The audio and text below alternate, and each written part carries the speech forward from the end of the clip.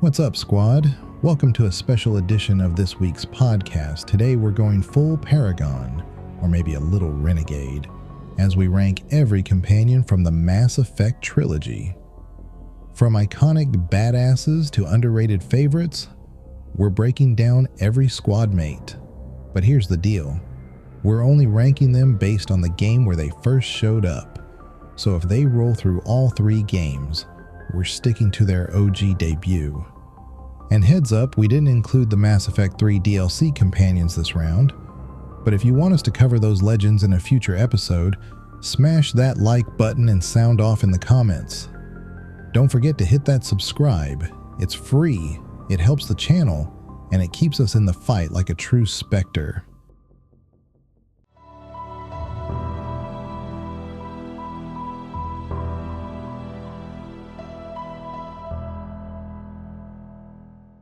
Before we begin, the Gamers Advocate would like to remind you that any episode could contain game spoilers, so watch or listen with discretion. And now your hosts, AM Komnenos, Banana, and Legion.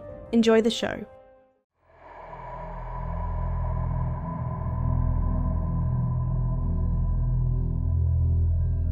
The people love me. They really love me.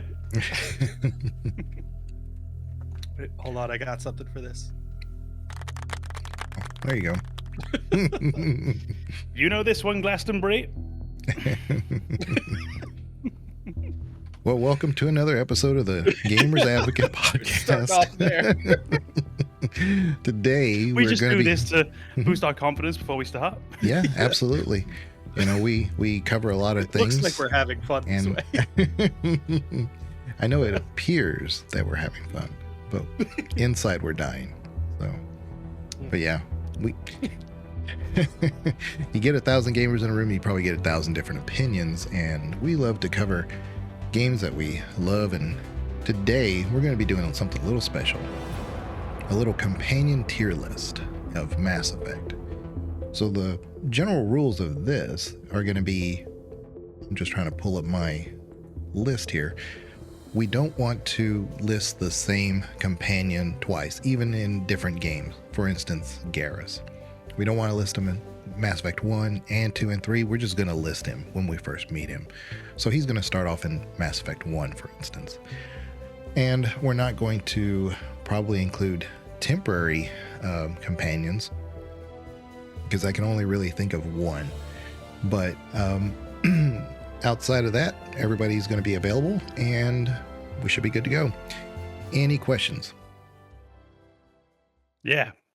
Can we redo it? Because I couldn't hear a fucking thing, because that guy's Twitch stream started up in the background. Also, I just love the like determination for Legion to like plod through us just derailing his intro that whole time. I Get thought 1,000 you- gamers in a room. No, I'm interrupting. I'm sorry. I thought you were memeing. I thought it was you playing it. It was only in the last few seconds when you stopped talking and the green thing disappeared. I was like, oh shit, it's me. Oh, excellent work. Consummate professional. Yeah. I'm so sorry. Now It we're wasn't- gonna have to share that pic of your webcam so people know what we're working with. I do plan at some point to create a Discord for this channel, so that's definitely something that could go on there. Like, see our setup. Rate our setup. Oh my god, I just want to see Tom's like these specs include like one glass bottle. 36 feet of duct tape. Meters banana. Metric duct tape. No, if you're using duct tape, it's a fuck up. You use feet for that. We use the vulgar units for duct tape. Again, I am so sorry. I really thought you were memeing. We have Banana Hammock Republic on our screen here. I do a Banana HR because it's just too long. And we have Kaminos. And I'm curious, Com, because we always call you Com based on your request. How do you say your full name? AM Komnenos. AM Komnenos. Did I say that got right? Yeah. All right. You're in the top 5%. Tom. If I just keep trying, maybe Most one day. charitable way of saying no, you're not right I've ever heard. That is the worst pronunciation. And we are all dumber for having heard it. It's actually Greg. You guys are way off. Yeah, a lot of the letters are silent. Yeah. My name is Jeff. And some are invisible. Yeah. Well, I just it's one of those things that I think I've heard other people refer to it and in your streams and stuff, and I don't know if you've ever like corrected them or not. You've always just said, just call me Calm. Yeah. It's something I would never correct. I think as soon as this is your online name, you've accepted, you've opened the door that not everyone's going to get it right, or not anyone, very possibly. And it always felt like a very strange behavior to correct everyone. It's the worst introduction you can make. Hey, hello, Mr. A.M. News. Actually, I think you'll find it's pronounced. No one's making friends. Yeah. I was Legion forever. It was my gamer tag forever. And then Google came along and said I have to put in a surname for my name. Okay, well, that's how Gray was born. I never used Gray before 10, 11 years ago. But yeah. How did Banana Hammock Republic come to be? So Banana Hammock Republic was me losing my patience with somebody who was commenting on the way that I dress. And I informed them that I do not shop at Banana Hammock Republic. There you go. Is it a real thing? It's not a real thing, right? A Banana Hammock is, a Banana Republic is, and Banana Republic is a clothing store. I think this might be episode 500, and I have never pieced that together. It's a very, very good name. It's one of my favorites. I'm a fan. That's why I kept it going. Yeah, I tried to format it, and every time I did with the Banana Hammock Republic, the whole thing, it just looked wrong with Com's name and mine. It's not the length of it. It's just that I have to shrink it down. So I was like, Banana HR. Maybe nobody yell at me. You made the right choice. Why all the branding is just BHR. We're going to go over companions or squad mates in Mass Effect, and we're going to have a little tier system: S tier, A tier, B tier, C tier. And I was expecting us to go no further than D tier, but some quick conversations we had before we hit record, and these two believe that we should even go down to F. So we'll see. We'll see where that puts us, because we should definitely go to F. Yeah. So it probably won't be an averaging thing. Like if two of us say like S and another person says D for a character, I mean, in all honesty, that probably puts it at a B, but we can have some flexibility with that. But we're not going to list each companion. Well, no, I think we need to figure out who's wrong. Banana chose violence a long time ago. Wrong. Well, we're not going to list companions like multiple times. And Garrus is in all three. So we're not going to list Garrus in Mass Effect 1, Mass Effect 2 versus Garrus in Mass Effect 3. Those choices could define even how you react to him. But at the end of the day, I think we'll just kind of, when we are first presented with the option of keeping them, we know where they are. At least the three of us know where they are in the bigger picture. And we'll probably just talk about them once and be done with it. And then we'll go on to the each unique encounter for the squad mates that we get in 2 and then 3. All right. So there's Kaiden. The problem I have with a lot of characters like Kaiden that are essentially sentinels, right? They list him as a biotic person, but actually he's a sentinel. A lot of the characters in all of Mass Effect are essentially, sentinels. They're half this, half that. So the problem with those type characters, though, is that Kaiden especially, the powers that you get with him are more weighted toward the tech side. And yet he's supposed to be this biotic person that helps you. So if you bring him with Liara, it really amps up the party for that. But if you're all tech, then it kind of works out, especially in Mass Effect 1.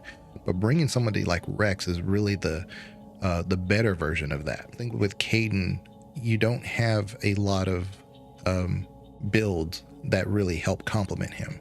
He more or less takes the group's abilities and diminishes a bit. So I've never really liked Kaiden for that. Now, there's also the personality quirks that I've talked about in the past that I just don't like about him. I love Karth. It's the same voice actor. Yeah, Karth is the same voice actor in KOTOR, and it's a very similar character, but I love Karth. I can't stand Kaiden. He's just a bit on the For an Alliance soldier to be as high rank as he is, he's so needy. And I don't need that on the ship. I also think everything that you're kind of told about Kaiden, like as you learn about his character and develop his story, it's all focused on the biotic stuff. And he's not a pure biotic. It's all about the L2s and then the progression into the L3s. And nobody ever talks about the other half of Kaiden's abilities. And it's just like, yeah, if you're struggling so much, don't be a biotic. You've got that other skill set. Lean towards that. You know, the one that doesn't give you brain hemorrhaging. I think I always found Kaiden actually to be one of my Dark Horse favorite characters.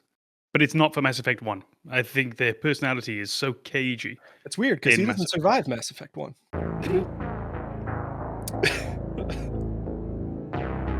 I'm talking about the prequel novel.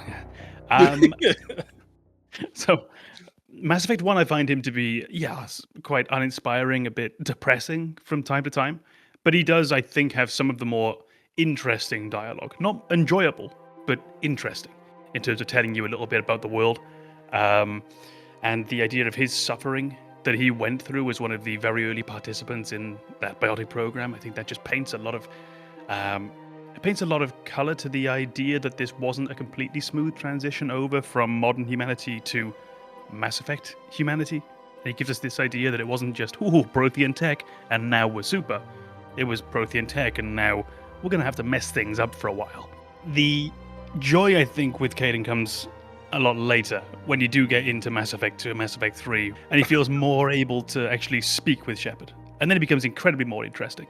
And that's the moment when, for me, he becomes a genuinely interesting character. And I do like that weird combination of biotic and tech. I think it's a pretty good character to have in the group, just as a basic catch-all. You can really build around him, and you're not going to build a perfect team around him, but you can almost build any other team around him. And he's just going to fill in those gaps nicely. I hear I totally agree. You having a combination of biotic and tech definitely lends yourself to flexibility within the squad. It's just that the actual powers he has, I can find better in others. If that's kind of what I was saying. It's like he actually brings the group down, because if I said, you know what, I could bring Garrus, who may not be as strong biotically, but he's a massive tech tank. And if I'm anything tech, or if I bring Tali, or even if I bring Wrex, that little bit of extra biotic that Wrex has, which, we refer to stasis, it doesn't really do anything, but at least Garrus can do something to kind of help with that CC stuff. And we'll get into Garrus and Wrex, of course, but I'm just saying is that Kaiden, what he has, what he brings to the table, I can find in better squad mates. And that's why I don't really see him in that extra flexibility tier. Yeah. Yes, I don't think he's the best at anything. You can just almost build anyone else around him. That's really it for me.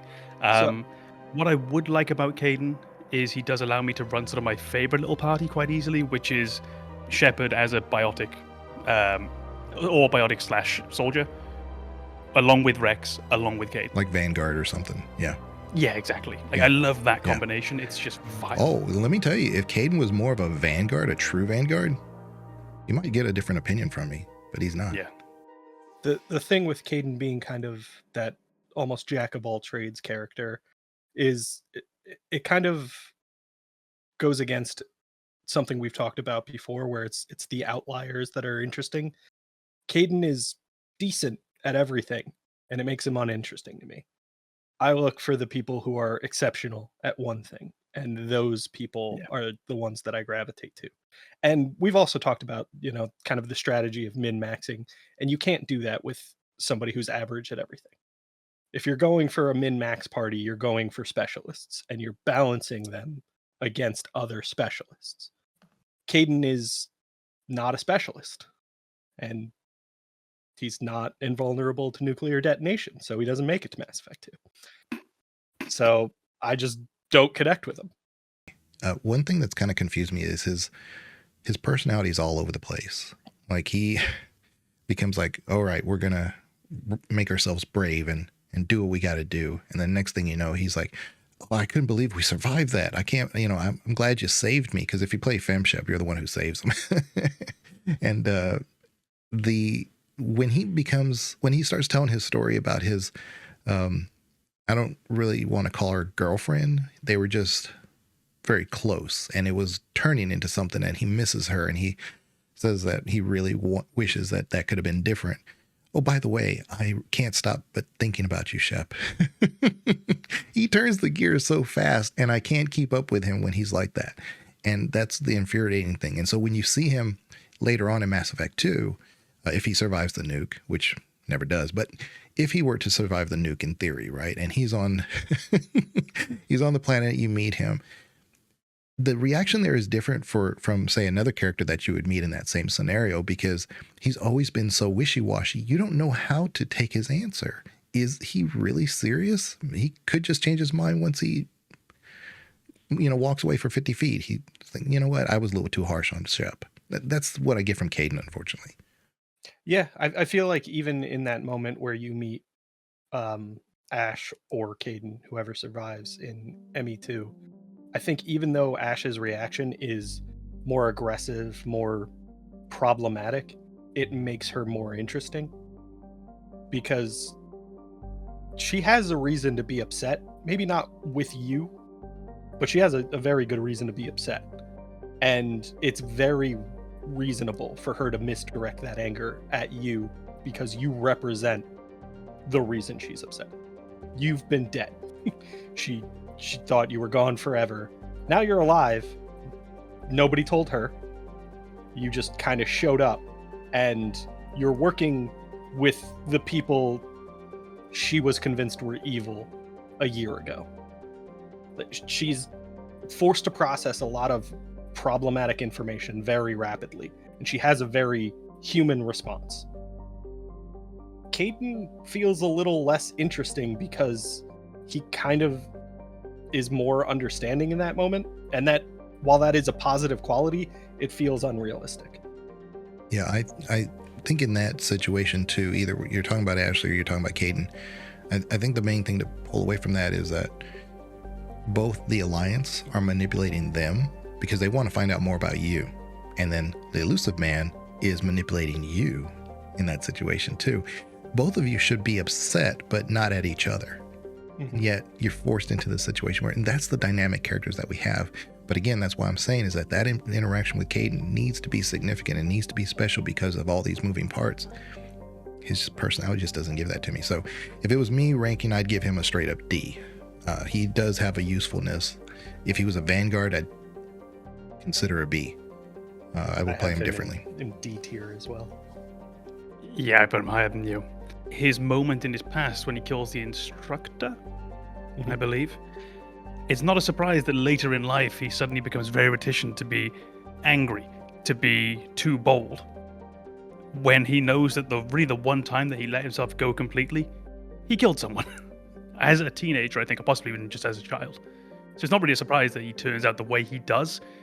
He essentially seems to be suffering under just a form of PTSD for the entire series, which is an odd thing to have as this character that he starts with it. So you never really get to see him as an excitable character, as someone who's really happy to be there. I think he's just more interesting than some others, but not that interesting. So for me, he's somewhere between a B and a C, and I'll give him a B. Okay. I think that story is tremendously interesting, but it's inconsistent with his decision to join the Alliance. Mm-hmm. You've just said he lost control and he killed somebody and he regrets it. I'm gonna go be a soldier. Like, no, that doesn't make any sense. Go be a shopkeeper or something.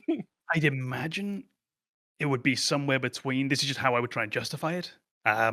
It would be somewhere in between. Well, I've already got this damn implant in my head, which is giving me cluster headaches every day of my life. Mm-hmm. I've got to use this for something. And the Alliance is known for being quite rigid. Maybe he needs that, just that hierarchical sense in his life. I think that's how you would try and sort of square that circle. But at the same time, yeah, you could very easily lean to, you just need to get out of this world. Because clearly you're not made for this. But I wonder if they would have let him out. Bearing in mind he's just killed someone. Yeah. This is really a question. I don't know the answer. And that could well be addressed somewhere. I just don't know. Yeah, it's not really 100% clear if he wasn't already in a program that was grooming him toward the Alliance anyway. So him signing up may have been a natural reaction, no more different than, getting your driver's license, because he got the L2 implant and the L3, but I don't get the impression that his family was paying for any of this. I get the impression that he was part of a camp of biotic individuals, kind of like Grissom Academy maybe, and they're able to provide all that for him, and he just kind of floats into the Alliance's recruiting camp. Space communism. Yeah. But Hannah's comment nearly didn't go in my ear, and it processed a second later. I mean, but even if you put B or C, I think that still would move him into the C territory if we have two Ds, and so whatever you say. Yeah, I think honestly, if we look at him across the board, he does seem to just be quite average. And isn't that a C? If we sort of think about that, Well, then yeah. I mean, he's average if he plays through all 3 games, but he dies in the first one. That he's below average in ME2 and 3. You know what? I wouldn't disagree with that. If for some heretical reason Kaiden doesn't make it past Mass Effect 1, he's a D. Possibly an E. Let me say that this. dull. If he is nuked and he shows up in 3, I'll give him an A. Oh, yeah. Is this humanity 3.0 all over again? Was Kaiden the hero all along? He did something special. Well, there we go. We've got 1 B, 2 Ds. I think we can call that an average for a C for Kaiden. C for Kaiden, yeah.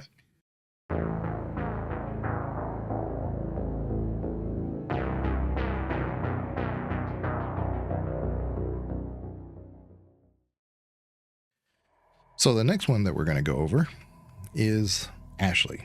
Ashley, because she's really the second one you run into outside of Kaiden, and it's going to be a very similar conversation. The only thing I'll say about Ashley that I haven't already said before, see the Mass Effect 1 episode. I go on for way too long about Ashley, but the main thing about her is that she's a soldier, like a full soldier. So she has some abilities, but the flexibility that I use her for, because she's got a ton of hit points. She's probably got, she definitely has more than Wrex. But you can put all of her points in her soldier abilities, not necessarily marksmanship and the other things she has. I mean, you can if you want, but the advantage of dumping everything there is she's basically a meat shield who's able to use those high-powered rifles and everything else with great effect.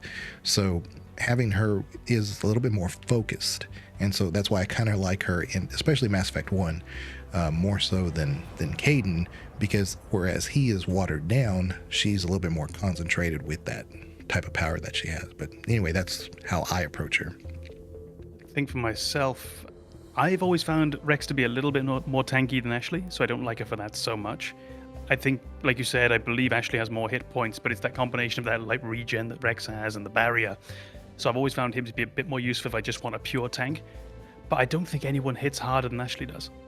I'm pretty sure she is, if you just need to cut through people, she's going to be the best of the best.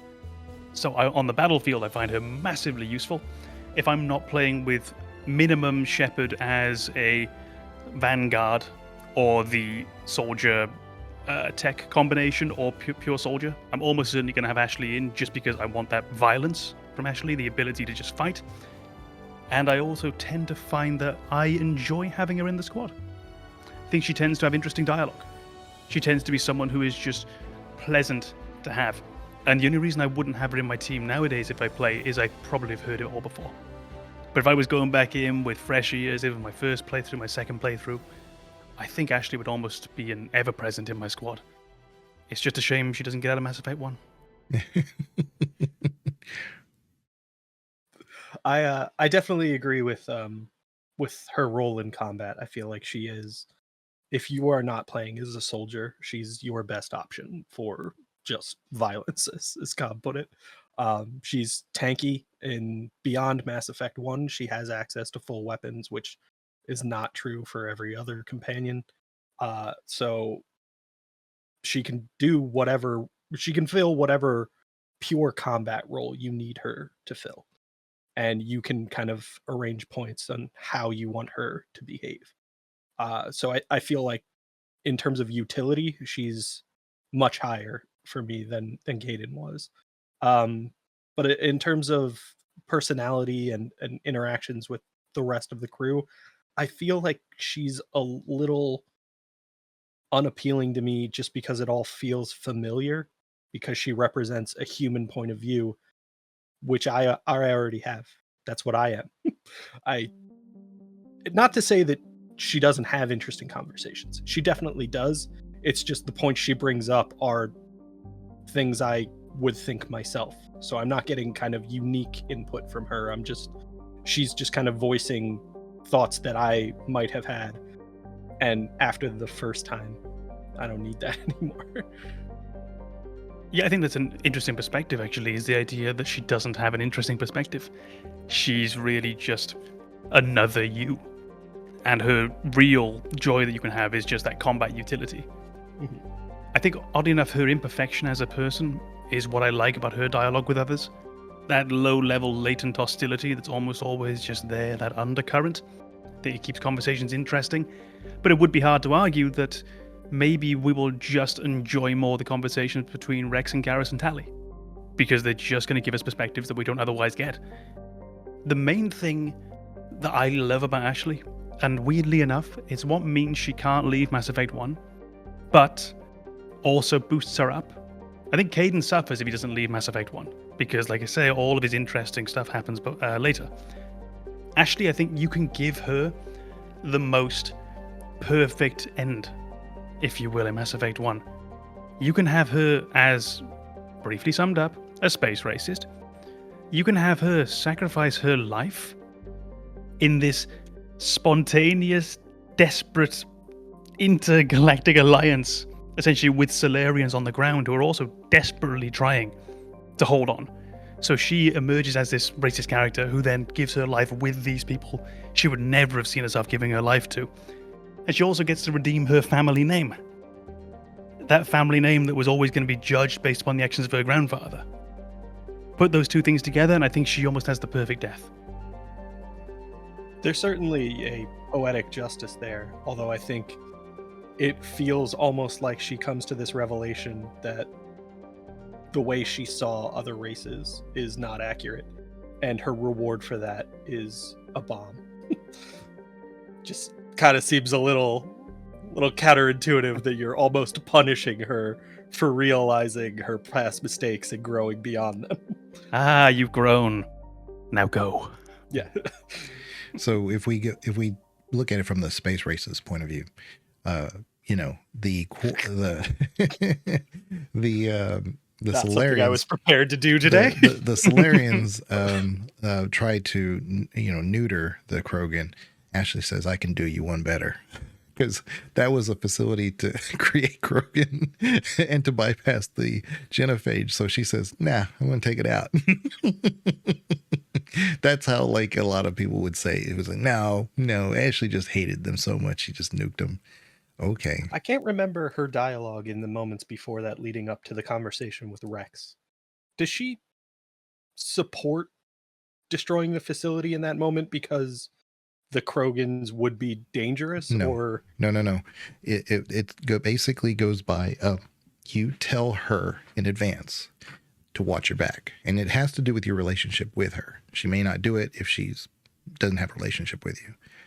And I don't mean like a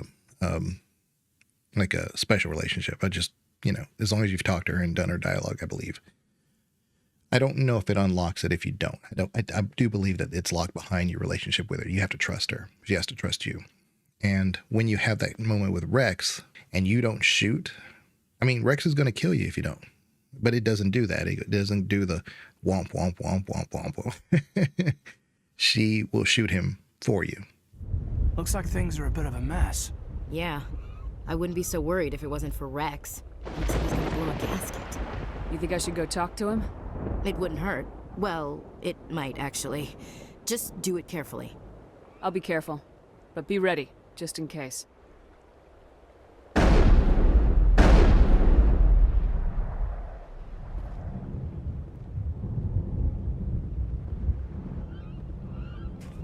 This isn't right, Shepard. If there's a cure for the genophage, we can't destroy it. Calm down, Wrex. I'm not the enemy here. Saren's the one you should be mad at. Really? Saren created a cure for my people. You want to destroy it. Help me out here, Shepard. The lines between friend and foe are getting a little blurry from where I stand. I shouldn't have to explain that to you, Wrex. Indulge me. I've been loyal to you so far. Hell, you did more for me than my family ever did. But if I'm going to keep following you, I need to know we're doing it for the right reasons.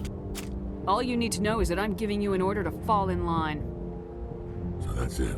All this time, and that's all I get from you. How can you not see what this means to the Krogan? This base can't be destroyed. I won't allow it. You bitch.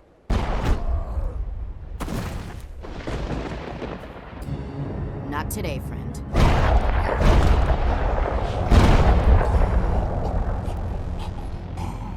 Thanks, Chief. He just wasn't gonna listen to reason. I kinda figured. Wait, what? Did you just kill him, Chief? Commander's orders. Yeah, but I just can't believe it. Oddly enough, her shooting Wrex for me is the reason Ashley died in my first playthrough. That's why I decided she would be sacrificed on the planet, because she just gunned down Wrex in front of me. It was a pretty grim moment flying away and realizing that you just lost your 2 tanks. And one of them was the pettiness. I love that that's your takeaway. Is you've lost your 2 tanks. It's not you've lost friends, you've lost people you cared about. It's like, oh, now I'm gonna be so fragile in future combat. It's a good job Shepard's a soldier, right, guys? Yeah. But we got the Mako. Mako, we're good. So Yeah. yeah. So I like in Ash for, here's the thing. I've always said Ash is alliance first, and she definitely is. And you can make the argument Kaiden is too, but I think, like I said, Kaiden more or less fell into his role. He didn't do anything special necessarily. He is special, but he didn't do anything necessarily special.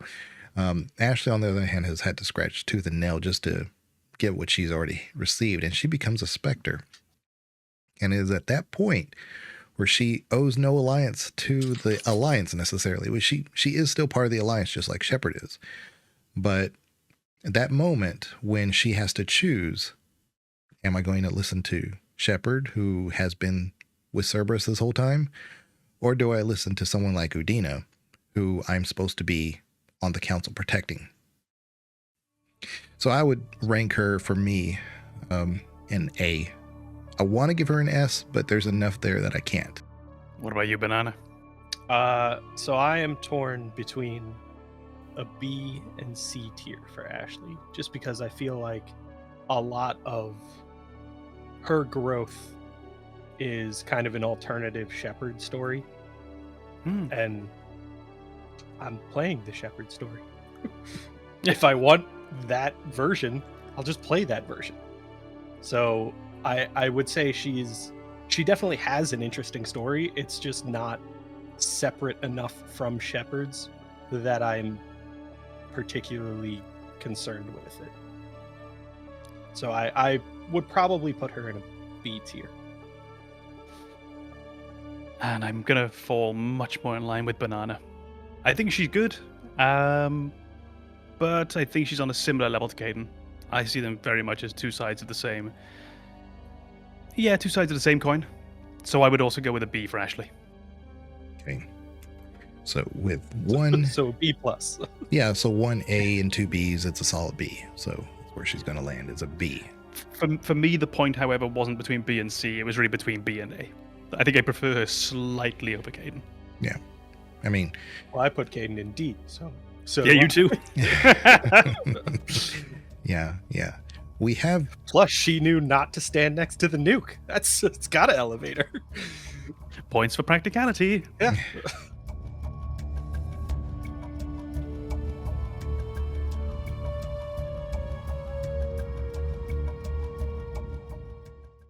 We have next, I think, my chosen lieutenant in any situation.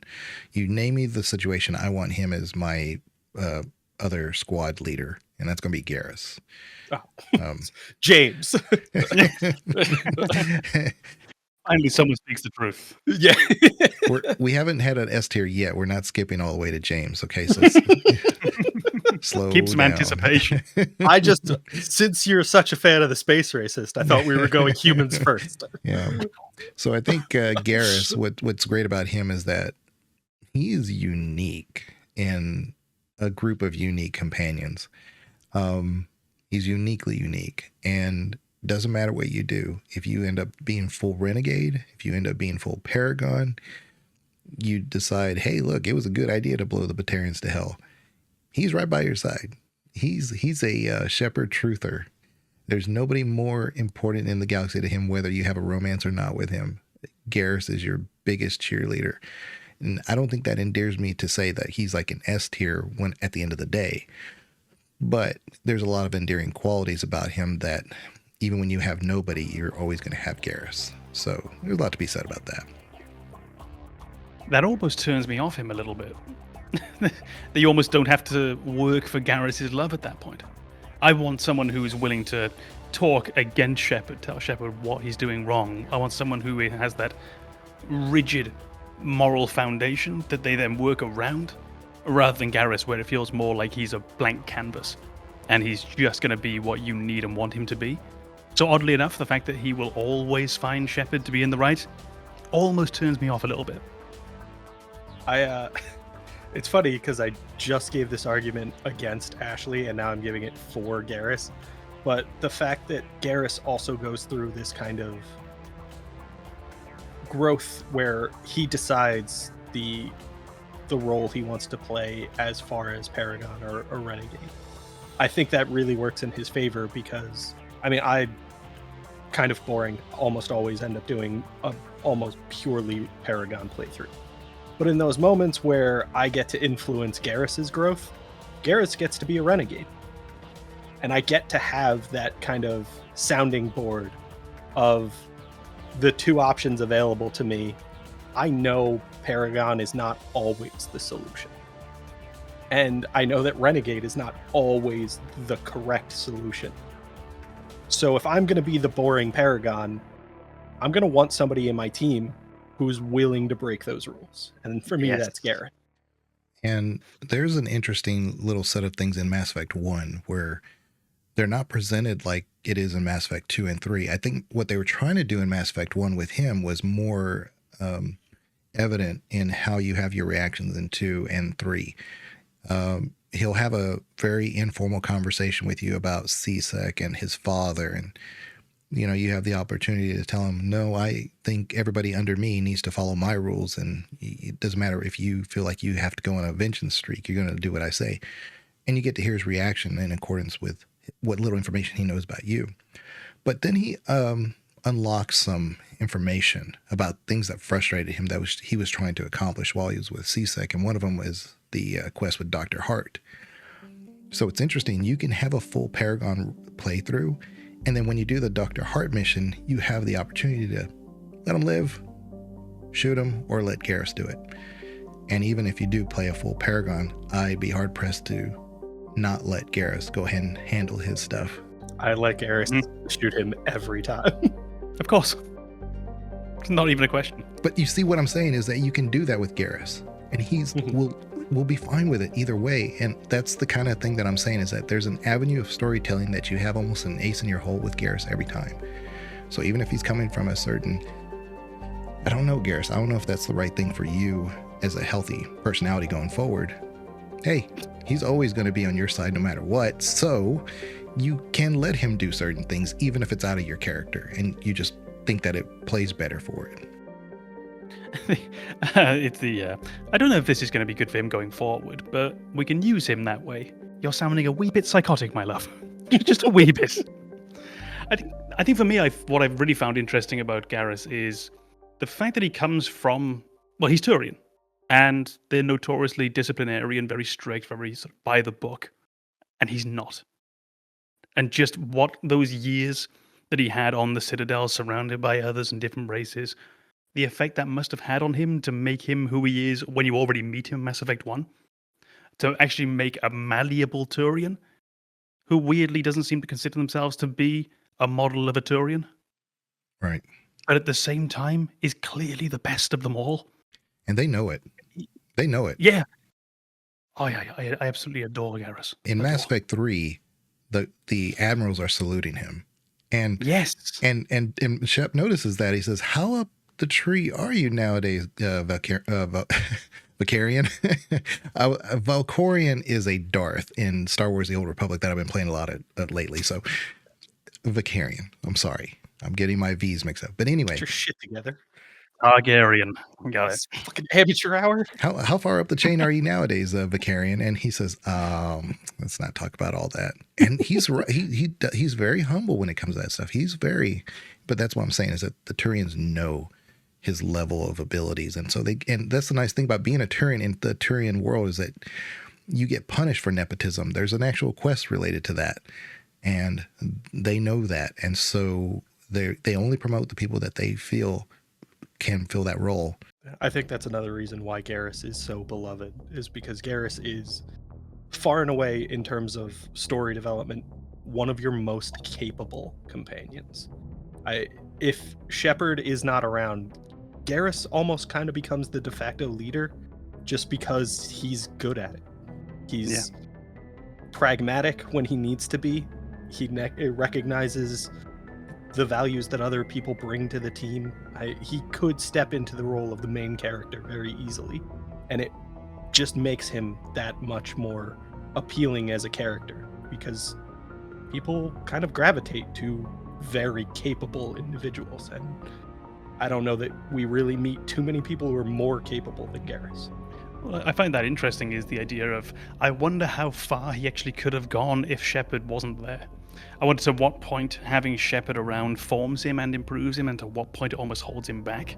Because you do see in between Mass Effect 1 and Mass Effect 2, this time window where Garrus is gone and then he returns, he really goes down a path. He very much becomes that sort of Turian of action. He goes and does something. And then between 2 and 3, in this small time window, he goes and, as you just rightly pointed out, Legion, climbs the ranks in not a very, very long period of time.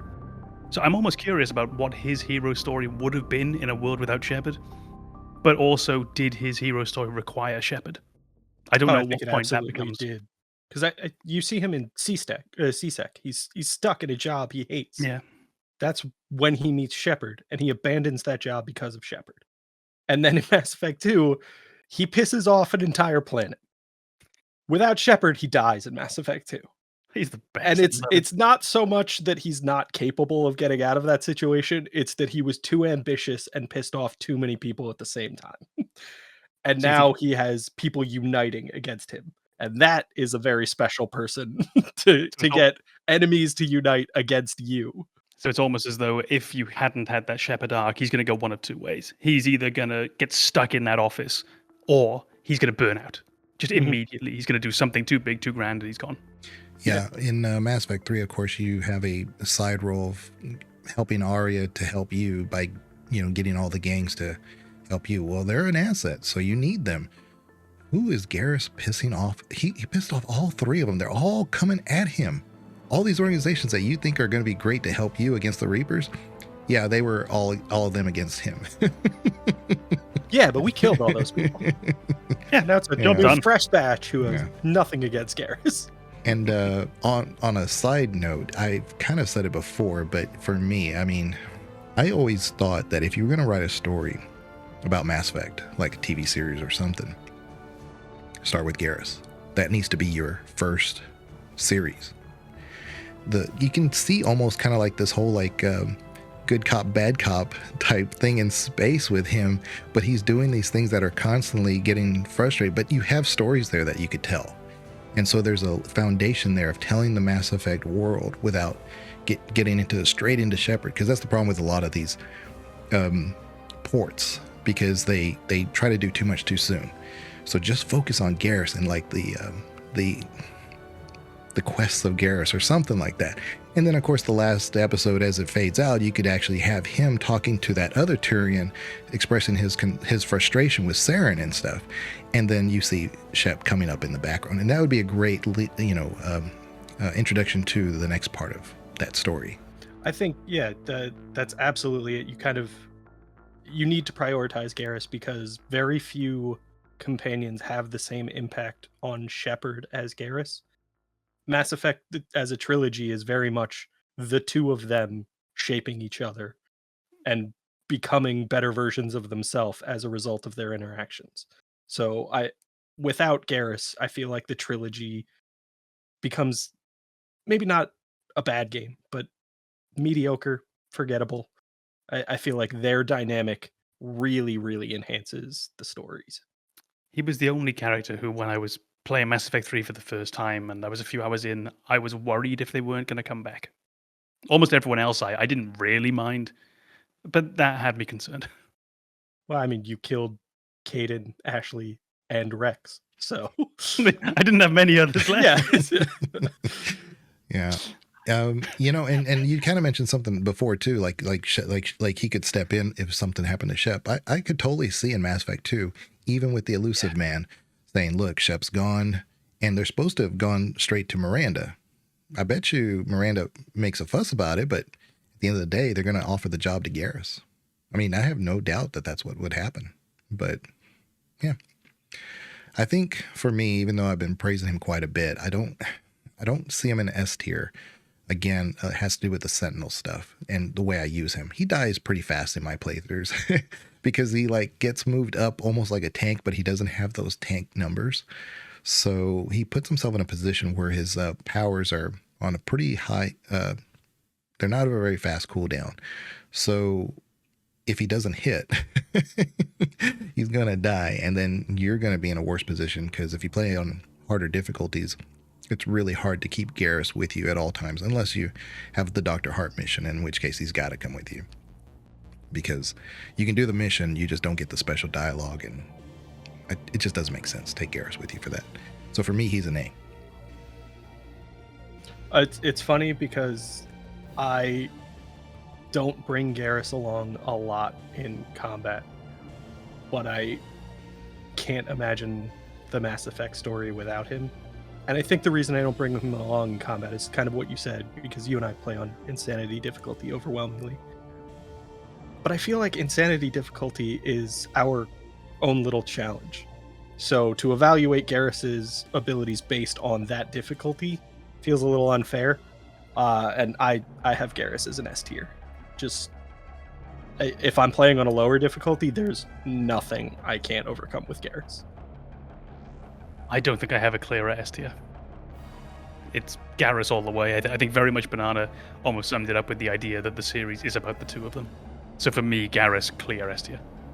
Yeah, I think we would get a lot of people upset. Yeah, how's it feel to be wrong, Legion? You're falling apart. Well, I mean, I'd say he's closer to S than he is to an A, baseline A. So he's an A+. But we don't do A pluses. Right. Yeah. So I definitely think That's that ridiculous. Yeah, no. Round it up.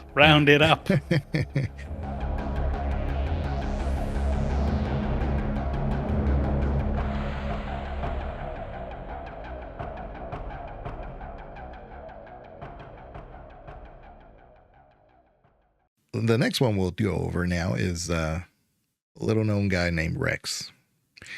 Wrex, the big red Krogan. It's a really interesting time when you first find him and meet him. He's arguing with C-Sec, pushing them, about to get in a fight in their facility. If you just see it as a scene, you know, it may just go right over your head because you don't know anything from anything if you've never played Mass Effect before. You don't know really about C-Sec, even though there's information everywhere. You don't really know what they do. Maybe you know that they're the police. But you got to remember the size of the Citadel is huge. So they have a big regulatory group, and you're in their headquarters. He's telling you that he's going to commit a felony to C-Sec. And you're like, hey, look, we have same interests. He's like, if you're going to get him, then I can join you too. And, you know, it's basically comes down to that. So he's quick to want to be with you. But after a while, you really realize you want him with you. He's extremely versatile, especially early on. If you have him in a squad, the risk of death is greatly minimized with Wrex on your team. like I said, especially early on, he's just really good at everything, and he's got those tank numbers, and if you can find him some heavy armor, you can't really put it on him just yet. You have to, that's the weird thing about Mass Effect 1, is that you have to like put points in those, and then you can wear it. And it just never made sense to me that you need to invest in these characters in order to give them heavy armor, which is like the whole point of the character. So if they had some balance there, like for instance, if I could put heavy armor on Kaiden, but I have to work to get to those numbers, that makes sense to me. But for Krogan, he should automatically have that and have to work harder to get some of his biotic stuff unlocked, you know, things like that. I feel like Ashley and Wrex should absolutely have access to heavy armor immediately, and Garrus and Kaiden should have access to heavy armor eventually. Well, even if Ash doesn't have access to heavy, you could give her immediate access to like marksmanship. So that way she shoots well and doesn't, I mean, she's a trained soldier, and you get her as a blank slate. It's like, what did they teach you? Yeah, so we'll talk about Wrex. Like I said, I think he's a great character from the moment you meet him, and he only becomes more and more interesting because whereas everybody else is like, hello, Shepard, how are you doing? Or Ash is like, yes, sir, no, ma'am, whatever. Wrex is like, what do you want? Goodbye. Let's go kill someone. So he's very interesting. He's not standoffish. He will have a conversation with you. He's not like Sten from Dragon Age. He's willing to talk. I feel like immediately you see Rex's appeal. Wrex is absolutely confident in his combat abilities. He's picking a fight with C-Sec. They ask him, do you want me to arrest you? And he says, I want you to try. Like, that is immediately endearing. And he is unabashedly himself. He never fakes anything. So he will he'll answer your questions and give you the exact information you were looking for. And he might tell you that you're a piece of shit for asking in the first place. There's very few people in the world of Mass Effect who are as straightforward and honest as Wrex is. And I feel like you meet him and he's this gruff, kind of almost cold seeming character. But if you go through his whole story, if you find his family's armor, if you kind of work through the concerns on Vermeer, he becomes almost as big a fan of you as Garrus. And I think that character growth to say, this is somebody who is not going to let you take the easy route to earning his respect, and you still can earn his respect. That's a tremendous quality in a person to say that they're going to give you an accurate assessment of yourself. Yeah, I am 100% on board. I absolutely adore Wrex. He is one of my very, very favorite characters in the series. And that evolution that he goes through, I think, is one of the most well done. And what I love about Wrex is that I almost feel as though you're seeing the second half of his story. So you have Wrex, as far as I can tell, when he was younger, he may have been more like we leave him when we're done with the whole story. Because I believe he was a leader on his planet back in the day. And eventually he was betrayed. He's someone who lost faith in his own people. Yeah, his father tried to kill him. Mm-hmm. He set him up. I mean, it doesn't get much worse, right? He lost faith in his own people. He ends up as this brutal, brutal cynic. I don't mean brutal in the sense of violent, although also yes, but just the depth of the cynicism that exists within him towards his own people. But he still has down within his soul this deep, and it's his motivation. I think almost the entire series, if not most of it. His belief in the unjustness of what was done to his people by the Solarians, his belief in the grossness of the Genophage, and that constant motivation is always burning within him. So even when he's lost faith in his own people, that's still there. And then when we, I believe, as Shepard, start showing him that there is hope, there is good, that push combined with that moral foundation that he already had within that didn't go away, turns him into a character who I think does the one thing that I really want with my secondary protagonists. He has his own story. His story doesn't revolve around you. He goes off and he does his thing. I think, if I remember correctly, we spent a lot of the 3 games without him as a companion. Because he's got his own stuff going on, his own stuff that he needs to do. He's the classic BioWare Baldur's Gate companion. He has his story, and we are part of a world where he revolves in his own little world. Sometimes we circle each other, but Yes. He's the classic BioWare Baldur's Gate companion. Has that deep arc. Whether you're there for their adventure or not, they're going to get through it. Yeah, I think Rex's most impressive character growth occurs in Mass Effect 2 when you see him adopt this role as a leader to put up with all of the bureaucratic bullshit of leading his people in the direction he sees as best for them. That's not the character you meet in Mass Effect 1. And to think that the person you meet in Mass Effect 1 would make that sacrifice to become this person that they seem to hate in Mass Effect 1 because of the pragmatism, because of the benefit they can provide to their people by giving them the guidance from their perspective. It's a tremendous growth for Wrex to go from that cynic who thinks his people seem beyond saving to become the person that saves them, or at least works in that direction. It also plays with our preconceptions as well. If you present me the cast of Mass Effect 1 immediately in front of my eyes and I've never seen them before, just based upon how he looks and how he sounds, I'm almost going to assume he's the one with the least possibility for growth. And when you tell me that he's the tanky character, you look at him, of course he is. Of course he is. There's no shock. And then he goes through almost the most, inverted commas, human journey of anyone in the entire cast. Yeah, that's probably accurate. Yeah. The thing about Wrex, I think it is on Virmire where something does click. He had always felt a priority to his people, but he would get frustrated because they were all diminished numbers. It's not that he's frustrated with the Krogan not taking over the galaxy. That doesn't frustrate him. He's frustrated at his own people deciding to choose a path of destruction for themselves. He says he doesn't blame it on the genophage. He just knows that the genophage exists and his people are choosing to become mercenaries. They're not focused on their internal growth. And that doesn't mean just by reproduction, but just the growth of the culture. And so he's always frustrated by those decisions that his people make.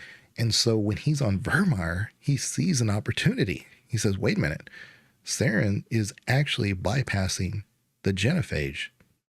Why wouldn't I be on board with this? And you have that moment to either talk him out, and that's why Wrex has to die if you don't agree with that. If you say, no, Wrex, you have to fall in line or else. And if you kind of choose the path of the renegade and either kill him or have Ash kill him, he has to go, because that story can't continue with him pulling the puppet strings behind the screen. So he has to either be with you or just can't exist. So if he's with you, though, something triggers. He does see the bigger picture for his people, because if they do bypass the genophage, they're essentially slaves of the Reaper.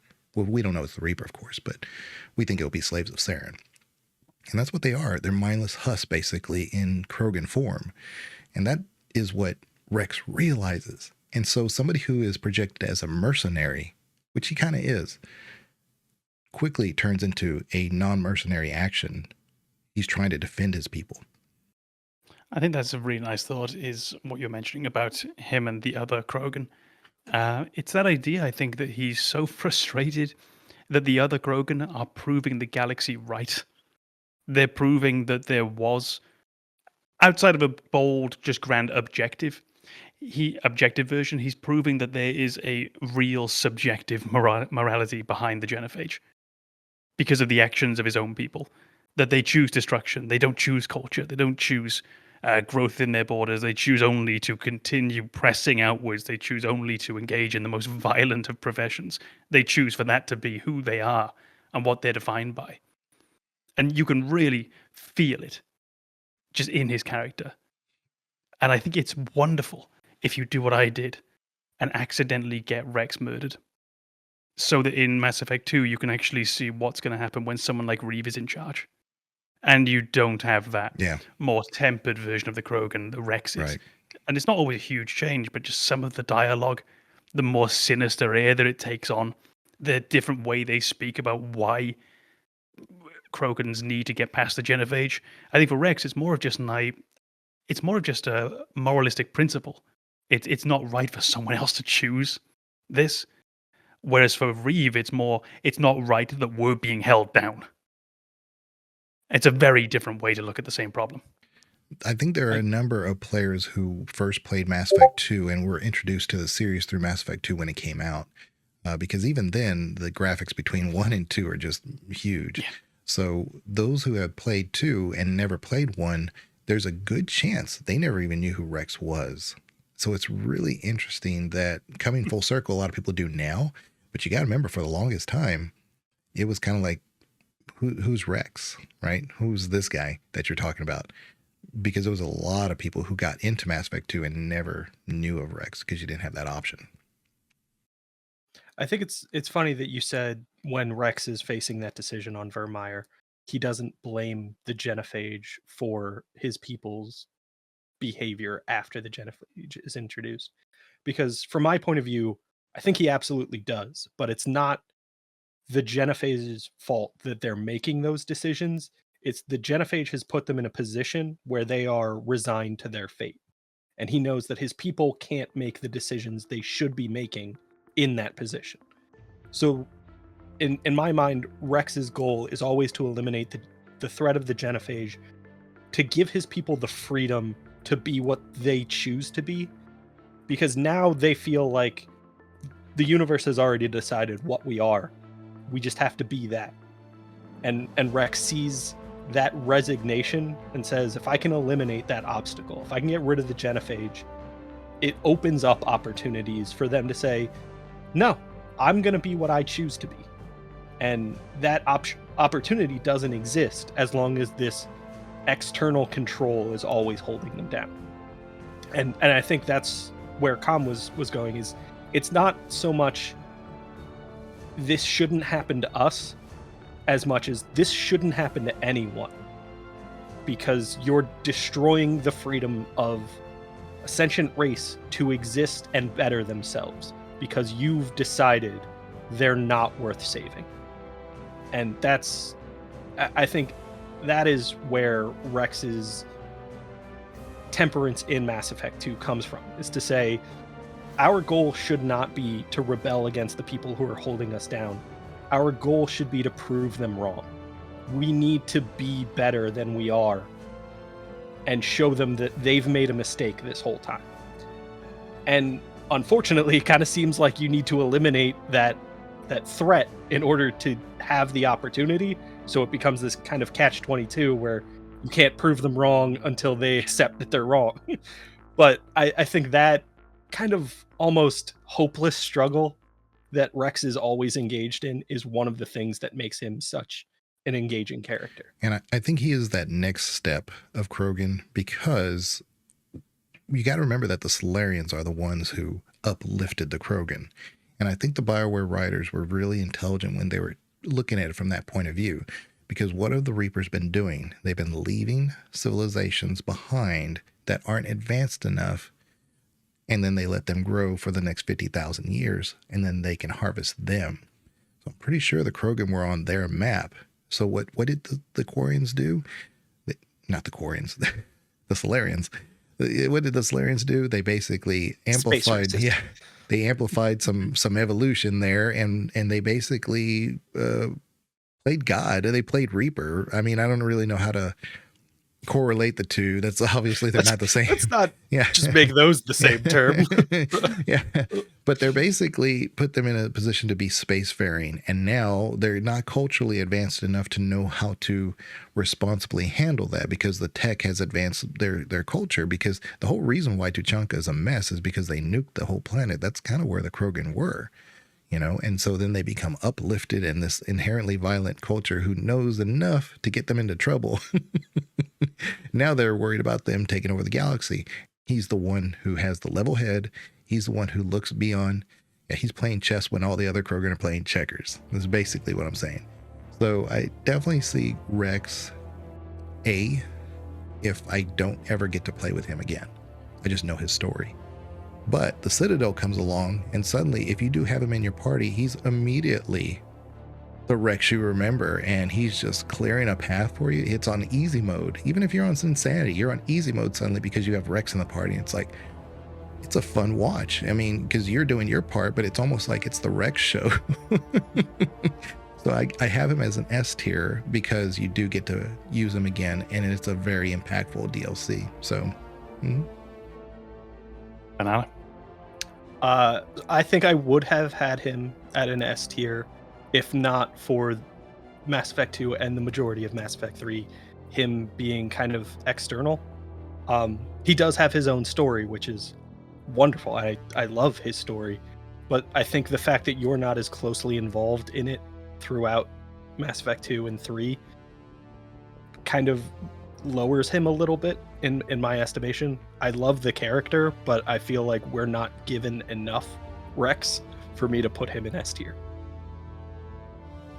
So I have him in A tier. Sorry. For me, as a protagonist, he's S tier. As a companion, he's B. So for this list, I would have him as a B tier, and it's really only for that. It's just the amount of time we spend with him, how much he has his own story. The moments when he's with us, he's just the best. It's purely a reflection of the amount of time he spends with us. So for me, it's a B. I did just want to very briefly actually just jump in with an enormous praise and thumbs up for the addition of Eve, that female Krogan, as a character. I think she's absolutely outstanding.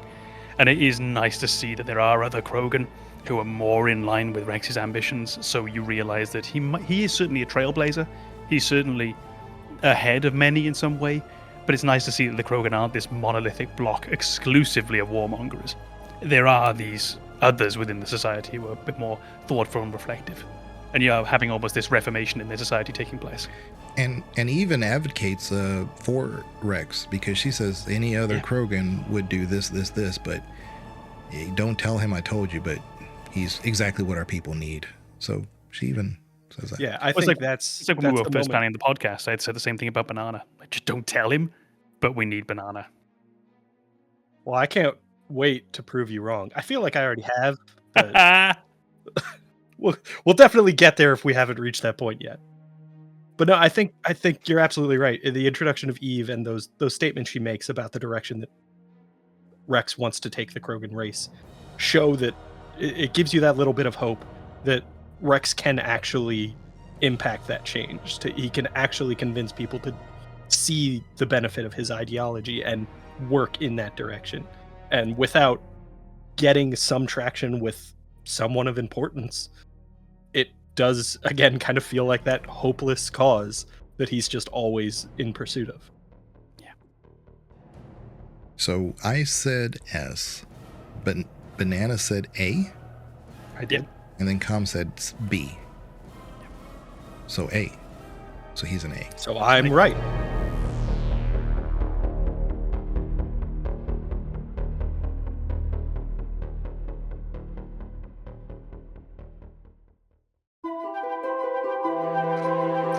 I just can't wait until I'm way off on one of these. Well, it won't be this next one. The next one we're going to go over is Tali. So that's an S. Can we just move on? Yeah. I mean, I think we'd all enjoy talking about Yeah, we can Tali, talk about Tali, but I think it's an S, and I'm not even going to budge from that. So I'm going to spoil you in advance and say not an S. Like S+. S plus. No, we're going the other way, I'm afraid. All right, please elaborate as to why you're wrong. Enlighten all of us. Mass Effect 1.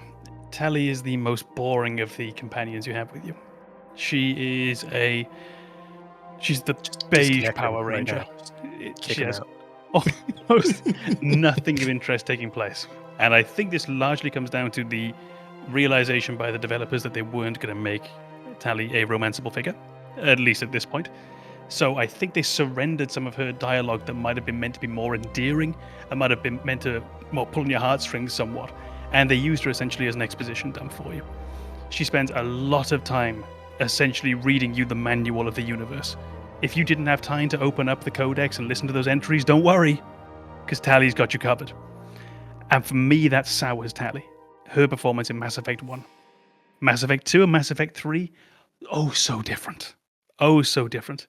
For me in those, she becomes she's one of the characters who really, along with Wrex, gives you a window onto an interesting part of the universe. I don't think Garrus does that. The interesting thing about Garrus isn't that he was in CSEC. It's not that he was it's not that he's a Turian. With Wrex, I think a lot of his charm comes from the fact that he's a Krogan, and then the genophage around that. Tali is that window on the Quarian and the Geth, and everything around her story now revolves around this enormous war, which I think probably hits the themes of the game more than any other conflict does. Essentially, it's the simplest way to sum up Mass Effect. Not themes, really, but if you want to sum up the narrative, the artificial life versus biological life, it's there. In Tali. She's personifying it. She suffers from her Mass Effect 1 presentation, and the fact that she is very literally and metaphorically hiding behind this mask. She's almost too timid, too coy for me to give her an S. The worst part is, most of what I just said almost sounded like reasons to give her an S. It's really Mass Effect 1 that pulls her. I think her introduction to Mass Effect 1, you see her as she's your interface to Quarians. You know nothing of Quarians outside of Tali. And Tali's struggle is not a new one. They've been displaced from their home for a long time. And at that point, I feel like for Tali, everyone knows. She's not going to explain her situation to you. And if she were to explain to her situation to you, it would feel like she's just complaining. She's just whining about not having a home. The entirety of Tali in Mass Effect 1 is, I have this goal.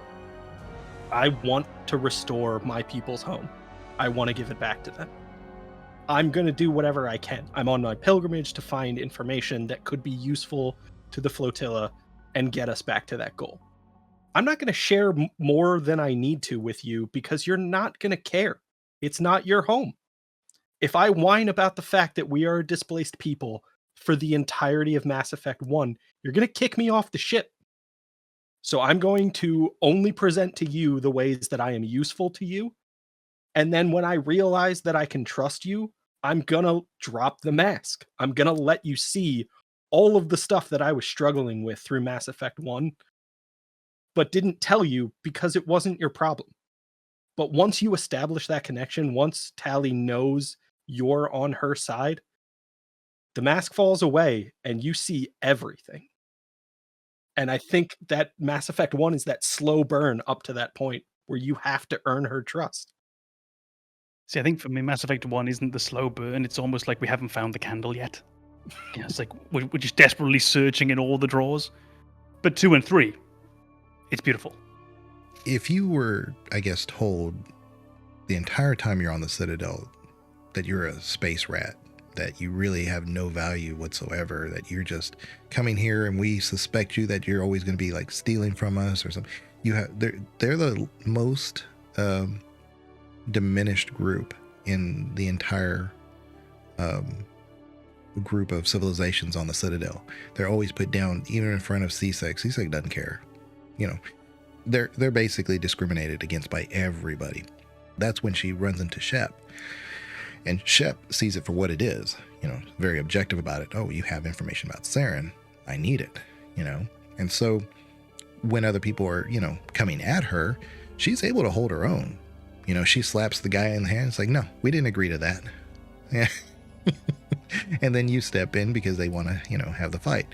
But Tali, as far as a squad mate, I don't have it. I have more trouble deciding where to put her points because she's useful everywhere. In Mass Effect 1, 2, and 3, I don't know where to put them. Like, I really want to put extra in health for her because she mainly is a shotgun specialist. Give me my engineer who's a shotgun specialist. Thank you. So she's immediately she's a great combat person when it comes to fighting, you know, the weapons. She's got great abilities with the drones. I mean, she is so infinitely versatile. And so she doesn't have a drone, obviously, in 1. But again, I have a hard time finding, but, you know, again, if you're not playing an engineer or full tech person yourself, you can dump all of your decryption stuff and all that other stuff with her and just keep her with you. And you're good to go. You can open up anything. So I don't know. Like I said, I still keep her in an S. I still think the person that Com wants Tali to be in Mass Effect 1 is the Volus ambassador. Because when you meet Tali, you give her very little information, but you give her a chance. And for her, that's enough for her to give you a chance. When you meet the Volus ambassador, he's like, oh, another fucking human. And then proceeds to rant about how privileged you are in the Citadel and how oppressed his people are. If Tali gave you that, you wouldn't let her join the crew. You crazy? Now I just want the Volus as well. Oh yeah, His no. room- When you his get room to on the Mass Normandy? Effect 3 and you can play as a Volus, they become fully redeemed in my eyes. Oh, But that's only in the multiplayer, which Yeah, is remember not in the those days. legendary version. Or legendary heady edition. days of the multiplayer. Oh. Well, I'm glad we could all agree that Tali is S tier. Before moving on, Tali, I do think she has a very interesting aspect to her character, which is I think she's the most childlike. Yeah. She's the closest I believe we come to a sort of coming of age story throughout the other characters. Almost everyone else is too capable. Wrex already is incredibly capable. Garrus is already very capable. Ashley very capable, etc., etc. Tali, you actually have a character who is not incapable by any stretch of the imagination, but they're nowhere near where they're going to end up when they start. Certainly not emotionally. And then in gameplay, of course, is a different thing entirely. But you genuinely feel like this person is aging before your very eyes and going from this little Citadel street rat figure to where she ends up as almost the example for what a Quarian can be and should be. Yeah, I think that's And why you that- can't romance her in 1. It's because a lot of those same Yeah. things that I think the writers Mhm. felt about her. So, yeah. It's also oddly enough why I've never really seen her as a main romance character. Is I almost feel as though it's just they're of different generations. Shepard and Tali's romance is very Tali. cute. It's very cute. Oh, I've So, definitely done it on a yeah. playthrough, but it's never felt Yeah. inverted commas canon for Yeah, me. yeah. Mhm. But I will say, for me, the canon romance, it's funny. A lot of the people's canon romance in their head for Shep is Garrus. I've always seen Garrus with Tali. There's actually a romance arc for those two, and they can share the same proteins. They don't get Tali gets sick, but I mean, they have no problems being with each other. Worth If it. they- Only It's she gets worth sick, it. so it's workable. Well, I mean, if you look at like some of the Turian and Quarian interactions, like you have in Mass Effect 2, for instance, there's like a table where this Turian guy is actually trying to low key flirt with the Quarian because the Quarian's talking about her problems with these dates that she's had, and he's like, do "Oh, remember that tell me about Yes. it." And but that's my point, is that there's a running theme of Turians and Quarians being able to eat the same food, have very similar backgrounds actually. They have to be militaristic first to stay alive. We don't see the Quarians like that, but they're very tough. The commando, or like that we meet in Mass Effect 2, they're tough guys. They are really tough. And even who was it? Grunt makes a really weird comment when you first release him. He'll say, humans are weak. You just a little knife blade will take you out. And he starts talking about, the Turians, you get underneath that armor. They're part. Quarians, though, they're tough. And he's not talking about their armor, because he specified the armor difference between Turians and others, and he's just talking about Quarians. So it is interesting that the matriarch in Mass Effect 2 also comments about how the Quarians looked underneath their armor. So there's something unique about them in their native form, and that's what I'm saying, is that the Turians and the Quarians seem to have a very similar biology. So I like to use this to begin with as the sort of guidance down the romance path is, they can eat the same foods. They've had a similar background. If there's any ladies in the chat who like red onions, DMs are open, baby. where do we have Tali? Well, We both I have think S, there's- obviously, but Yeah, where does I- Com sit? I've got A. She's not far off an S. It's just Mass Effect 1. I think there's one interaction that maybe you didn't see. Not oh, you must have missed this. Yeah, But he there's clearly one did. interaction that you won't see unless you develop Tali's relationship and Legion's relationship. In-game Legion, not this Legion. And if you don't get them both to trust you, and Tali is convinced that you are selling her people out to the Geth, she just ends it. Yeah. She sacrifices herself. And like, there's no bigger commitment in my mind than her saying, listen, if you're not going to help my people, I give up. I thought we had a very real friendship. I thought it mattered to you whether or not my people continued to exist. And it clearly doesn't. And nothing hurts more than that betrayal. And she just gives up. I think that is another clear example of where you stand with Tali that endears her to me. To say that she trusted you so significantly that betrayal is enough for her to not care about anything anymore. That is, oddly enough, my canon. Because in my very, very first playthrough, that happened. And it absolutely crushed me. You can tell not many people got to the end of my game.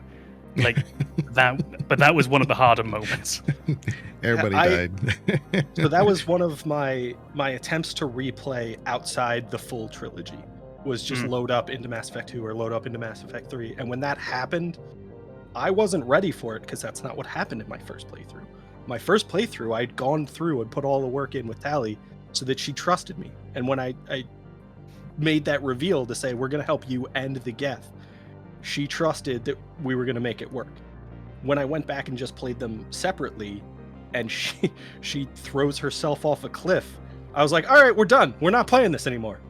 Did you also think the ship had just gotten there in time as well? That would have probably saved the playthrough for me. But when that happened, I was just like, nope, I give up too. We're starting back at Mass Effect 1. So I think confidently with 2 S's and 1 A that we can put it in an S there. Bearing in mind, even my A it's hovering an AS. It's not hovering A. No, that makes sense. So you're almost right. Yeah. I'm mildly wrong. Partial credit. Yeah.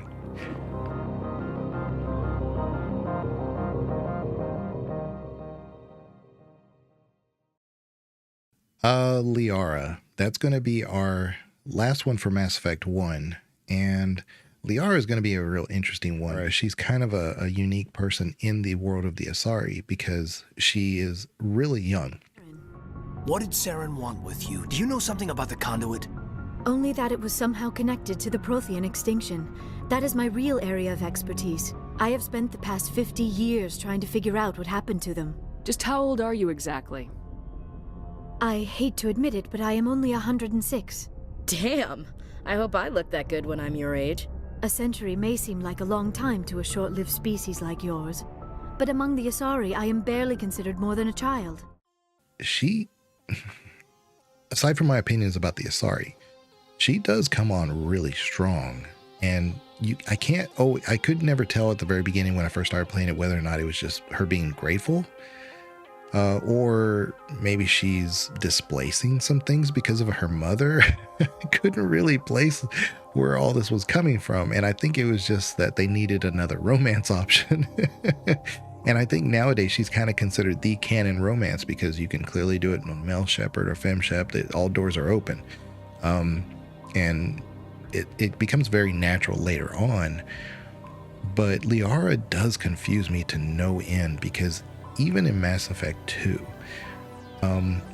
even if you've romanced her, believe it or not, she knows about you. You know, she knows that that Cerberus has had you in your body and they've been experimenting and they continue to experiment. So why would they do that if they didn't somehow have you in some capacity, right? So she does know about you, but she continues to have this, she has a guy on the side who gets trapped by the Shadow Broker. And, you know, that becomes known. But that's kind of what I'm saying is that I don't really see her as the canon romance because of if she knows about you and she has access to intelligence, you know, I get it, but she just confuses me. So for me, she's an easy A tier. Her biotic ability is off the charts. There's no one better than that, in my opinion. You name me the character. It doesn't matter if it's Jack or Miranda or whoever. It's always going to be Liara as the best biotic in the whole game. I think it's interesting some of the points we brought up talking about Tali as kind of this juvenile within the crew when you are presented with Liara as an adolescent in her race. And her character in Mass Effect 1 is very naive. And I think that's where a lot of that ambiguity in the romance comes from, where she's not particularly experienced in these kinds of interactions. And so she kind of fumbles over herself. And it very much paints her in this juvenile role. And I think one of the points that Com brought up was character growth, to say the person that we see in Mass Effect 1 is not the same person that we see in Mass Effect 2 and 3.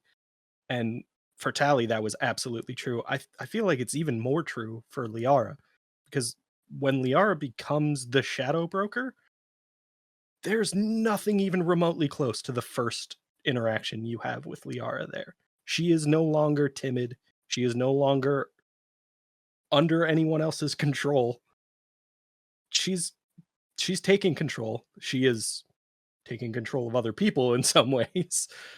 She's not even close to the person you meet. And so for me, I am okay with Liara being the Mass Effect 1 canon romance, but that romance can exist beyond Mass Effect 1. As soon as you get into the events of Mass Effect 2, she's not the same person.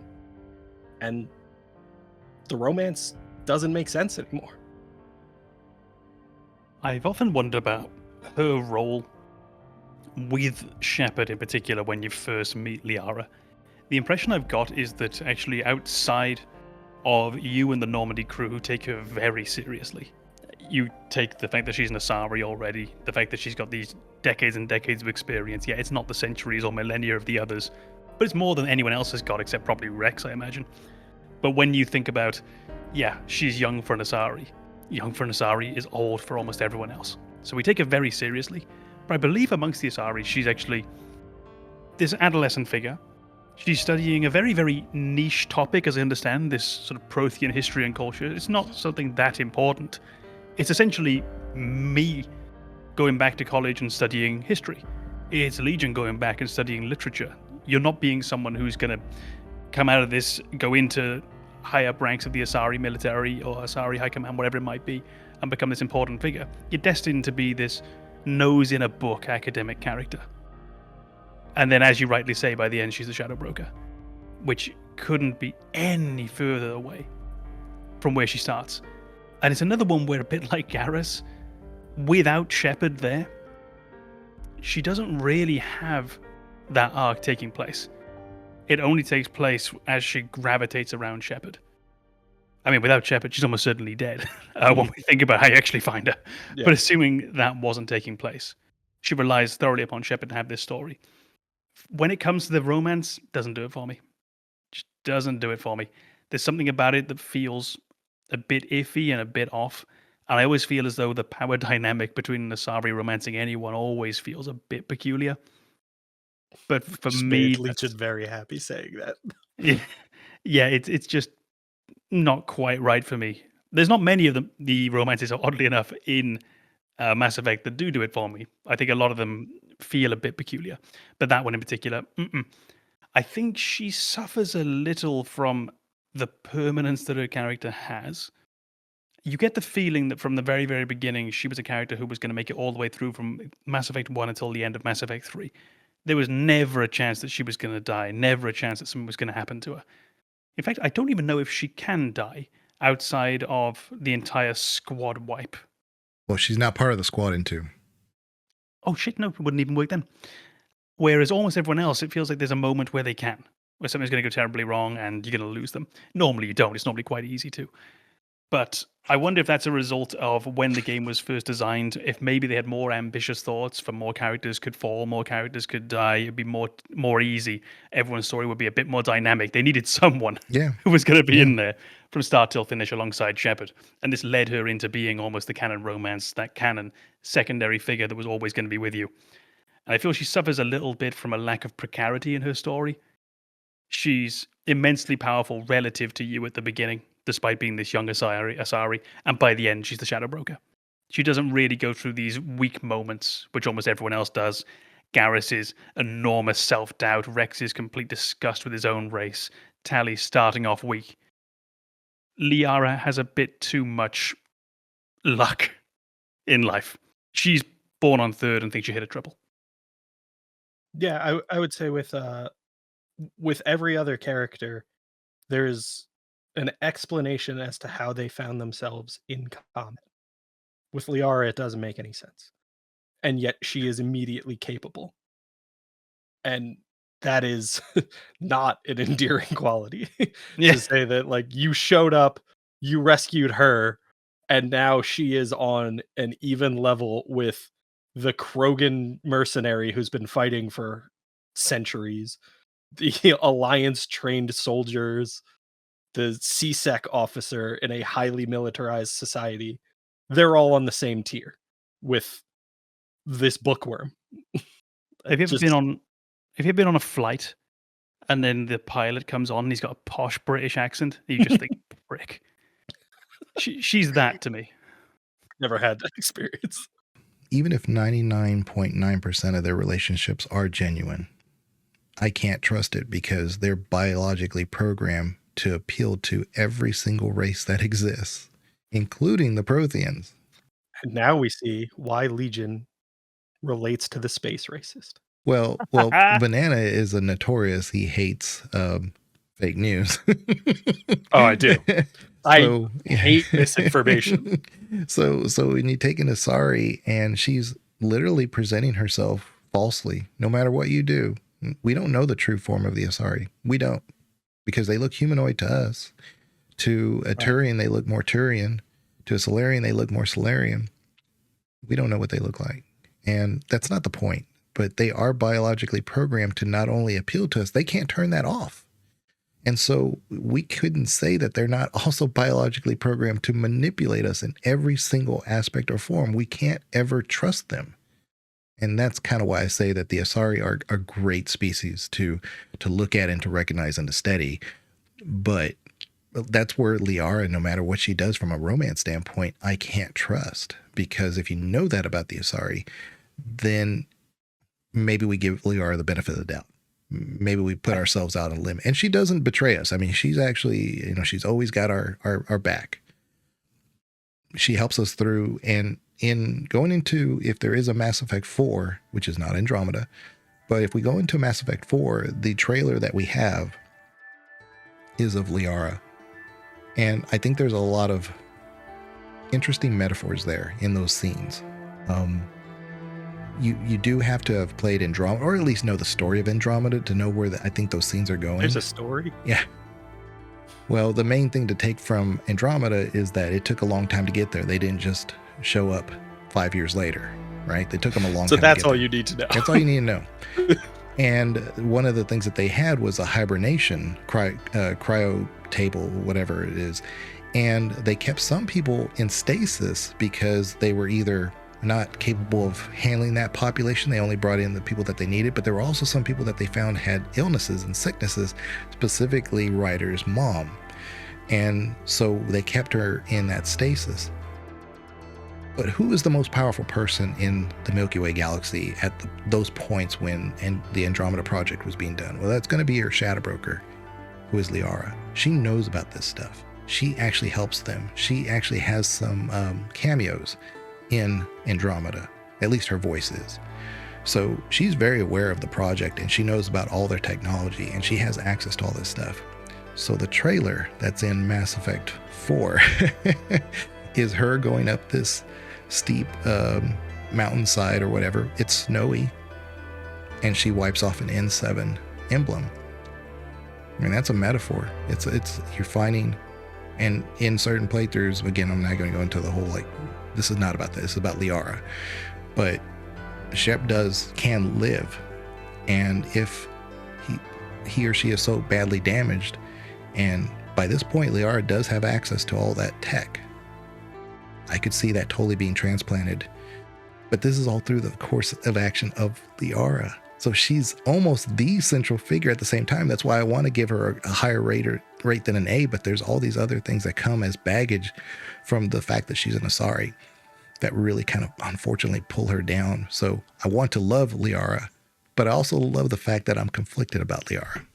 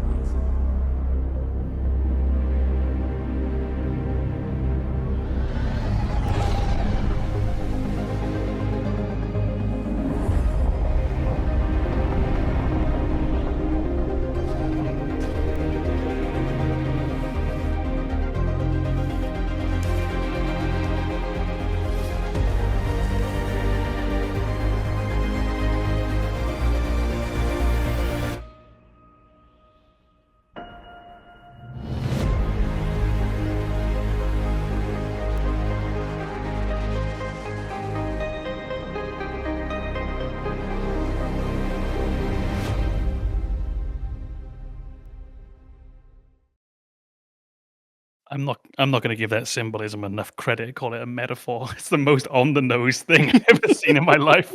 The only thing I was going to add, and I think we're pretty much in agreement, myself and Legion, at least not on the grade, but on where we're coming at this from.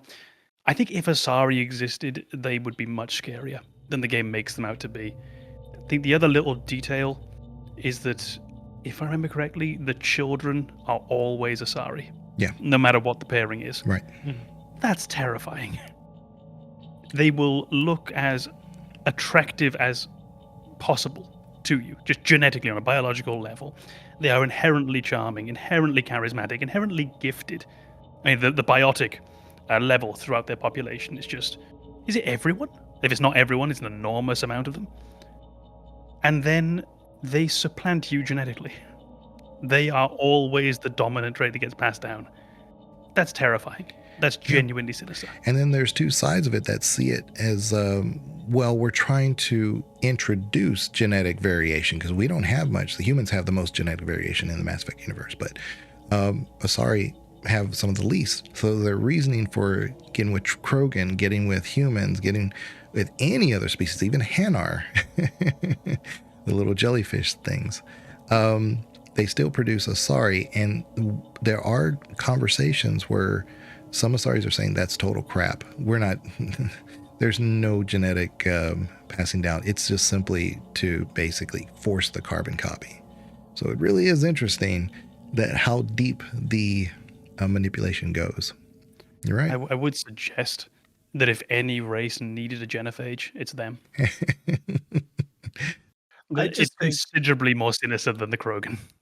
So you identify all of these advantages that Asari have, all of these things that kind of put them in this terrifying position, that elevate them to this sinister role. None of those things necessitate a sinister behavior. All of those things make them more capable of it. Yeah. But we don't see Asari really embracing that too frequently. And maybe the deception is just that complete, but I think the idea that they have all of these tools at their disposal to the point that they they don't even really need to try. And yet they're all trying to do their own thing. Liara is going off and pursuing knowledge of this fruitless niche piece of history that's maybe not going to lead anywhere. There are Asari all around the universe who are pursuing their own goals, and they all sort of behave in a similar way to all of the other races. So they are naturally predisposed to deception, and yet they're still exactly like us. And it seems like overwhelmingly they're just working with us. Yeah. I think that's admirable. Yeah, I It think you're might right. not continue to be the case, as you've just pointed out, but for now, I am 100% with you. It is really just the specter of the idea Mhm. is what's sinister. As they are, I don't think they're quite there yet, if they ever would be. What we have to remember that in Mass Effect 3, they're exposed. They do know about their history. They do know that they didn't actually uplift themselves. They didn't grow into the technology. They were basically groomed for the technology.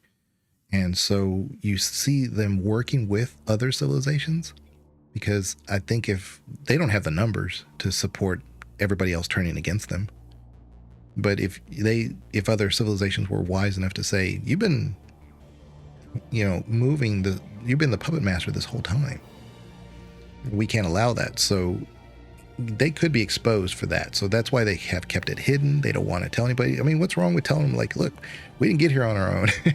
We had some help, but they hide it. And that's just so that they can still further manipulate the galaxy.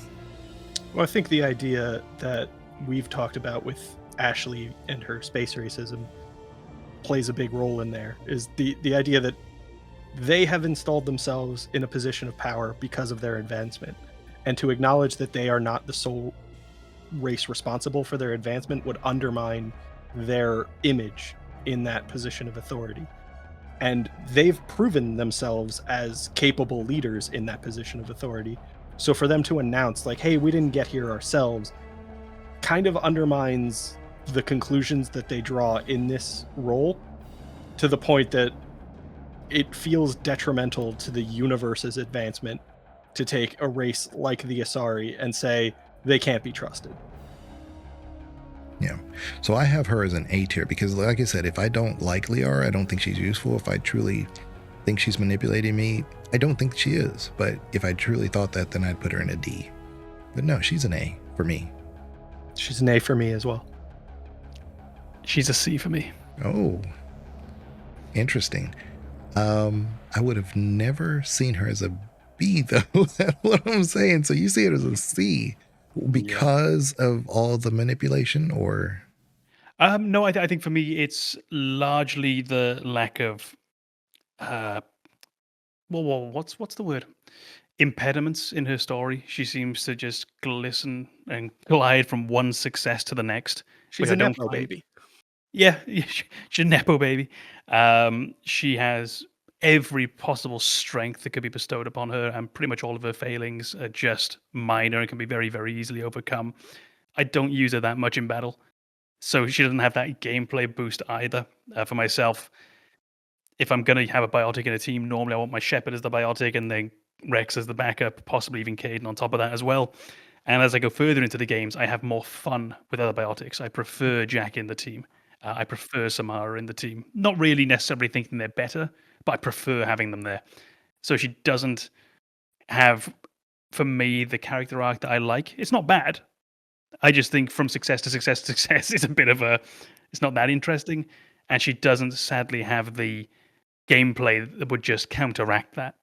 As one other character later on, I don't like their story that much, but I love their gameplay. I see that we would have to put Liara as a B. We almost need a tiebreaker for this one.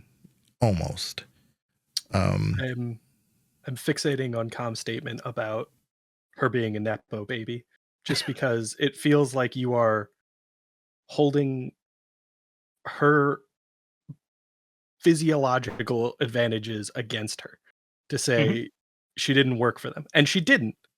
But she also didn't choose to be advantaged. She didn't choose privilege. She's actually disadvantaged in the society because she's considered a pureblood. That is true. She is definitely, and I think her research kind of makes her an outcast within her society as well. So she almost has chosen disadvantages. She hasn't chosen the advantages. You can't choose not to benefit from advantages in that role. There's no denying that she has advantages. They elevate her over her peers. But I feel like you are evaluating her circumstances and holding her responsible for them. Yup, I am doing that. I am 100% doing that. And I appreciate that she has cast aside some of the advantages. You know, she was born on the Grand Manor estate with the pool and the shooting range and the forest. And it's true, she has chosen to sell the stables. She has done that, and I respect that very, very much. But for me, it's really not... It's just the arc I find uninteresting. It's just the arc. There's not enough problems within her arc for me to find any real fascination in there.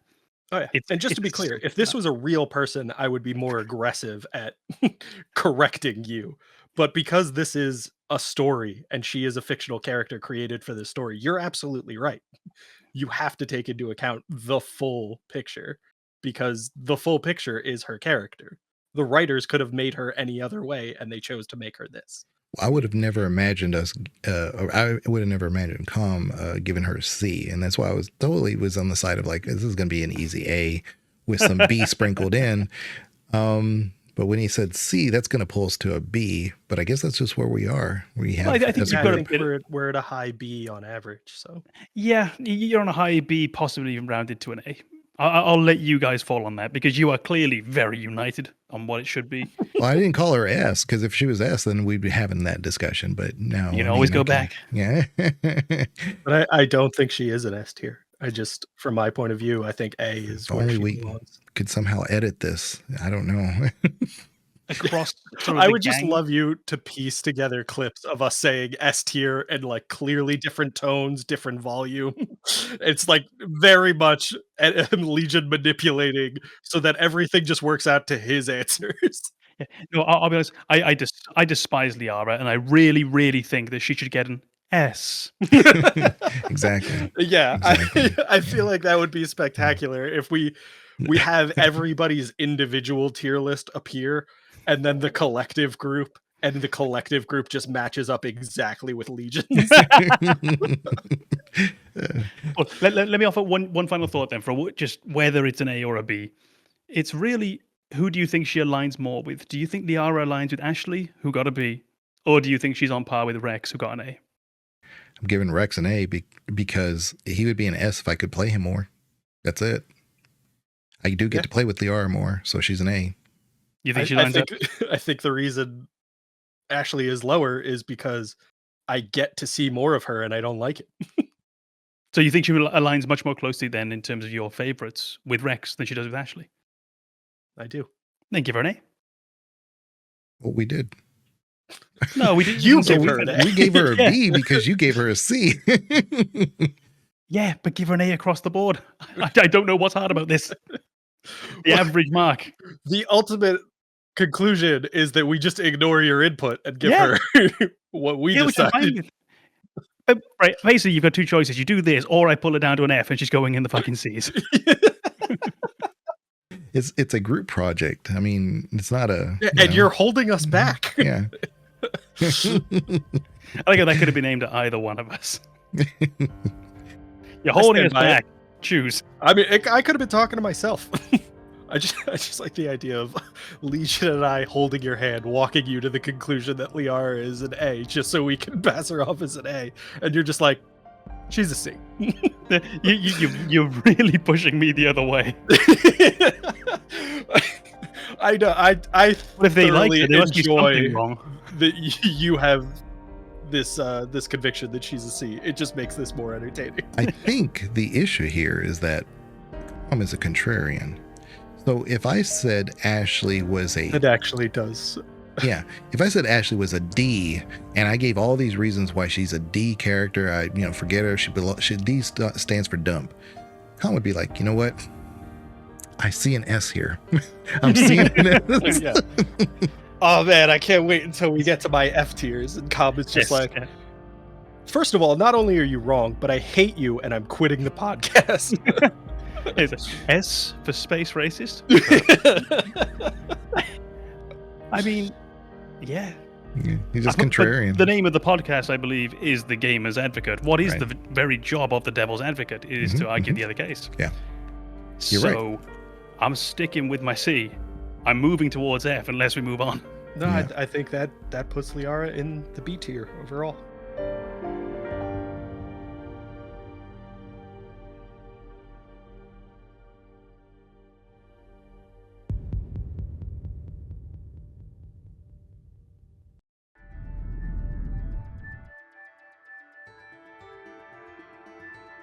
The Gamer's Advocate is creating another companion tier list. What makes them think they are qualified for such a responsibility?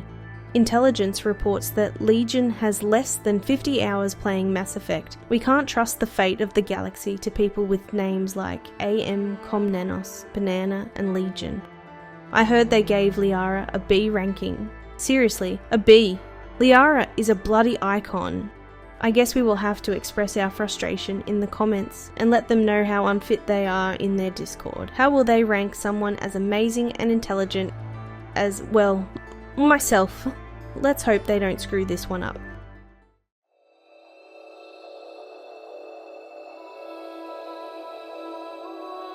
The writers, when they did that, had an alignment code for these companions. We just don't know what they are. I think Banana already told us what Commander Shepard's one was. Chaotic Horny. I don't know if that's Shepard's or just everyone who's played a BioWare game. So we've already discussed the Mass Effect 1 companions in pretty good detail, I think. Now we're going to go into Mass Effect 2. And the first person you run into for Mass Effect 2 and does become your companion is Jacob. And Jacob is, unfortunately, he's a bit dry. You know, there's nothing too great about him. He does at least give us some information of how we got where we are, who we are, maybe what happened to our squad mates. I mean, he's definitely a Cerberus employee. It's not that he's pro-Cerberus. He doesn't agree with a lot of stuff that they've done, but at the same time, he went from Alliance to go to Cerberus, not because he wanted to make a difference. You really just kind of get the impression that he could advance more in a Cerberus uniform than he could have as an Alliance. So there's a lot to not really be to have too much alignment with Jacob, even when you know his full arc. I would suggest from my side, I get the impression that Jacob, and it's very similar to you, I get the impression Jacob is more of a company man than anything else. I get the impression that he knows who signs the checks, really, above all else. And that's not a very interesting character. There's nothing to grab onto. If there's passion, he doesn't show it. And I feel that this is just inherently quite dull. Sadly, he doesn't offer anything to get your hands into. Wrex, even Liara, Tali, they always have something that's interesting about them. Something that when you have that first conversation, you already think, where's this going? Whereas Jacob, it feels just a bit like the guy in the office who doesn't really talk to anyone. He comes in, he does his job, he goes home. He's not that happy to be there. He's not that unhappy to be there. He's almost certainly not going to change employer anytime soon. That's Jacob to me. Yeah, I feel like Jacob falls into that category we kind of created when discussing Kaiden, of the jack of all trades, not so much in his combat role, but in his personality. He's pretty average. He's uninteresting because he kind of seems in control of his emotions. He doesn't have a great deal of passion in any one direction. He's just very much a kind of boring pragmatist who follows orders. And there's not a lot to latch on there. There's not a lot to dig into. You can learn more about him and his backstory through his loyalty mission, but even then, it's not a tremendously engaging story. I felt like there was something there in the loyalty mission. I felt like they weren't far off. They had the ingredients for an interesting story. They just didn't hit something. I don't know if it was the way it was played. I don't know if it was the performances. I couldn't really pick anything up, but it just didn't catch me, whilst I kept thinking, you're so close. You're so close to giving me something. I think what happened there, and this is me looking at it from a writer's point of view, you have to make him not like his father. He can't be put into a image of like, my father may have had a point. Despite everything, all that being said, he helped them live longer by, giving them the food and making sacrifices and making sure that the officers were not fed the food that was going to make people deranged and unable to control their own minds. But then, they did manipulate the situation.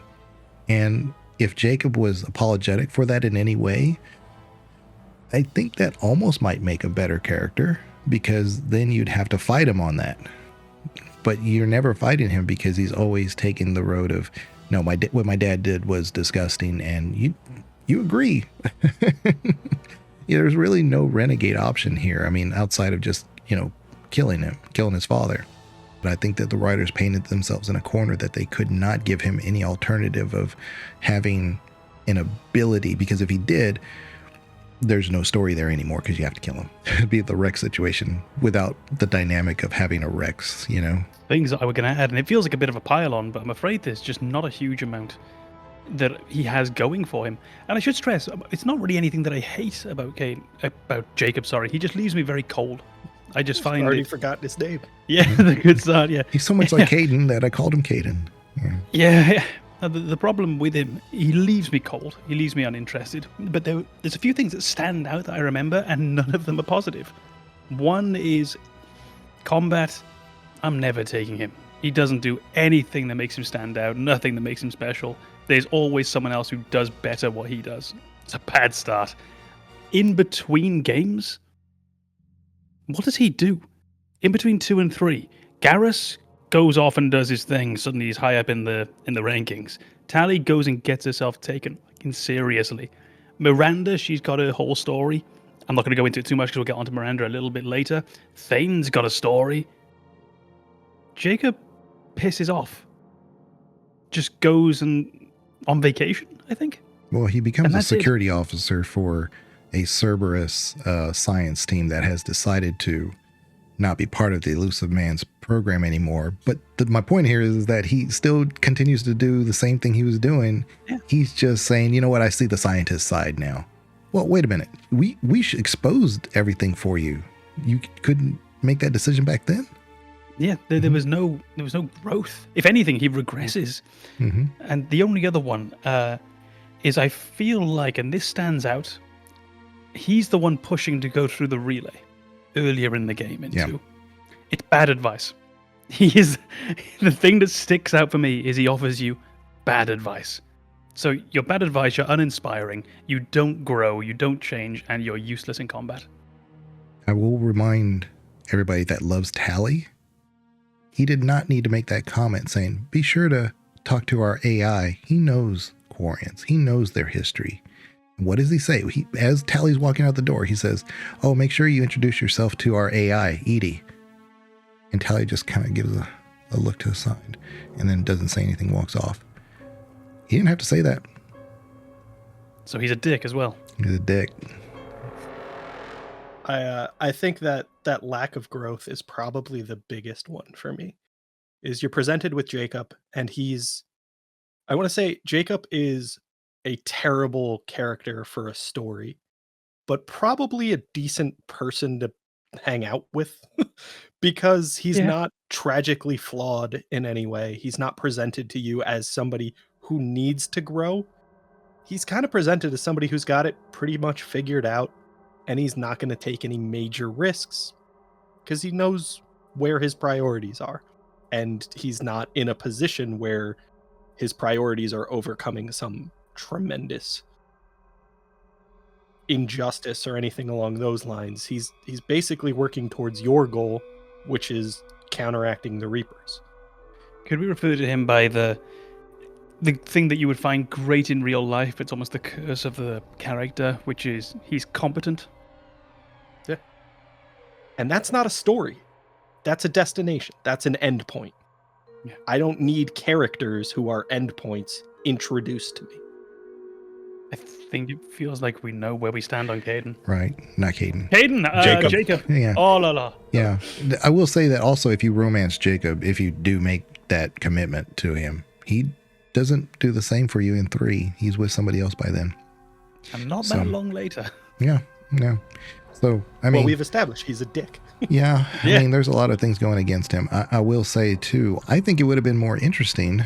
They built all this character for Jacob, but if Miranda, when you first see that she, kills the science officer, if she also killed Jacob, if she shot him right then and there, and then it's just you and Miranda to decide to leave, or are we going to be confrontational too?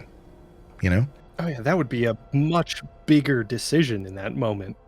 Because Jacob is there to kind of stand up for her, you give her much more leeway with that decision.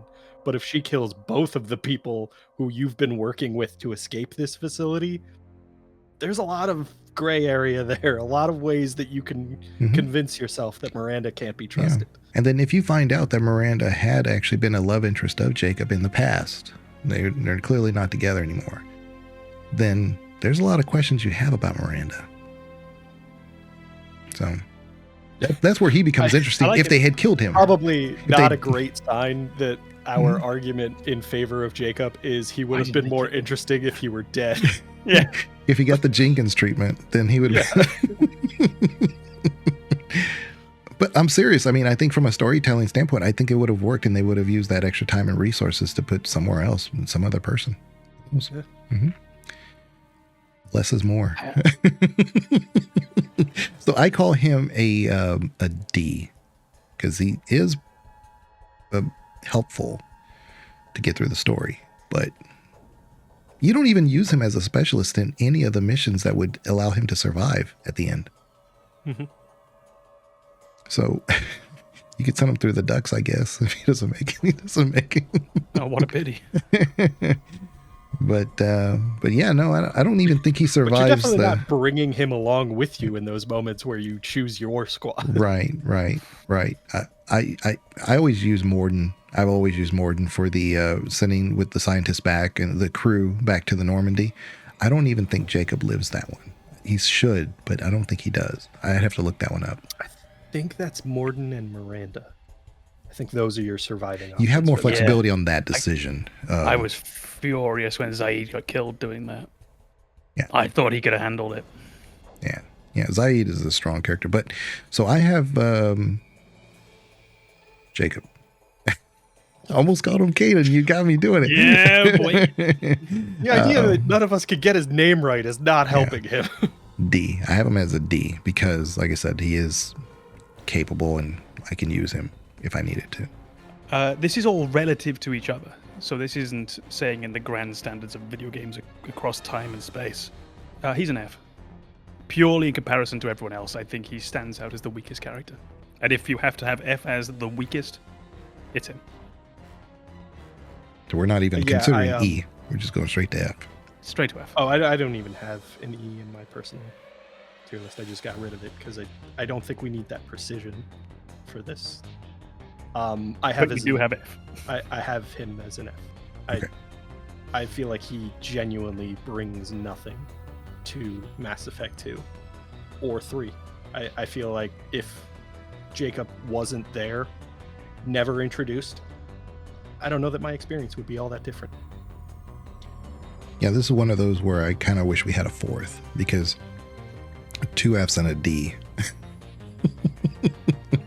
Well, if you don't have an E tier, that's an F. Well, that's what I'm saying, is that it pulls it down.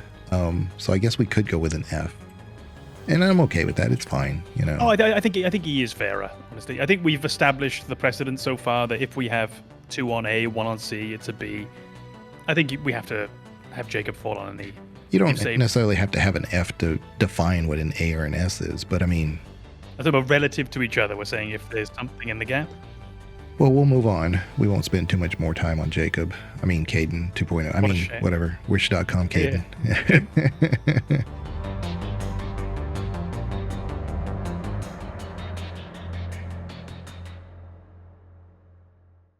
Miranda is the next person that you meet that's a true companion. Man, what can I say about Miranda? There's so much. her presentation to you at the very beginning, you don't know what to make of her. She's clearly the one who's been spending the most amount of time and has of her own time to not just advance herself, but also to actually, she's committed to the project. There's no question about that. You get early on, you get the impression of who Miranda really is, because she wanted to install a behavior chip in Shepard, and Elusive Man did not want anything to interfere with Shepard being Shep. So Miranda is definitely more on the controlling side, and she doesn't always react well when she doesn't have full control. She can work with it, obviously, but it's not her ability to be versatile. But that's what makes her interesting, because she becomes extremely versatile and capable on her own without needing the other resources like some of the other companions would. I really think that there's a lot there with Miranda that is pretty clear and apparent. When you dig a little bit further, she's even more interesting. So I definitely give her an A. I think she's a really great character. I was initially very underwhelmed in the first few minutes when you meet her. And the very first conversation that you have with her on board the Normandy, I remember having very much the opinion that she was going to slide down, pardon the extremely on-the-nose expression, that sort of Jacob's ladder.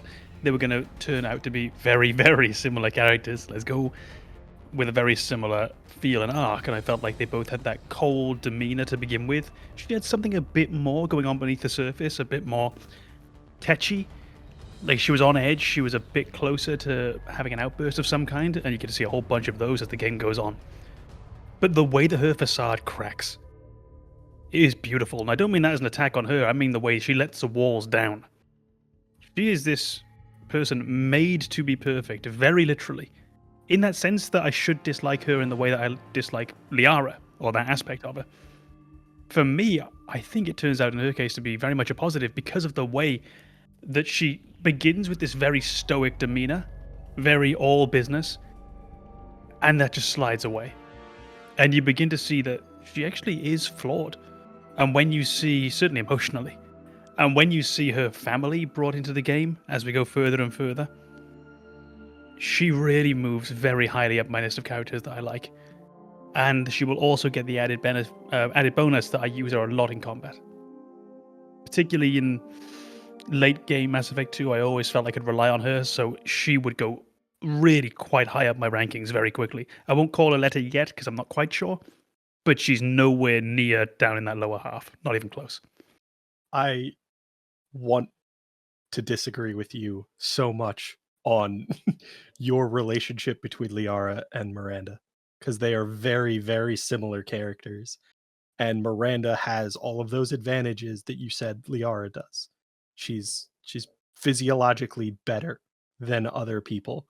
And weirdly, you love Miranda for that. Yep. And hate Liara for it. Whereas I am the exact opposite, because I see all of those advantages that Liara has, and I also see Liara push those away and just choose her own path. Whereas with Miranda, she absolutely embraces those. She's bitter about the way she obtained them, but she's not going to forego her advantages because of the way they were obtained. And for that reason, I dislike her so much more than Liara. But she is a very interesting character because you're presented with that disconnect where she is genetically perfect and her personal life is so messed up that it doesn't really matter. She has all of these advantages, but she's also damaged, and that damage could overwhelm all of those advantages in a moment, which makes her tremendously interesting. So as much as I dislike her in terms of her personality, she's a very interesting character. And as you said, she's tremendously capable in combat. She is a critical element of making your way through Mass Effect 2. So for me, I have her in a B tier because she's very interesting. I don't like her, but she's also very capable. That's something that I would actually really be careful to clarify on as well from my perspective, is I think if I knew this person in real life, I would find them absolutely insufferable. I would want no part to do with them in any way. It's the exact opposite of Jacob. Yeah, Jacob would be fine. You're not going to have the best night out with him, but he's not going to go punch anyone.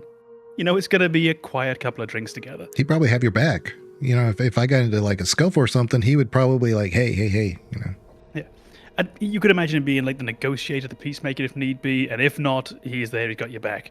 Miranda, she's flipping tables before anyone even, starts talking. But I think she's really looked at in an odd way sometimes. When I used to read more about Mass Effect, I often heard people describe her as this tragic character. I don't think she's tragic.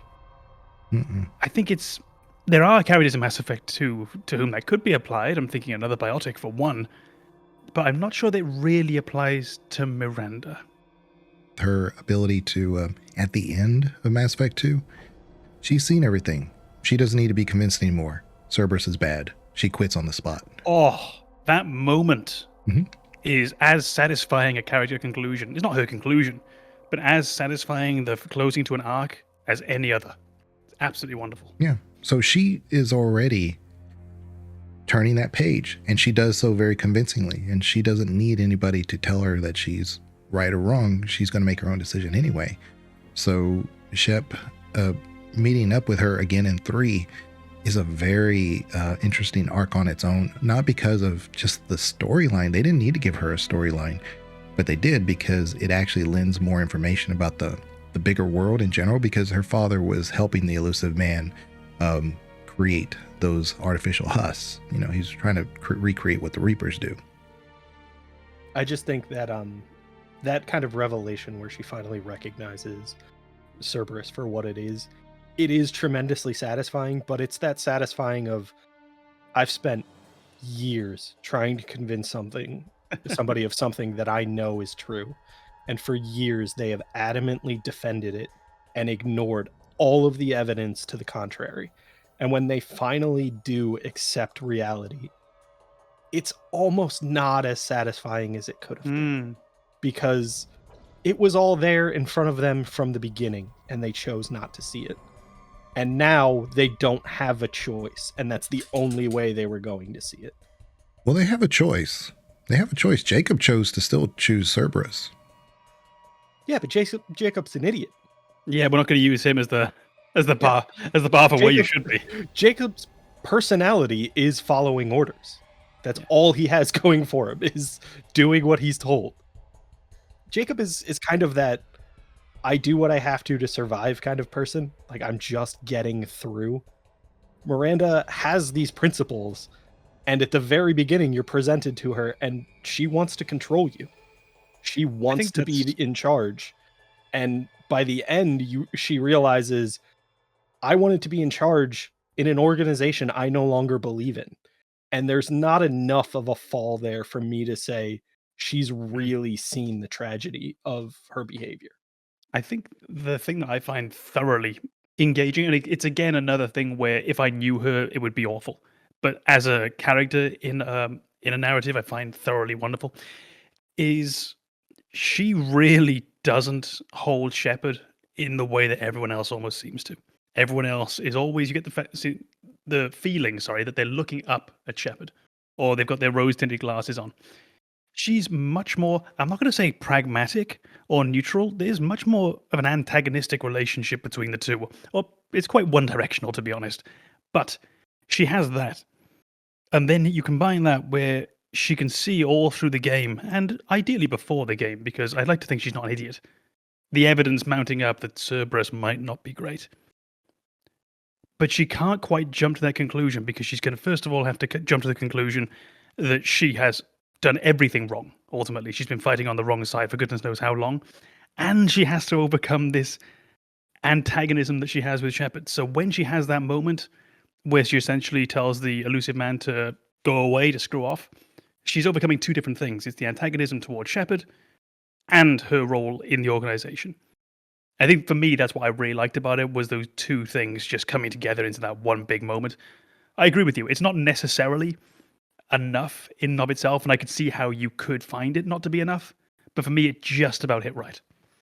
I think if they had written her with like her romance arc being much more transformative, it would be a little different. But she sees you as an equal, whether you romance her or not. So, if you're in the world doing Shepard things, I mean, she thinks of you as her equal. I mean, she's very self-confident. It's not a bad thing. I think one of my frustrations with the character, and I go back and forth on this tier list because we're evaluating them as a character, and characters have to be interesting, and interesting doesn't mean good. So if I don't like the character, that doesn't mean they're a bad character. It just means I don't like that person. So I kind of let my frustrations with Miranda color where she falls in this tier list, but she's very interesting. But one of the reasons that I so easily fall into that I don't like her frame of reference is when you meet Liara, she's in danger and you save her. And there's that little bit of reticence to say, what is his motivation? Why is he saving me? I'm not so naive that I think this is purely a heroic person. But she does recognize you as being a bit of a hero. When Miranda meets you, she is aware of everything you did in Mass Effect 1. She doesn't see you as a hero. She sees you as a tool to achieve her goals. And that is immediately a problem for me. Miranda is everything that you hate about the Asari, but she's a human. And I hate her. But she's tremendously interesting because of it. So as far as storytelling goes, she's spectacular. Yet, to be clear, my love of her character is not my love of her personality. Very much not. I think she's one of the ones who, at her worst, is borderline reprehensible. When she's at her worst, she can have a much better arc, she can come out much more satisfying, but her earliest days, I think it was you, Banana, who said about the control chip that they wanted. That was Legion. That's vile. That is another level of vile that goes beyond the Asari, which is already quite bad. The coercion that they have. This is literally on a biological fundamental level, stealing who you are. And she didn't say that's wrong. It's that instant fundamental moral failing. Yeah, when she's at her worst, she's repulsive. This is really shocking because in this scenario, Banana's consistent. He is aliens, maybe first. Well, humans sometimes. Kama is definitely humans first, aliens second. I mean, because he's saying the same argument for the Asari or Liara, and yet Liara's down here and Miranda's over here. So I haven't told you my ranking yet. Okay, well, we're waiting. You've told us all of the data that led you to the conclusion without telling us the conclusion. Yup. It's not a huge reveal. All right, then I'll give you my letter. Miranda gets a B. Sounds about right. Yeah. Again, as a person, especially at the beginning, she gets an F. As she goes on, she really improves, but I think there's enough in her to be interesting. I don't have a huge amount of counter arguments for her, but there's not much that pushes me into loving her character. Oh yeah. She's well done, pretty much across the board. I found it. I find her interesting. I don't find her fascinating. I find her well done. I don't think it's brilliant. Man, I give her an A because of I do think that she has a different arc depending on how you interact with her. Like for instance, like if you do romance her, you don't see that much in these characters. I mean, they're kind of one way or the other because you don't have a ton of romance options. Like Tali's the same Tali no matter what, which is a good thing because Tali by herself is fine. That's all I need. I don't need Tali to be different than what she is. Regardless of your interaction with her. But Miranda does change. She becomes a little bit more malleable, and I don't mean that in a really wicked way. I just mean that she is open. She's open-minded finally, whereas before she couldn't. She embraces a small amount of doubt finally. Which someone like her who has her genetic profile and is used to overcoming everything without, she's been playing life on easy mode, not necessarily, yes, from a financial standpoint, but she's already shown that she's pulled away from that. Cerberus saw her talents and brought her in, so she's never been without, but she has been making her way through her own means. But again, that's why I give her an A, because of the diversity of the amount of type of character that she can become. But I don't disagree with the B at all. I mean, I think that's where she lands, because you gave her a B too, right, Banana? I haven't actually given my rating. Yeah, I don't think you did. Yeah. So for me, I have her in a B tier. I actually do give her a B though. I would have put her much lower if not for the fact that she's tremendously interesting. I think as far as storytelling goes, she's an excellent character. But if you look at the characters we've put in S tier, they are interesting and beloved. And Miranda will never be beloved for me. I hate her. I think you've actually hit that so perfectly. interesting. Yeah, you need to hit that sweet spot. Unless you are exceptionally, uniquely interesting, then maybe you can lose a few points in how beloved you are and still hit that S. But you've got to completely excel. But I think across the board we've seen so far, yeah, those really hitting the high marks. We love the character, but we also just kind of love them. I mean, I love her outfit. You know, the optional one, the alternate one, not the... Is that the black one? Yeah, the black one, yeah. Oh, it's so good. Yeah, I know. Black one. Yeah. Should have been the default one. That doesn't move her up. Oh, slow down, boy. We'll stay down at the bottom. Then I think we're good. We got 2 Bs and an A for Miranda. Okay, so she's a B.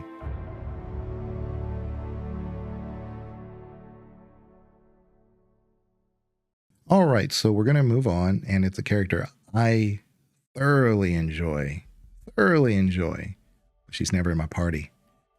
I don't ever bring this character because of my builds that I do most of the time. So I'm talking about Kasumi. So I love Kasumi. I think she's got some really unique abilities. That ability that Shadow Strike basically knocks out most enemies. And so when you're playing on a harder mode or Insanity or something, she's kind of makes it on easy mode. The problem is that you face a lot of enemies in Mass Effect 3. Mass Effect 2. And her Shadow Strike does nothing. So it really depends on the enemy. But if nothing else, it does stagger them, and you can kind of, get ahead of the game because she does hit hard. She's got a great story. Her own DLC is a great story. It's one of the best ones. You have to face a Donovan Hawk who attacks you in his own helicopter thing. It educates you on who stole the Mona Lisa. Oh yeah. Which I can never remember from playthrough to playthrough, but I know that's the name of the person who stole the Mona Lisa. Yeah, Perugia. But anyway, my point here is that I love Kasumi. I love everything about her. She's got a great story. You can't romance her obviously because of her. Part of her story is she's in mourning for her ex-spouse. Basically, she's still trying to. She's not looking for revenge. She's very level-headed. She's a true thief. I love her, but I can't use her because I play Infiltrator a lot. I play Engineer a lot. I can't. We kind of double down on the same abilities basically. With Kasumi, I think I want to give her a solid B because I think she's great if you have the right build. Like if you're a soldier or something, you might give her an A. But I mean, the way I play, it's got to be a B. I think Legion and I have a lot of similar tastes in the characters we choose to play. So Baldur's Gate, almost always a thief. I love that kind of stealth build, and for that reason I love Kasumi. I also think Kasumi's aesthetic is wonderful. The hood, the stealth, all of it just works. I think she's very well designed as a character. Her story is wonderful, and I think the fact that there isn't a romance option enhances the story because you recognize where she is in her emotional state, and that she's never really going to move on from her partner.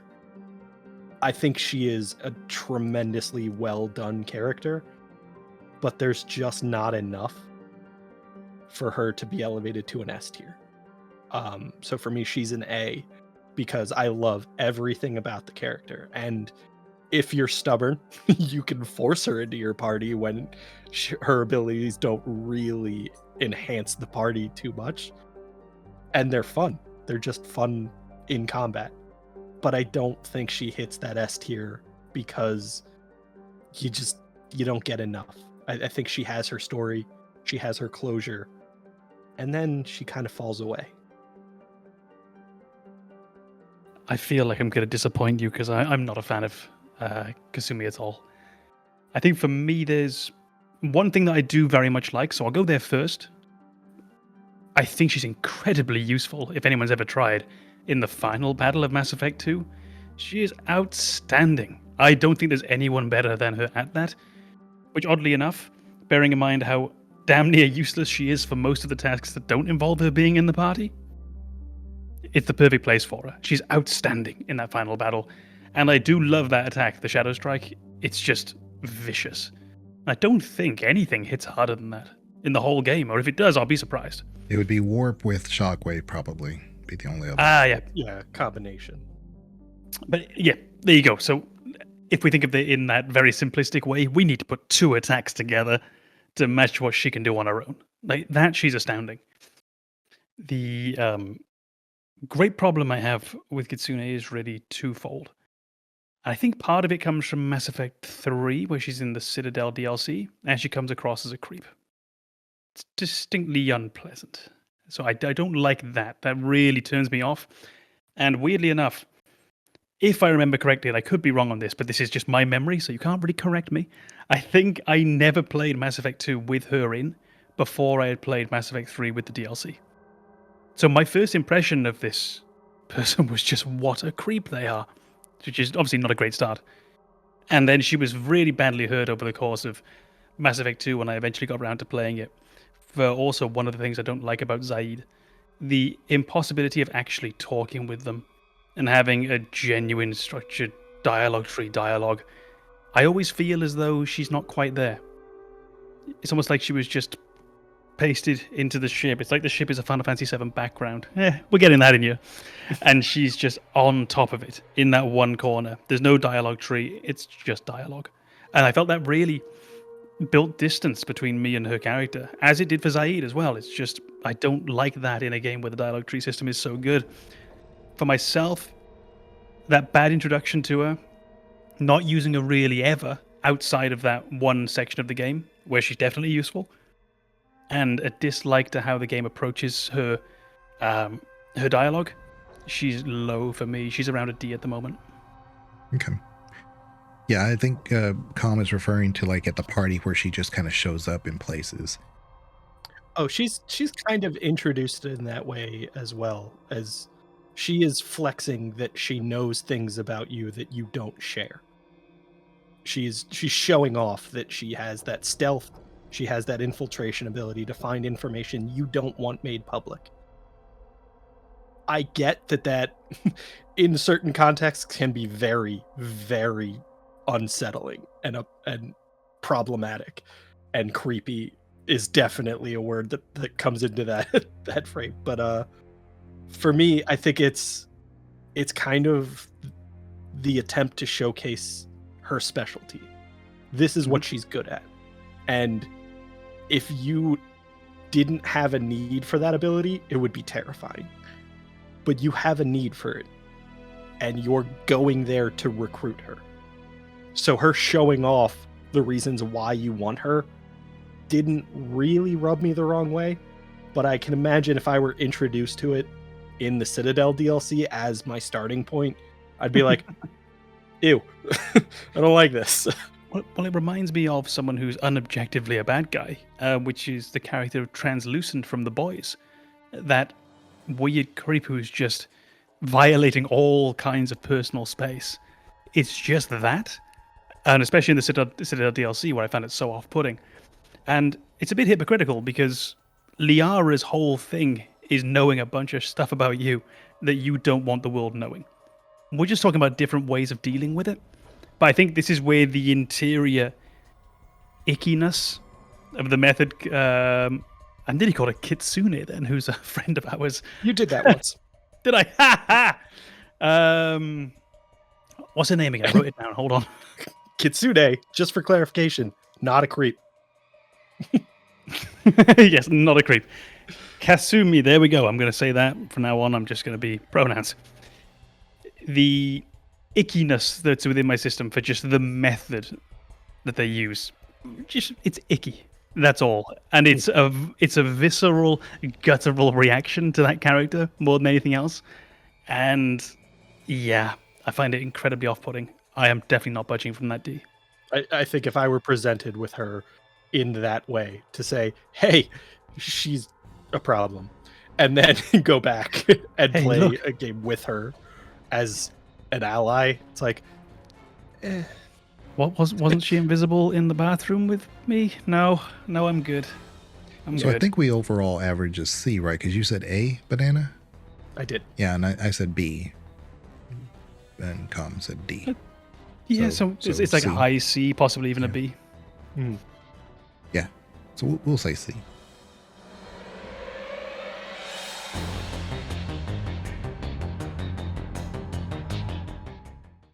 Zaeed.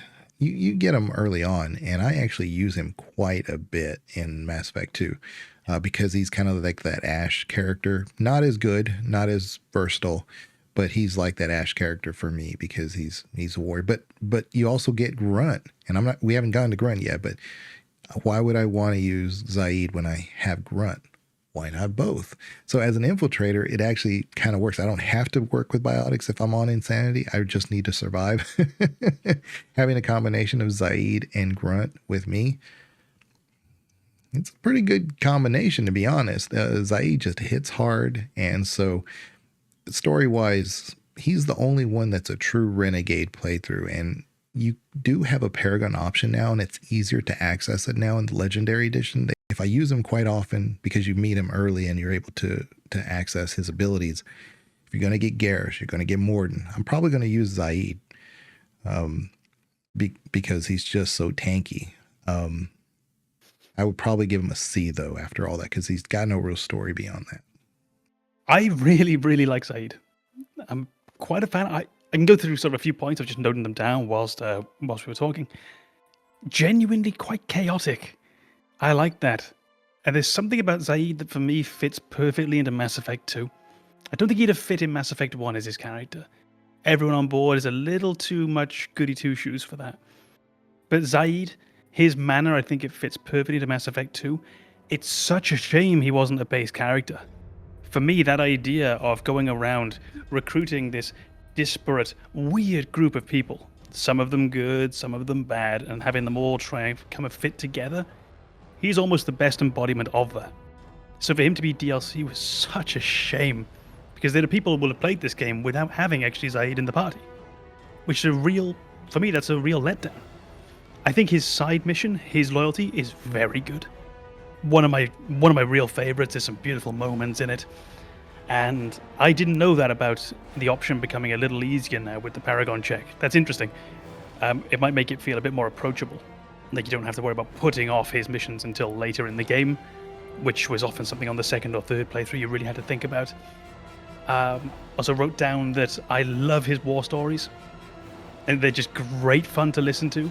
But again, he suffers from the fact that I can't interact with them. I want Shepard interjecting. I want Shepard responding, because Shepard must have war stories.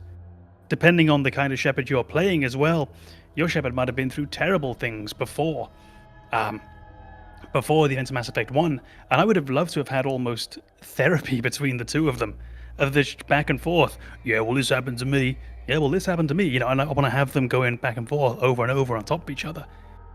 I love his voice acting.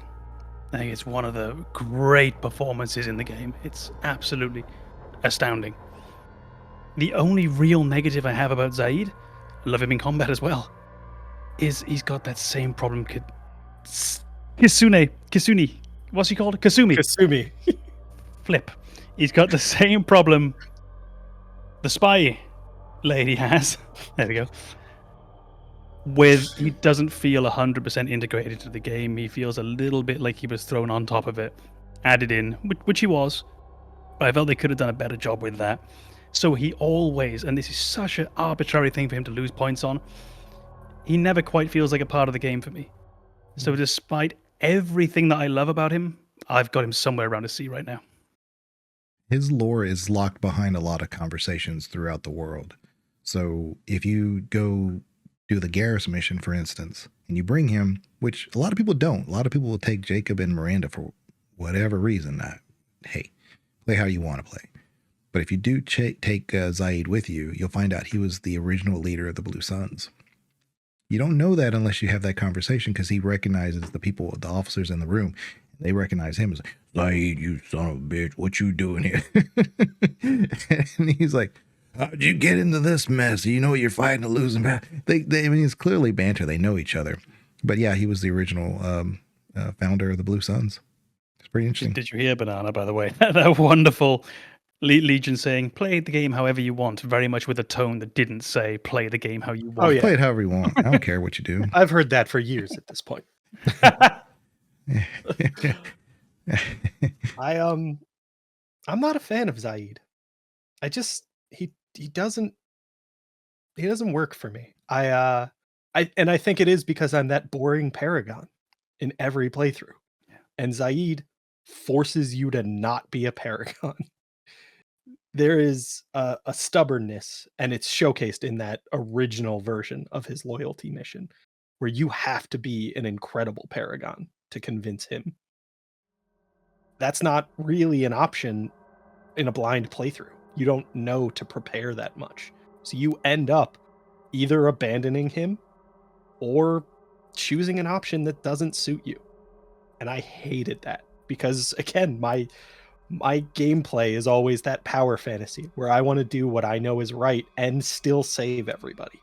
And Zaeed is the proof that that's not an option. And it's real. That's life. That's how it works. But it undermines my fantasy. And for that reason, I don't like him. But he is, again, a tremendously interesting character. He's very engaging, and as Com said, the voice acting is spectacular. He's wonderful in that role.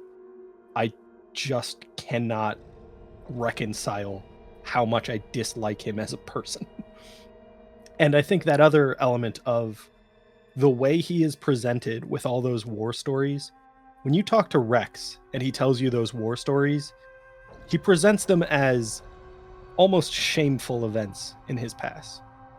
Zaeed presents them as points of pride. It's kind of representing that this character is not going to grow. This is who they are. This is who they will always be. And also suggests that possibly this character is embellishing because they want you to think they're a badass. They want you to think they're the most dangerous person in the room, even knowing what you're capable of. He wants you to be a little bit scared of him. And for that reason, I just cannot give Zaeed, I think, really a fair chance. I think I immediately push him away because of who I am. And for that reason, I have him at D. I think you really hit two really interesting things, which was the idea of the repercussions if you go on his mission too early back in the old days, and you might have to do something you don't want to. Yes, that's life, but it's not this game. I think that moment, it almost doesn't chime with Mass Effect. Mass Effect has repercussions to your actions, but they're not that big, generally. The Witcher does. In The Witcher, I feel that would be so much more accepted within the universe. I've got to go on this mission, and unless I'm very lucky, I've got to make this sort of devil's choice between these two things, and I don't want to do either. And it feels right. Shepard, it feels like there's almost always a way out. And he's always going to find, or she's always going to find a way to just make things work. So yeah, it almost takes you away from, like you said, that power fantasy, which I agree with you on. And the other thing was just when you were talking about his war stories and how he's embellishing what he did. It wasn't quite the point that you were getting at, but it was something else that you kind of drew me to. He's Jacob. He's already knows who he is. He's self-assured. He's confident, within reason. It's like his growth has already taken place off camera. And we already have the finished product. And it's just the fact that he's a bit more charming and a bit more cocky and a bit more headstrong that stops us making that direct comparison, I think, between him and Jacob. Where Jacob became quite a dull person. Zaeed at least is interesting. And I was just thinking it's oddly a bit hypocritical of myself that I actually quite like him. As I've shown, I am a complete hypocrite. I think that's it. Is Jacob is presented to you complete and flawless. Zaeed is presented to you complete and flawed. It makes him more interesting. Right. And I think Com's pulling me in his direction a bit because he does remind me more of the Baldur's Gate original characters. They have their own story and they're going to pursue their own story. You're just a part of their story, not the other way around. And he lives in that vein. He has his own moral code. He may be renegade or chaotic. Here's the thing. If you do his loyalty mission and he's alive in Mass Effect 3 and you do the Citadel DLC, he is obsessing over getting this toy in this little claw game. But he doesn't care about what's in it. He gives it to the kid who's standing there. He just wants to get it. And so when he finally gets it, because he's asking Shepard for money, he's like, I don't, he probably has the money. He probably just doesn't want to go like what I did back in the mid 80s and ask for quarters, right? He doesn't want to go all the way down there. He's focused on getting the game done. So he gets money from Shepard. He finally gets the thing, gives the kid the toy. But that is Zaeed. His moral code has nothing to do with his tenacity. Yeah, I think if we did that loose Baldur's Gate alignment, he's chaotic neutral, most likely, possibly leaning towards chaotic evil. And I think that's such a good example of him with the claw game. He doesn't really care about the result. He is just entirely focused on winning the game.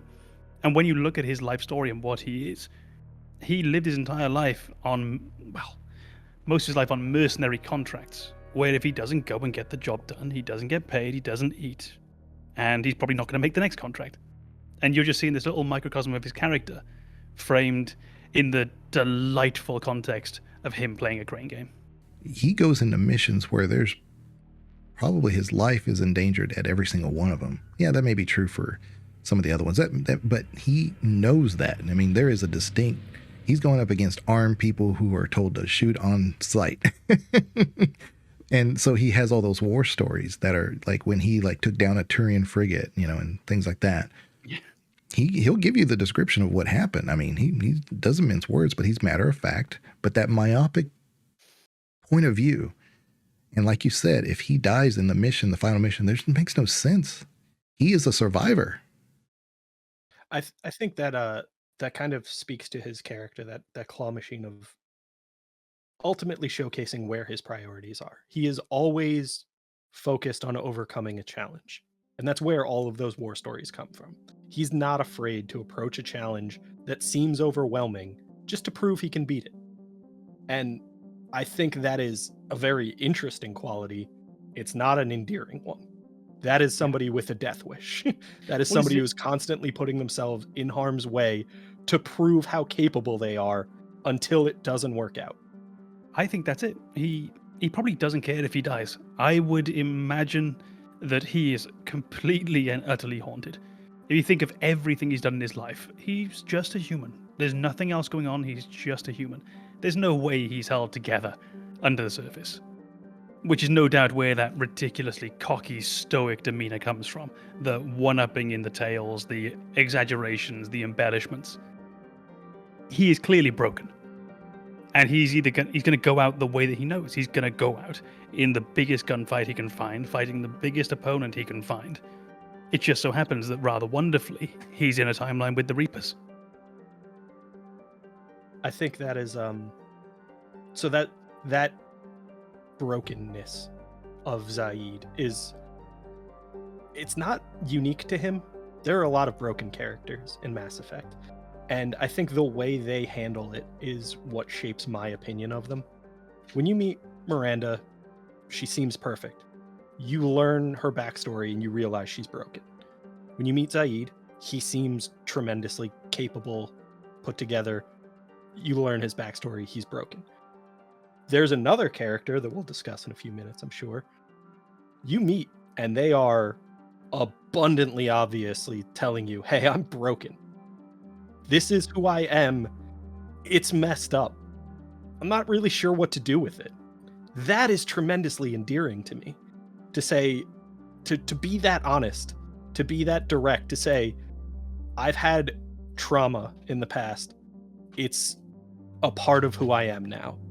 You need to be aware of this. I think the fact that Miranda and Zaeed try to hide it from you, try to make it seem like they've put it behind them, that it's part of their past and won't be an issue, is problematic to me. It's why I don't like their characters.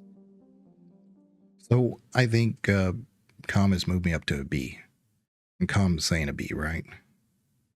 I was saying C, but I've dragged myself more towards a B as well. Yeah. So I'm Banana. the least persuasive person in this Yeah. podcast. Yeah, I've really, well, the argument's well formed, cogent, clear. I think I've really dragged myself. Like I said, I along. use Zaeed a lot. I think he's incredibly useful. It's its lack of story that always got me. But I think the pros are outweighing the cons. So I'm going to quickly call mine. It's a C, and it's really the big reason is that DLC feel, the way he doesn't quite feel like he's really a part of the game. It's the only thing that really pulls him down for me. However, like Banana mentioned earlier, he would never approach an S because there's too much just dislike. Too many things to dislike about the character, not how it's written, but who he is. and it's So funny I if end up they on a- gave him a romance arc, I'd probably think less of him because he caved. I think a romance arc would feel I'd love that. awful. Oh, I would hate that idea. I mean, 'cause- that's ending badly. We've talked about it. He has a death wish. Yeah. I don't want to romance somebody who is seeking out their own death. Shep's not that different. Shep has a goal that he knows is dangerous. It's called the suicide mission. And he's taking and how everybody many with him. people survived? Right. But you're taking everybody with you. You're I think convincing them. You could you could sum up the potential romance, the sex life, and Zaeed's approach to life with the same phrase, which is just, if we're going down together. If we're going down, We're going down together. So you give him a 69 out of 100. This is not that kind of tier. Which, by the way, that's a D. I think you find that's I play as male Shep. It's 2Ds. I say B. Com says C. What is Banana saying? D. Okay, so then it's a C.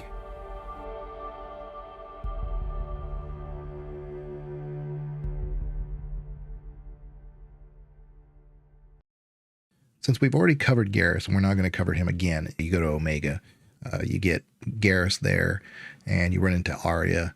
The other person that you can collect while you're there, you probably going to be most people's first companion mission, probably going to be Mordin, because you're advised to go get him first by the elusive man.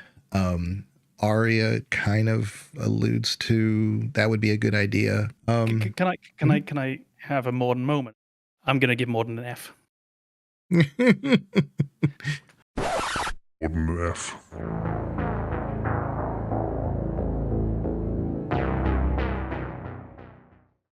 There's a plague going on where he's at, so you almost feel like an impetus to, you got to do something about that. His mission's just easier. Yeah, like it seems like something that really needs to be done first. I mean, that plague could, you don't know anything, so as far as you know, it could get out. Well, then you find out, of course, that it's being quarantined and whatnot, and then humans are not affected. So actually, it's a really interesting, because if you go get Garrus first, everybody you have up to this point are all human, except for Garrus. So you actually, like I said, there's a lot of signs that say, go do this one first. But if you do bring Garrus, he has a little comment, like, well, I'll follow you. Not happy about it, but... Classic Garrus. But yeah, classic Garrus. But that's kind of what my point here is, that it's affecting only humans. And by then, like I said, the story's trying to guide you to go get Mordin first, because your first party should just be all humans, either Jacob and Zaeed or Miranda. But yeah, Mordin is really great character. He Solarian STG former person who's been adapting the genophage. I think a lot of people get him confused with the person who came up with the genophage, but the Solarians don't live that long. So he's been the person who's been helping adapt the genophage to make, because over time the Krogan do develop an immunity through their own genetics. So they've had to recode the genophage. But yeah, he's very capable. He's definitely highly intelligent. He's pretty adaptable despite being very analytical. Sometimes you get characters that are very analytical, but they're not flexible. They don't have that out of the box thinking. He's always out of the box thinking. It's kind of his thing. But anyway, I would probably give him an A. He's just immensely versatile. I love his incinerate and his cryoblast. He's always a tech combo explosion ready to happen. He's not particularly squishy, and he aims well. He's got either the pistol or the SMG. Yeah, I definitely have him as an A tier. There's very few missions I could say that he hurts me. I think he might be my one unquestionable S tier. I made a mistake! I'm going to give Mordin an S. I am a huge fan of the character of Mordin Solus. He's probably the one I find the most interesting. I find him endearing in some ways. I think he's another one who I might not like them if I met them, but I find him compelling enough that it completely counteracts that as a character. I think he goes through one of the most interesting arcs in the entire game. I think that wonderful thing where he never compromises who he is. I don't think Solarians live long enough to compromise who they are. By the time that their moral foundation is laid down, they grow, they do what they're supposed to do, and then they die. So he lives quite a straightforward life in that regard. But I really enjoy watching him grapple with the genophage, his role in that, and how sure he is of what was done and how right it was. And I'm talking about if we go all the way through his questline. Okay, so I want to do his questline all the way through, from start to finish, getting what you might call the best ending for it. He is the one person who genuinely seems to put a compelling argument behind the genophage idea. Plenty of people say it was fine, but they don't really defend it. They just talk about how necessary it was. He's the one who seems to duck into the nuts and bolts there. He justifies it to himself by saying that they weren't trying to even wipe them out. They did look for this middle ground that would allow the Krogan to live on, but would stop them either they go extinct or everyone else goes extinct. And he saw it as this necessity.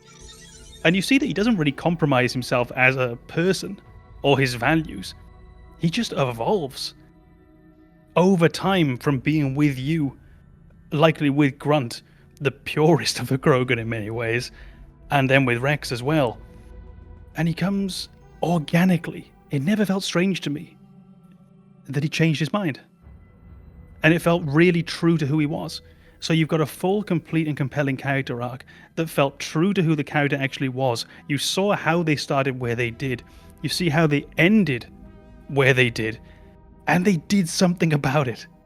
It wasn't just some Pyrrhic victory where he realized, oh yeah, that was probably not a good idea.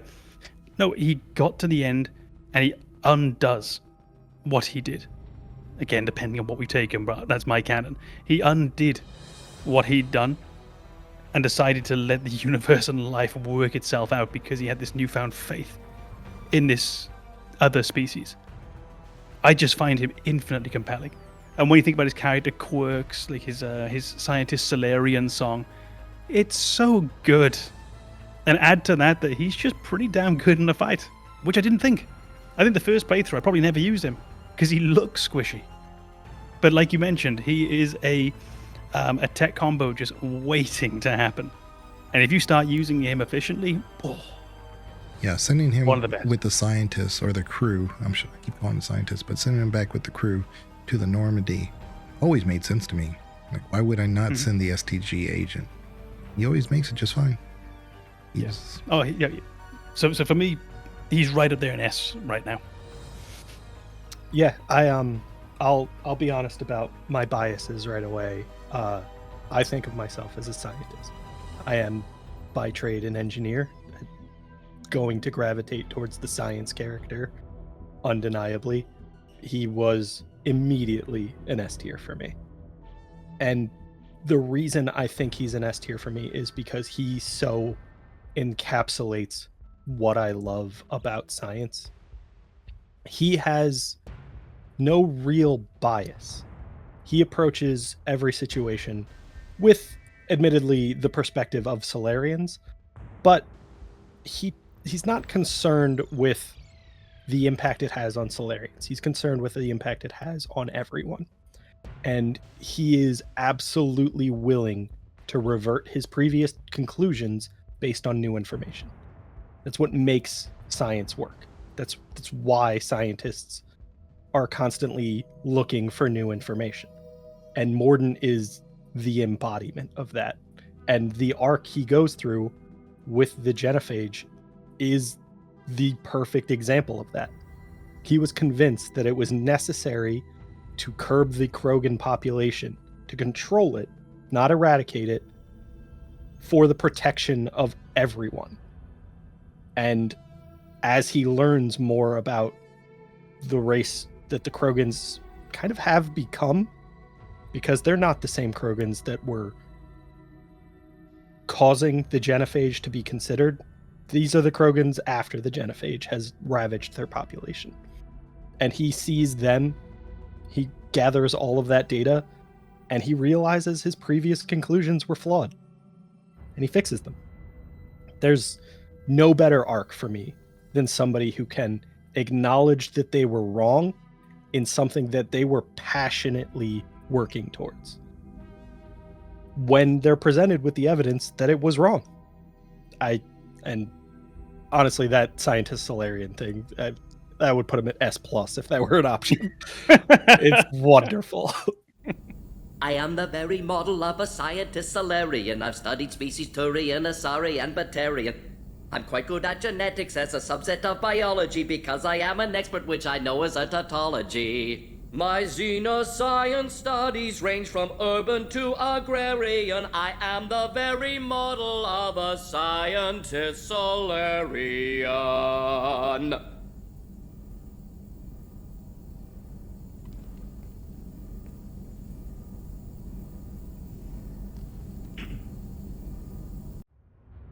He has a lot of little comments that when you have conversations with him.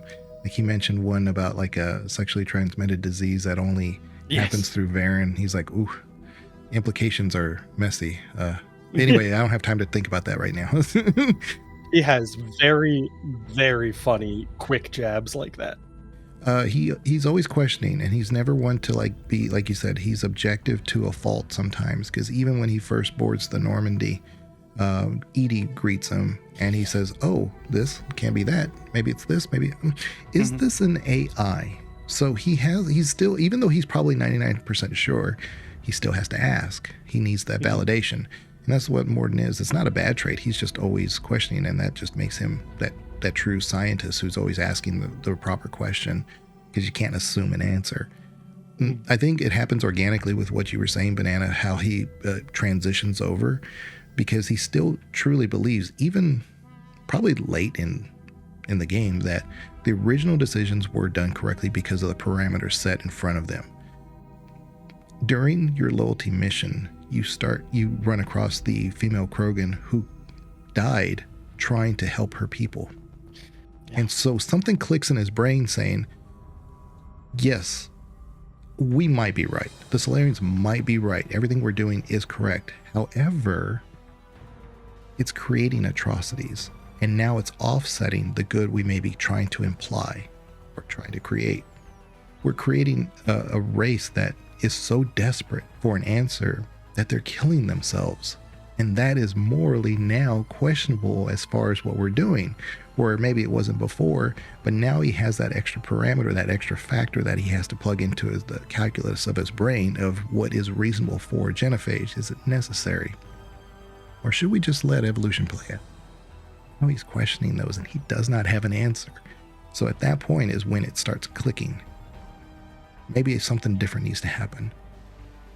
But I would challenge you guys. This is a challenge. I don't think you could do it.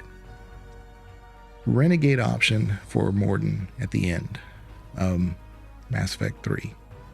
You have the option to take the Dalatras's offer and you kill Mordin. So that way the Krogan believe that they have the genophage, but obviously it's not an overnight thing. So you actually have to kill him. So that's an option most people have not done. I know it's there, and I think I've done it on one like completionist thing, but I can't. It feels there's so many layers to how wrong that is. So many. There's the political, there's the moral, there's the personal. I can't touch that. I hate how it was done, though. Like, I could do it if we fought over it. Like, he's going to stand his ground. He is going to save these Krogan. But you can't let him have that. That would be great. But it's more like you just shoot him in the back. And it doesn't work. I think that is the biggest reason why I couldn't. It's the coward's way out. It's to say I disagree with you, but I can't explain myself well enough to convince you, so I'll just kill you. And I can't justify that in my head ever.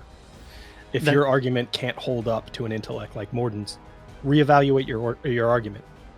Yeah, that is 100% it, isn't it? It's the realization that you have to know that what you're doing is wrong. You have to know, because even Shepard in that moment can't come up with anything in their defense. I mean, Shepard is silver-tongued all the way through these games. And in this moment, you're left with one option, which is to shoot your friend. And that's all. It's a tacit admission that what you're doing is so vile, so misjudged. Yeah, it sounds like the worst possible solution, but think about the real world consequences of it. You didn't have the guarantee of the Dalatrass that the Salarians would help. By doing this, you're able to secure their help, and by default, the Krogan, because they do believe that you've helped them. I think that's one of those things that we've talked about my frustrations with before, is reality versus the perception of reality. I don't give a shit what people think. I give a shit what's true. And in that moment, you're not helping. You're pretending. Let's not also forget that you do get some later repercussions with Wrex as well. So it's really not a freebie. You pay a hefty price. And that's absolutely what it is with that decision, is do you believe this enough to stand by it when you face the consequences? Yeah. And no, I don't think it's ever justified. Certainly not to the point where I am willing to tell people I shot a friend in the back to do this. I think as a point of admiration, Wrex, who's always making comments about Salarians, even when he's not trying to be hostile, he's just, Salarian liver. I prefer my Salarian cooked raw, or liver cooked raw, whatever he says. But he says that he's going to name one of the kids after Mordin, one of the females. So there's a female Krogan named Mordin. I don't know. But, one of the absolute saddest part of the games does involve Mordin. Not that section. It is pretty sad. He's going to count seashells. He wanted to do that. Didn't get to do it. He blew up. But when you do the DLC for the Citadel, you find his journal. His little voice message thing. And it plays back his memories, the things that he wanted to say. And he's come up with a script for a movie or play. No, it's a play. And it's so sad that you have all this, this guy who's so analytical, so focused on the mission and to keep the Salarian way of life that he's known alive. But he's also artistic. He's got a spiritual side to him. And to see that just unavailable in your DLC where you're celebrating the journey together, you can't do that with him. It's pretty sad. Shepard, hope you're well. New mission on Tuchanka could end things. Made preparations. Asked friends in STG to leave this with you next time you were off duty. Some of my older work. Performances, stories, merely entertainment. But entertainment useful at times. Good luck. In prophase you see chromatins condensed to chromosomes. In metaphase their centromeres align to make new homes. In anaphase they separate, then telophase arrives. And when cytokinesis comes, two cells lead separate lives. Hello, Perry the Pyjack. Happy to be here. Science fun today, very respected. Education of youth vital for future. Now, children, science key to advancement, but can seem esoteric, indirect. Practical demonstration helps. Release the Varen. Native to Tuchanka. Dangerous predator, but can be incapacitated with common household chemicals. Observe. Wait, please move Perry the Pyjack away from Varen. Puppets similar to prey could trigger attack instinct. Ah, Problematic. Suggest going limp. Struggling counterproductive. Sedative should stop it. Or not. Ah. Not attacking. Mating instinct, of course. See, children? Key to science is testing hypotheses, making observations. Next hypothesis? Attempt neural shock. Ah, neural shock clearly effective. Parry the Pyjack, also clearly made of flammable material. Any questions? Glycine, valine, leucine, isoleucine, alanine. They all are aliphatic, so you will not see a ring. The lone human amino acid with one is proline. From protein we are formed. With 2 hydroxyl groups you'll find serine and threonine. For sulfur look to cysteine or to methionine. For bases you have arginine, lysine, and histidine. From protein we are formed. Now the aromatics! Tryptophan and tyrosine and phenylalanine. Aspartic and glutamic are both acids as we've seen. Or amide C, asparagine, and also glutamine. From protein we are formed. Omega. Sky was color of VidCam tuned to a dead Vorcha. Business so bad that if Volus would have sold my suit. Then trouble Doppler shifted Deep Asari blue as it came through my door. Likely Elcor father. High gravity adapted in all right places. Asari said Krogan thug after her business. If could get rid of him, said she'd be grateful for all eternity. Found Krogan in slums. First shot hit primary heart, but Krogan have redundant nervous system. Felt redundant, nervous myself. Krogan got me in stranglehold. Used incineration attack. Got lucky. Said this was an easy job, he gasped. Guess we've both been burned. Asari very grateful. Could read her like open book. And as it happened, did enjoy reading. In bed. Woke up looking at barrel of pearl-handled Carnifex. My M98 in other room. Another Black Widow standing over me. Only loose end left, she said. Her mistake. Didn't know I'd been in STG. Learned tricks dirty enough to clog a Quarian soup filter. Your barrier's very similar to your morals, I said, and threw my biotic grenade. Warped. When woke up from explosion, Asari had fled back to Afterlife. Felt lucky not to be in Afterlife myself. Hadn't been paid, but considered self-fortunate. Had broken Omega's one rule, in more ways than one. Through many dangers, toils, and snares, I have already come. 'Tis grace that brought me safe thus far, and grace will lead me home. Maybe next time. Until then, we'll stick to patter songs. And I think that's a wonderful moment that sort of sums him up and what really brings him to his ultimate conclusion and his ultimate redemption arc is the fact that he is, I try not to say the very model of a scientist Solarian, but there's no way around it. He is the very model of a scientist Solarian, but he also has that soul as well. And you hear it in that very, very fun rendition of the song.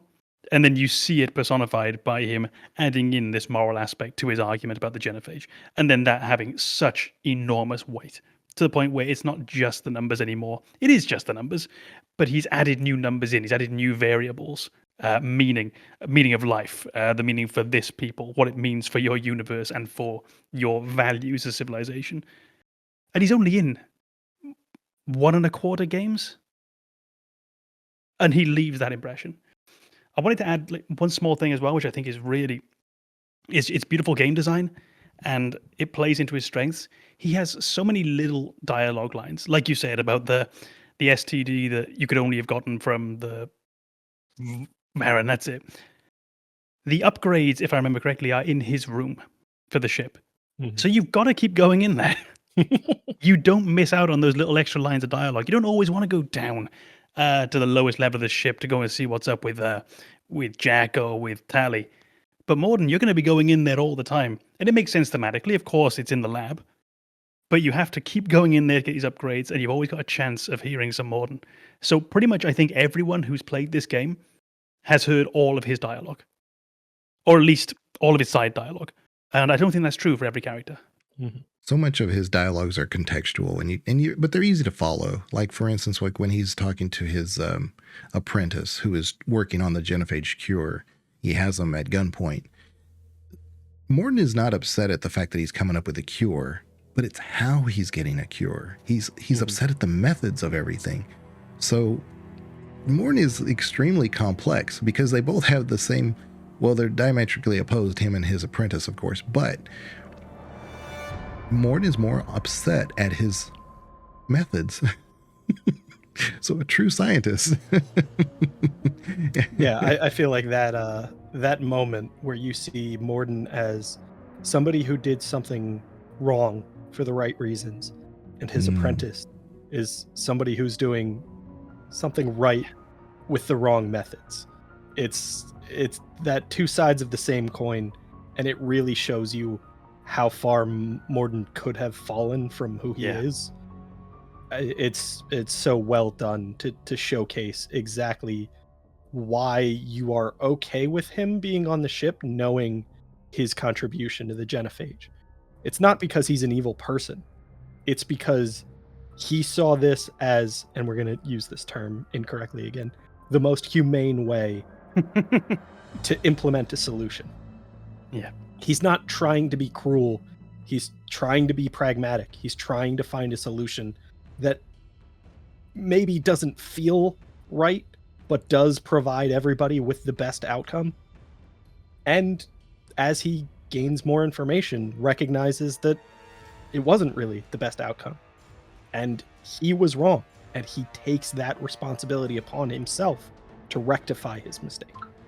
I can throw something on there as well with another misuse of a term. And it comes down to my experience going back into education as an adult, and now studying a science where I'd studied a humanities subject in the past.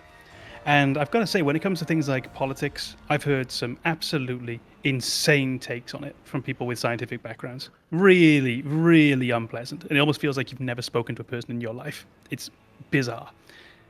Mordin almost feels like those 19th century and 18th century scientists who were, it's not polyglot, I can't remember polymaths, where they were well-versed in their sciences and also well-versed in here comes the misuse of the word, in the humanities as well. So he had that soul inside of him next to the scientist, and it just made him into this full and complete individual. The Renaissance man. Yeah, he's very much the Renaissance man. And I can't stop singing his praises. I really can't. He is probably my favorite character in the series. Yeah, that's exactly it. That Mordin showcases the flaw of utilitarianism. To say that the ends justify the means. That is inherently problematic because you won't ever know the ends. The ends justifying the means is defined by scope. So if you expand those results out through time, you'll never actually see the end result because time just keeps going. Then there's also the other element of that, as we see utility. There are elements of utility that aren't quantified. And again, the humanity of those decisions is to recognize that you cannot make a quantitative assessment of suffering or of psychological harm or of control. And Mordin comes to that realization in the end to say the numbers weren't wrong, the numbers were incomplete because we couldn't quantify this. Did we... I've just suddenly had it come up into my head, and I think that means that it might have come up in a podcast before. But did we ever mention that moral philosophy program of if you have a whole city and that's a utopia, it's a perfect world, and everyone within that city is happy at all times and there is no suffering. But to power that city, one person chosen at random has to be tortured for all of eternity. Is it worth it? I don't know if that was on an episode, but we've definitely talked about it. Right? I think early Mordin might have said it was worth it. I'm not sure at the end. I think he would be very much against it, to the point that he'd be going down to try and break that person out. Yeah, I think that's absolutely the Mordin you meet at the end is the one to say, no, you can't justify an atrocity ever. Yeah, and that's the word, the ever. I think for a second you might have been searching for another word, but you didn't need another one. Because that's him. You cannot justify this ever. You know, one thing, he also criticizes Kirihee, not in a bad way. He says he's always throwing up those lines as, hold the line, hold the line. Yes. But, not a Toto fan. Yeah. So, you know, but he's it's interesting because he's coming at it not just to criticize Kirihee, but he's saying that's how Solarians think. They're very myopic with a lot of things, and he doesn't always gravitate to that. He's always like, there may be 20 different options. You have to explore all 20 different options. Taking the first option you have might get the results done, but is there a better way to do it? And so he's always got that, regardless of his, because he's always, I always think if we're talking about alignment, I don't mean to bring that up. I think that would be a great other podcast, but he is a chaotic neutral. We kind of like put. I almost feel like he starts off as neutral. A true neutral. Straight up A true neutral. Yeah. Yeah. Whatever that's called.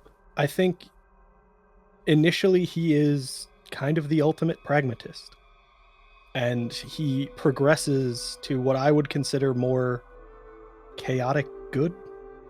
To say, I like that.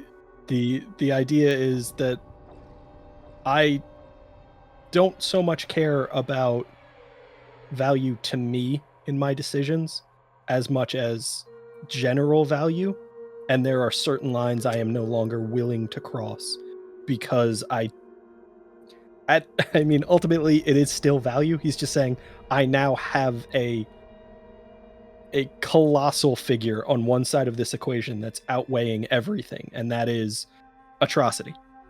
And I will never find a factor that equates those two. It will always be imbalanced. Well, he does gun down those Blue Sun mercenaries while he's at the clinic. He doesn't give them any justice. He just takes them out. And I could argue that it was the right decision. But that's why I don't put him in the good category. He does things sometimes, and his history has shown he's capable of pretty bad things and not even blinking from it. But this is what we're saying, is he goes through genuine character evolution to the point where there is a moment, presumably, where that is no longer acceptable. No, I think he would still gun down people that are coming into the clinic. I don't think that would ever change in any part of his progression of... I don't know. I could agree with you. I just don't know. But I think that is a matter of perspective. To say, we see that as neutral because he's killing people. He's doing something awful. I feel like the way, and this is going to be a bit of a cop-out answer, I feel like in Mordin's mind, he's still doing good. Because while I've said he can't justify an atrocity, he has presented these people with the option. They know what they're getting themselves into. They know they are attacking a facility that is helping people. And as much as he is, in his mind, a good person, there is that threshold where tolerating evil from others is not good. It's inherently evil by itself. And for him to, I would say, kind of adopt the responsibility to bear the burden of doing something evil, in his mind, is good. I'll deal with the consequences of this because I have the power to make sure no one else does. There's also the idea with if we use the Genophage example in particular, he has damned Krogan simply for existing, simply for being Krogan. There is nothing about the unborn Krogan action that has provoked this result. Nothing. Whereas people attacking the clinic is a direct, in this world certainly, especially in that part of the world, it's a direct self-defense, proportionate action. Yeah, but he does say it as much with his assistant. The assistant says, but you're a doctor. You're supposed to help people, not kill them. And then he says, lots of ways of helping people.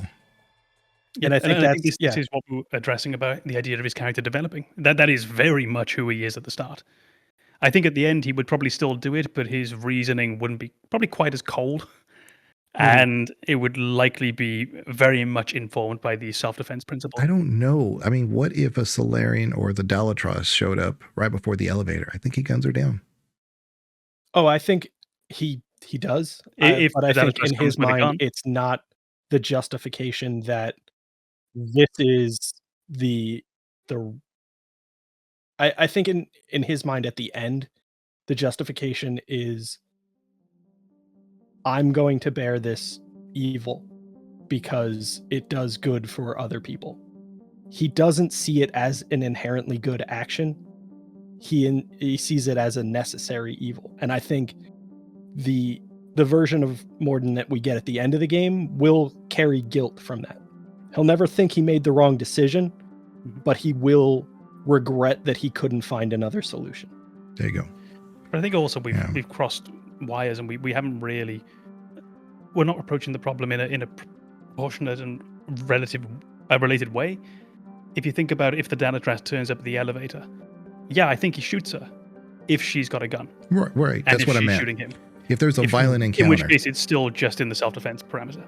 If she turns up and says, I think you should probably rethink that, and then he just shoots her in the face. That original Mordin might have done that. There's an urgency there. That's what I'm saying. That's why I give that example. He doesn't have time to have this argument. He doesn't have. I don't think he would. I think he would push the up button on the elevator. And yeah. But if she has a gun or has a squad, he's going to take them out. He's not going to. He doesn't have time to have this conversation. He knows why they're there. It's unfortunate that it has to come to this, but I don't have time to do this the right way because the consequences will happen if I take that time. So the only way I have to get the good ending is to take an unpleasant action now. And I definitely see that. I don't believe Mordin is flawless at the end. I don't think he is the definition of justice or good. But I think he is a much better version of himself. And I think his motivations, his conclusions are all a bit more relatable as a result. I can tell you what I don't think he is at the end, which he might have been at the start. I don't think he's a murderer anymore. I think earlier in the game, he'd have been much more inclined to. Mm-hmm. But I think we've covered Mordin pretty well. Yeah. So you guys said S. I said A initially, but I mean, I just default to S. That's fine. In prophase, you see chromatins condensed to chromosomes. In metaphase, their centromeres align to make new homes. In anaphase, they separate, then telophase arrives, and when cytokinesis comes, two cells lead separate lives.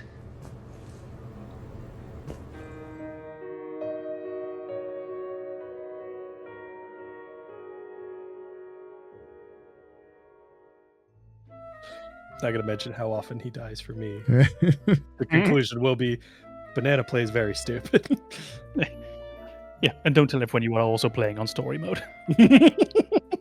Yeah, he's found a role where he doesn't have to sit in the House of Commons or in Congress. He gets to go out there and lead a gang to kick the shit out of things, which I think for him is perfect. They seem like a parliamentary democracy. Isn't the collective noun for Krogans a parliament? Don't forget I made a mistake. I'm going to need that. Yeah, that also works. Cobb's character growth. Yeah. Condensed into 4 seconds. I appreciate y'all giving your insights to this. I thought you were going to say, we called in I appreciate you getting this one right. I mean, don't get me wrong. She's beautiful. But this Justicar almost feels like this anime character. And her outfit was so meh. I wanted like wings and stuff. I wanted absolutely over the top. Like, immediately you know that's a Justicar. Yeah, Sephiroth hair with the fringe going up and then down on all of it. I want a tail. Oh. I don't know about all of that, but I wanted something else. Well, welcome to another one of the Gamers Advocates Mass Effect tier list. We're going over Mass Effect 2. We had way too much to talk about. There were so many companions in Mass Effect 2 that we had to break it up. There will be a Mass Effect 3 companion tier list as well, believe it or not, and we'll cover that sometime in the future. And if you like the content, give it a like. Subbing is always free in YouTube. Comments are greatly appreciated, and they really help move the needle of the algorithm because YouTube loves to see engagement. So if you like the video, tell us you like the video. If you hate the video, tell us that you hate the video. If there's a companion or two that you disagreed with, definitely put that in the comments. Thank you very much.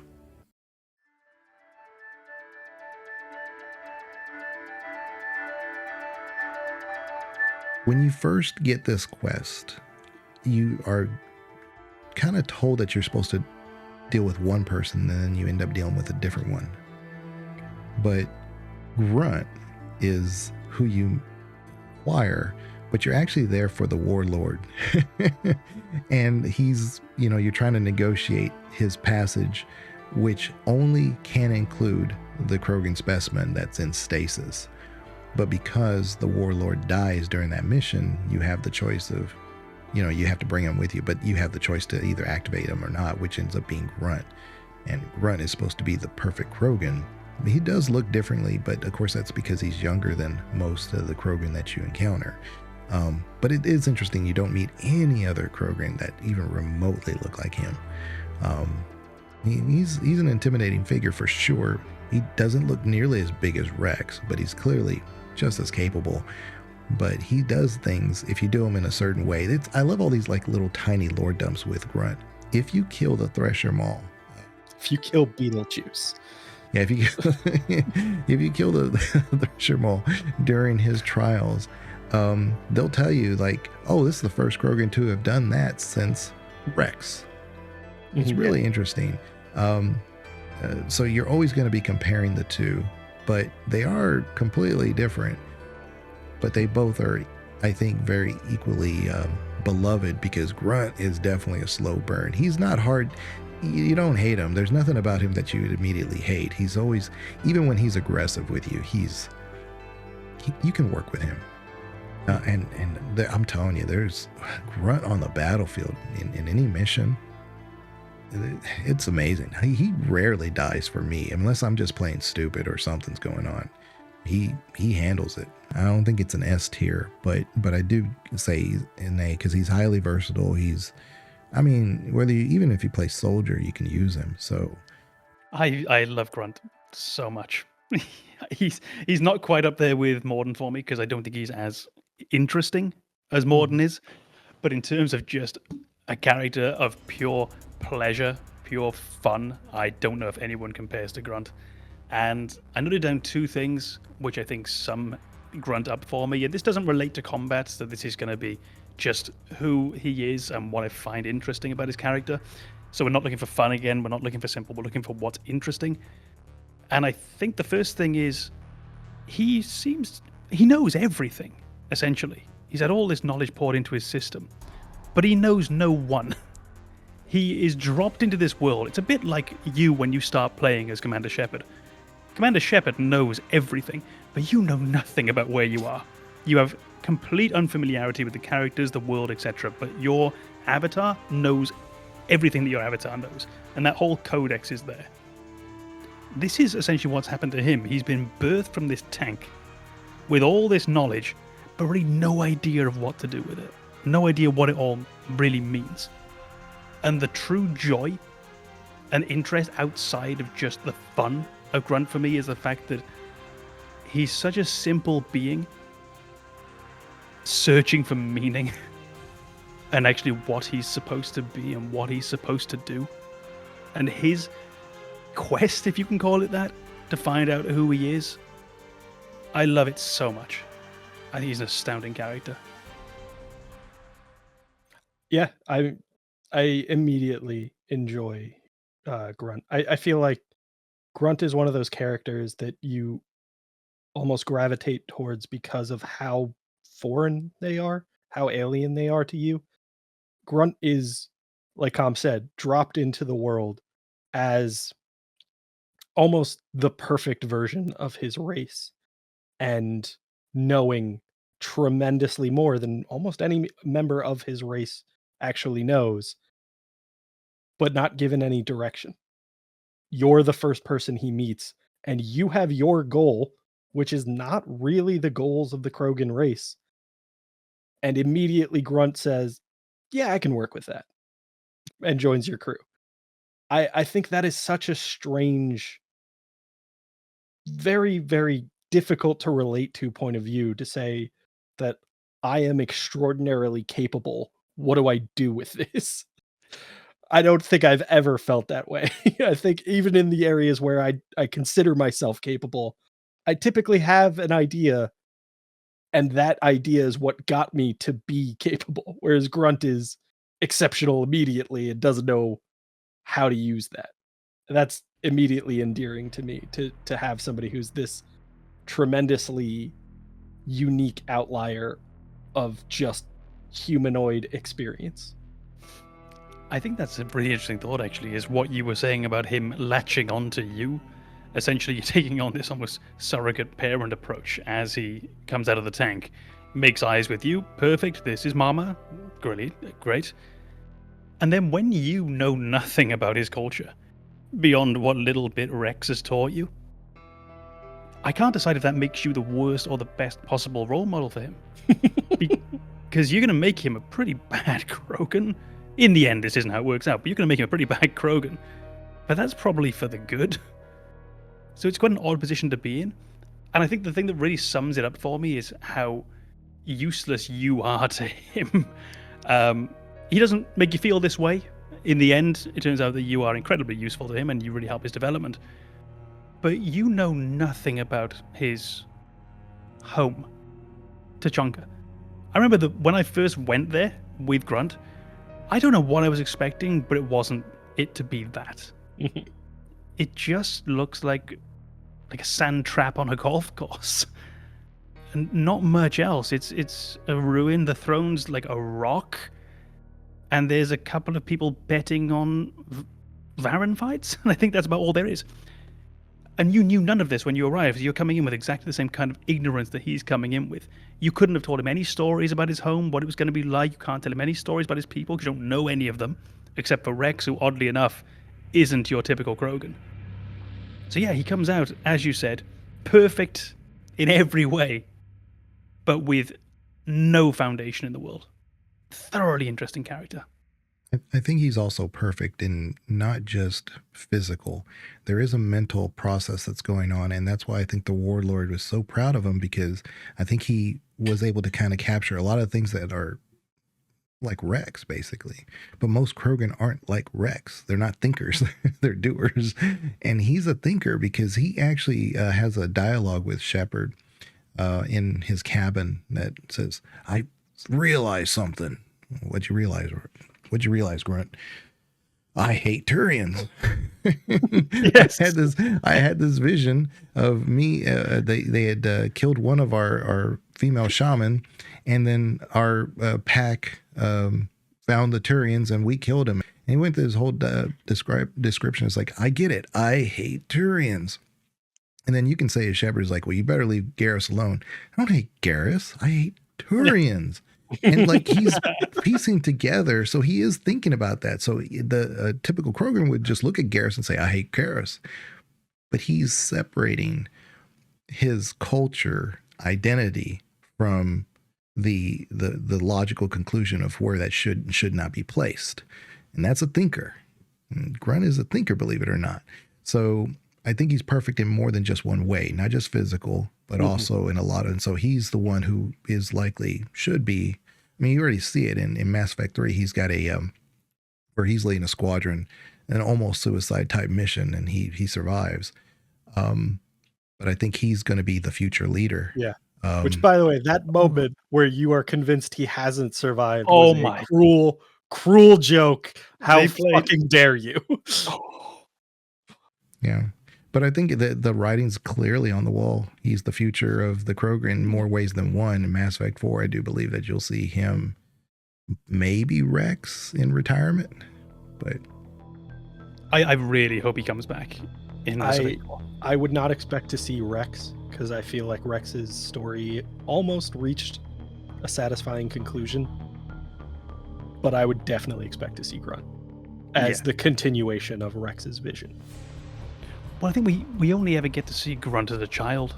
It would be lovely to see who he becomes. I'm just thinking at the moment, when he meets Wrex on Tachanka, and it's something like, who are you? And his response is, I am the purest of Krogan. You should be in awe of me. And it's just the most idiotic thing that you could now say, but it's so childlike. Mm-hmm. It's just, this is who I am. I have no filter, and I will say this thing. And I want to see who he's become in those following hundreds of years.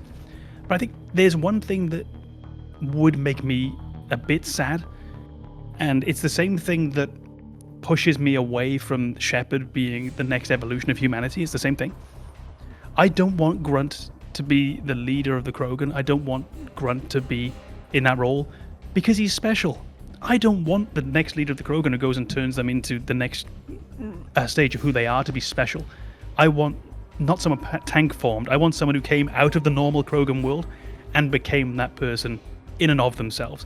Because it's just such a bad message that for them to become that better society, they needed a scientifically lab-bred version of who they are, rather than an actual Krogan. Well, I think where the warlord was coming from was saying, look, the genophage has forced us to coddle our young.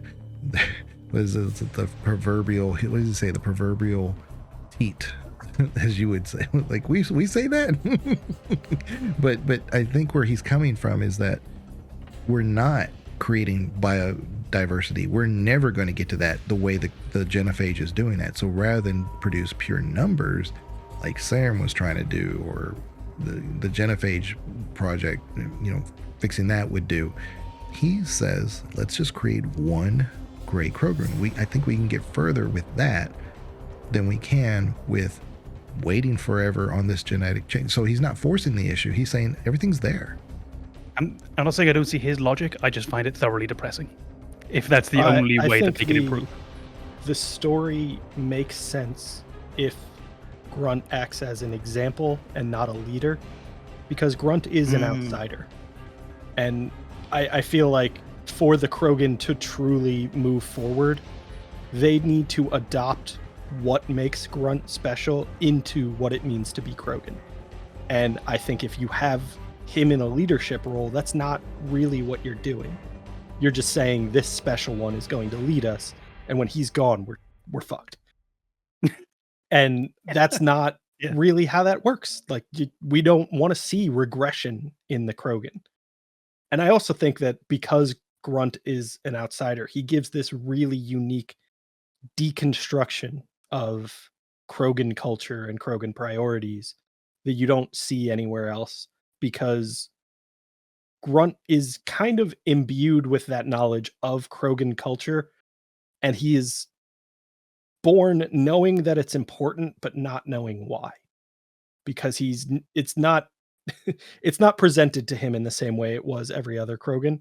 So he looks at these things almost through the filter of Shepard to say, I have this idea. I know it's important. Why is it important? And then bases his conclusions off his experience with Shepard to say, maybe it's not actually that important. Or maybe it's important for these reasons, and those need to be the things that the Krogan focus on moving forward. And I feel like Grunt serving almost as a philosophical leader as opposed to an organizational leader just makes for a better story overall, to say, yeah, it makes sense. He is a shining example of what Krogan can be if they embrace things that they've decided aren't Krogan. I think that really actually goes nicely with Legion's example. Well, the two things Legion said, which was about him actually having something going on in the mind that the Doctor is so proud of. And then that almost becomes his defining characteristic, is him as, like we say, it's a bit broad, but the philosophical leader of the Krogans, and also his I hate Turians. But it's filtered then through the fact that he's now met one. And his experience with Shepard, rather than just growing up on Tachanka with the full I hate Turians, full stop. Grunt comes with a comma after I hate Krogans. He comes with a secondary sentence. Yeah, and I think that is the shining example of kind of abandoning the conclusions for the process. To say that I hate Turians Grunt goes on to say, Garrus isn't a Turian. Garrus isn't what I hate. I hate Turians. It's really like he's looking for the right word and he doesn't know what it is. The only word he has is Turians. But the reality is that he hates those specific Turians because of what they did. Not all Turians. He just doesn't have the tools at his disposal to form that thought because he's been programmed to say, I hate Turians. This conversation is only pushing him up in my rankings. I liked him already, but this is only helping. Yeah, the end of his trials, you do get the option when you're talking to the battle master, who's the rival for Wrex. And he's up front. He tells, hey, look, I don't care about you as the perfect Krogan. I just need you on my side. They're going to use him. We're going to use you to, because before you make the arguments, like, I thought you didn't want to tank bread on your team. Well, he's not going to take any position. We're just going to use his abilities. So that's what I'm saying is that I think he will take a leadership position because just using him for his abilities is what he's already been presented with. And if you ask him, what do you want to do? He's going to shoot the guy in the face.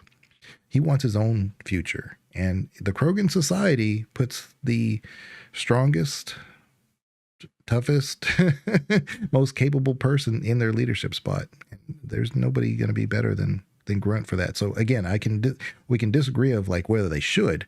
I'm just telling you that I think that's what's going to happen. It's just natural for that society to do that. I mean, it's definitely possible. It's probably one of the more likely results, but I think the reality is we've never seen Grunt show an interest in that type of role. So when they say, what do you want to do? He's probably going to say something along the lines of, I want to go live my own life and be the Krogan that people look up to. I'm just not going to tell them about myself. I'm not going to give orders. I'm not going to try to convince them of what I already know. I'm just going to go live my life according to what I already know. And they had better understand why I'm doing it. They'll be better for watching me than they will for listening. Well, in that short term, like I said, in Mass Effect 3, he's the leader of that secret squad of Krogan, a special elite Krogan. So he's already doing it. He's already the leader among them. Oh, that's a different role. I would say he's a leader of a small team, and he is very much embracing that role of let's show them what Krogan can do. Yeah, he's so it's somewhere between the two options we've presented. Wrex actually says, I think their form of government is the matriarchs or the female Krogan discussing it for quite a while, and then they just kind of go along if that makes sense or not. So yeah, I feel like that is almost like a core tenet of who Grunt is. I don't want to talk about it. I don't want to discuss it. I don't want to philosophize. I just want to go be the person I know I am. Yeah. And if the other Krogan recognize that as value, they'll fall in line. Maybe not take orders or anything along those lines, but they'll emulate him. And that's enough. I think someone like Wrex is really the person that you will need, because I do think there's a lot of like little Wrex. I'm sorry, yeah, Wrex. I do think Wrex could live to that period. Oh, he definitely could. Yeah, because I think like Drax, Drax in Andromeda was my favorite character in that one, and it would be neat to see Wrex in in his retirement form. But no, I meant Grunt. I'm sorry. Yeah, but I feel like the Krogan leadership has to. I don't expect it to be Wrex. I don't expect it to be Grunt. I expect it to be somebody related to one of them. Maybe Rex's daughter, something along those lines. That makes sense. That'd be neat. I expect it to be a Nepo baby. I expect it to be somebody tied to somebody we already have fond memories of. So Mordin, Urdnot. Yeah, it could be Mordin. Oh, that'd be so good. Mordin Urdnot leading the Krogan. BioWare. If you need ideas. I think we just accidentally brainstormed a masterpiece. if you need ideas, or if you like red onions, the DMs are open. So we definitely have Grunt as S, because I'm still saying A, but you guys are saying S, right? No, I've got him as an A. But you got him as I have an him as an A as well. Okay, so we're all A's. Okay. I'm just trying to be quite exclusive, like with the S. You know, try not to hand them out too easily. And I think Grunt, for me, he's on a par with a few characters. He doesn't quite stand above in the way that Mordin did. I think me and Banana are on the same side, is that an S is an S. I could have 20 S's here. They're still an S. Yeah, I'm trying to keep them relative to each other as much as I can. Wow. I do think there has to be that threshold that elevates them to an S, and I feel like just by the nature of what that means, it almost has to be a bit exclusive. Yeah. Not so much because it's not possible for everybody to achieve that tier, as much as it would become a shitty story. If you had exclusively S tier characters, yeah, it would detract from the series. Yeah, you can't have a bad day without good days. It's the same idea. We normally do that the other way around now I think about it. That's a very pessimistic view, but I mean, it's true. There's been several times where I've said that in Mass Effect 3, you're just lacking one or two companions to really flesh out your time on the Normandy. And I think once you do Grunt's mission, he should be with you. His squad died, and you already have the Krogan on your side. Nobody knows the way you do things like Grunt from a previous playthrough. So really would have liked to have seen him join you in 3, and then at that point you still have enough lore building with him, and even a bigger arc going into the Citadel DLC, that I could give him an S at that point. They probably would have done something to kind of help us integrate our world with his in Mass Effect 3. It's already lacking some companions, so he would just fill in more than what he already did. I think that would have been the difference, I guess, but didn't play out. Yeah, I definitely think I'd they agree. set that framework for Grunt rejoining you very well, too, with that mission that you see him in, losing his team. He almost seems to be the kind of counterpoint to Zaeed, to say, I'm going to take on the most challenging things I can and prove that I'm better than them. And then you show up again and say, hey, we have the ultimate challenge. Yeah. So we're going to give him an A. There we go.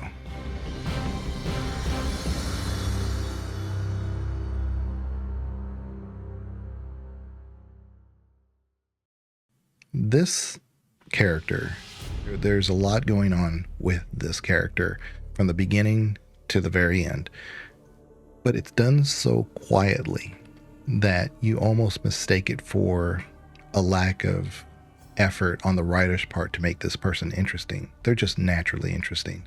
There's a ton of dialogue, probably more with this companion than any other one besides Garrus or Liara, which she's not even a companion in Mass Effect 2. But Samara, when you pick up Samara, there is so much going on even before you meet her, right? And I could say that with like people like Thane and stuff, but they're on the Asari planet. They've already got problems with the local police there. And she doesn't want to create an international incident because of you dealing with someone, a Justicar, I almost called her Justiciar, like in Baldur's Gate 3. I would mix those two up too. So you have a Justicar who's going to follow their code. And if you're in the way, you're getting dealt with. Now, you're Shepard, you're probably going to win this battle. But my point here is that it's going to create an international incident that the Asari don't want to deal with. You're going to win this battle, or you're going to play it again until you win the battle. And then you bring her back, and per her code, she gives you an option. She doesn't even come with you, right, to handle this. She's directly related, and you're kind of like, who is this person that they're so aloof that they'll turn themselves in, but you got to do all the work to kind of, it's really an interesting dynamic that you have with her at the very beginning. And she just becomes more and more interesting as you have her in the group. You find out more about her, find out more about Asari culture, probably than even from Liara. because Liara is very, as we've said before, she's very sheltered and she doesn't always have all the points of view that a normal Asari would. Samara doesn't have that. She has the commando training. She has the political training. She has the Justicar training. So she's kind of everything, and she doesn't hold back about the culture and where it lacks some structure, and she changes a little bit based on her loyalty arc. And once you've done that, if you side with her, then she becomes a little bit more open again. She is one of the hardest people to romance. It's a hard nut to crack. And it's really not worth it. So I don't, it'd be one thing if it was like, this is the way to go. It was hard to get there, but I'm glad we did. It doesn't really. I feel like I'm just imagining you say that about a real person now. This was a hard romance to manage, and it wasn't worth it. It wasn't worth it at the end. It was too much energy. Yeah, also, I do. Well, I would probably give her I give her a solid B, because I do love the story, the lore dump she gives me. And as powerful of a biotic as she is, I still think people like Jack are better for overall combat, not story stuff. But yeah, she's my choice for a solid B. I think I am going to have her somewhere a little lower down. I'm not an enormous fan of Samara. I think she's okay. I don't have any particular problems. This isn't despising her. She's not down in Jacob territory, nothing like that. But I just find her a bit underwhelming, especially given her presentation.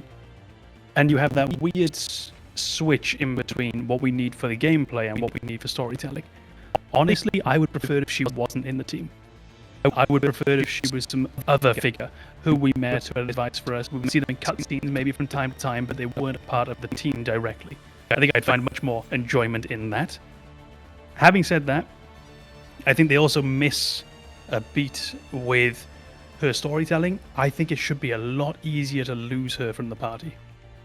I think her code and the rigidity of said code should be a damn consequence that you have to deal with. And if you don't adhere to her code, she's going to leave. And if you don't adhere to the code by some sort of extreme margin, she's going to turn on you. I want that. Yeah, it's very D&D. Yeah. Yeah. Which is very much not the kind of game that they make in Mass Effect. So it's really not something that's going to happen with her. And it was never something that would have been even considered, I'd imagine, in the game design. But I would love to have seen that. So yeah, for me, she drops down the list because I don't think she functions great as a party member. I think she would have been a better secondary figure so we could really get to grips with her power. B, because she doesn't, to my opinion, actually have a direct link between her code and how she plays in the game. And when the code is so defining to who she is, I think that's a real shame. She does, however, gain some points for having such a formative role in my evolving sexual tastes. If we talk about her code, I only think she doesn't say this, and there's no lore for this, but I think she only became a Justicar because her children are Urdnot Yakshi. Urdnot Yakshi.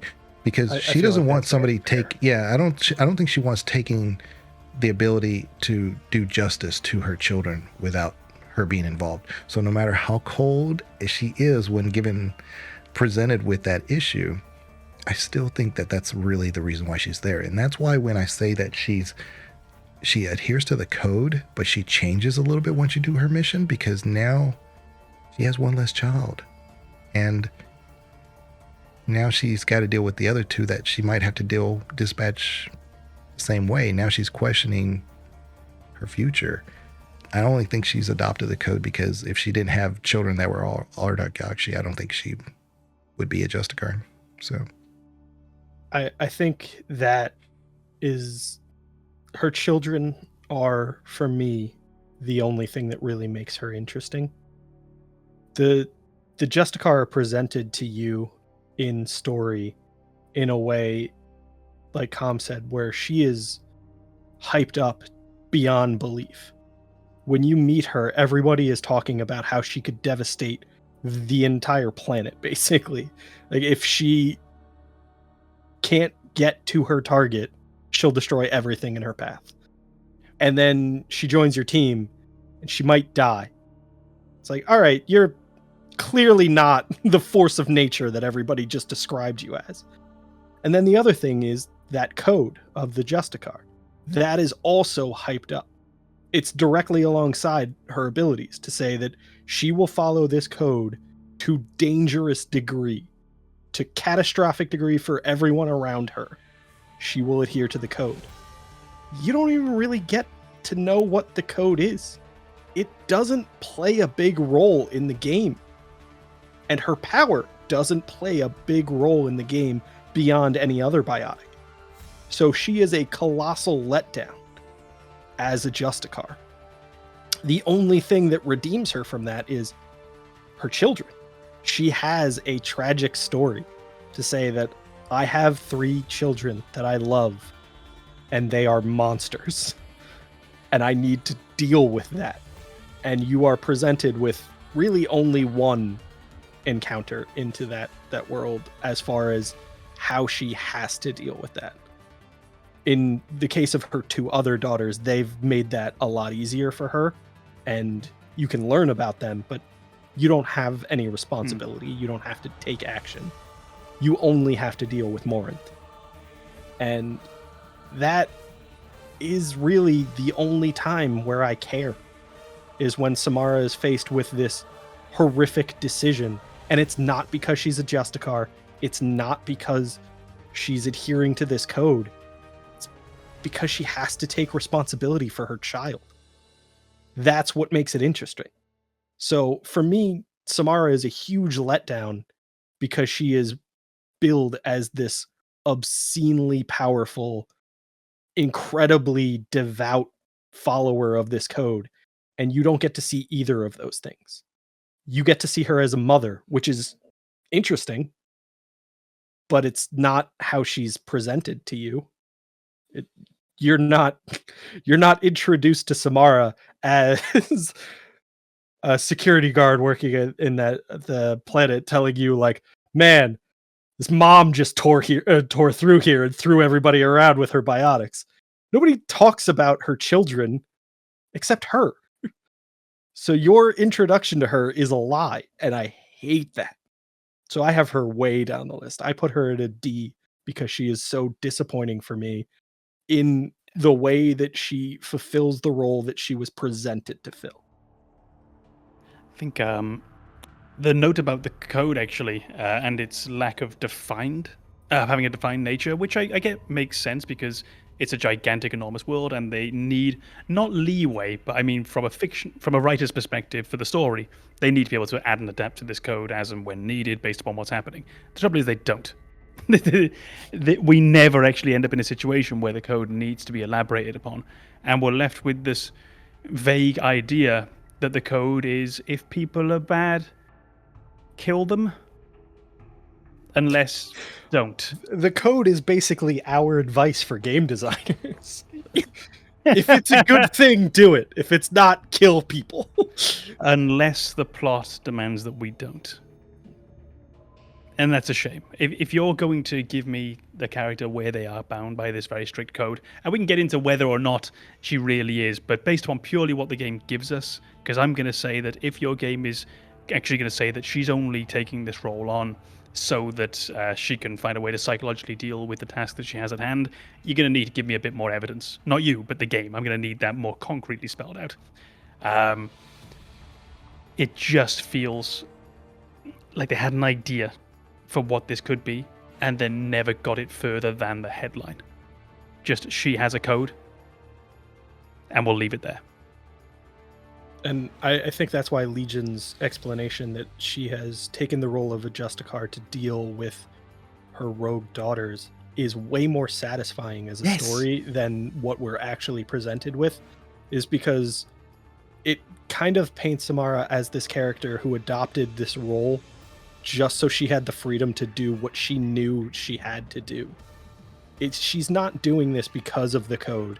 She accepted the role so that she didn't face consequences for doing what she knew she was going to have to. Because nobody holds a Justicar accountable beyond the code. So if she just said I was following the code, and everybody else has the same understanding of the code that we do, which is, it exists, then she gets to deal with the things that are important to her however she likes. And that is a way more interesting character than the one that I got. I think I also like the idea because, yeah, I agree with you. That is much more interesting. And if you give me that, then I think that's a satisfying explanation for why she is the way she is. I might also quite like it if it turns out that the code actually is quite a corrupt idea. That they do make it malleable. They keep it vague deliberately so they can act how and in the way that they want to. And it's almost, and it might function almost as part of a power grab for the Justicars in Asari society. But we don't have any of that. We just have there's a code. You could replace the term Justicar with Spectre. For some reason, a Spectre is okay, but Justicar we're real critical about. They're doing the same thing. They're just doing it for a different faction. I think we're pretty critical about Spectres. It's just, we were not kind to Spectres in our Mass Effect. We are playing as a Spectre, so we get to decide our own code. Right. Whereas we are presented with Samara as adhering to this strict code that nobody seems to know anything about, but it's very strict. Just trust me, it's the most strict. But you guys are the CSEC officer in Mass Effect 1 who's like, Spectres, we don't need that. I mean, you get rogue people like Saren. That's a classic example of why we don't need Spectres in our world. And you're like, I think you're giving them giving a bad rap or whatever. You never really contradict him in that conversation, or at least not from the lore perspective. You're not given that option. I mean, I think objectively he's right. Yeah.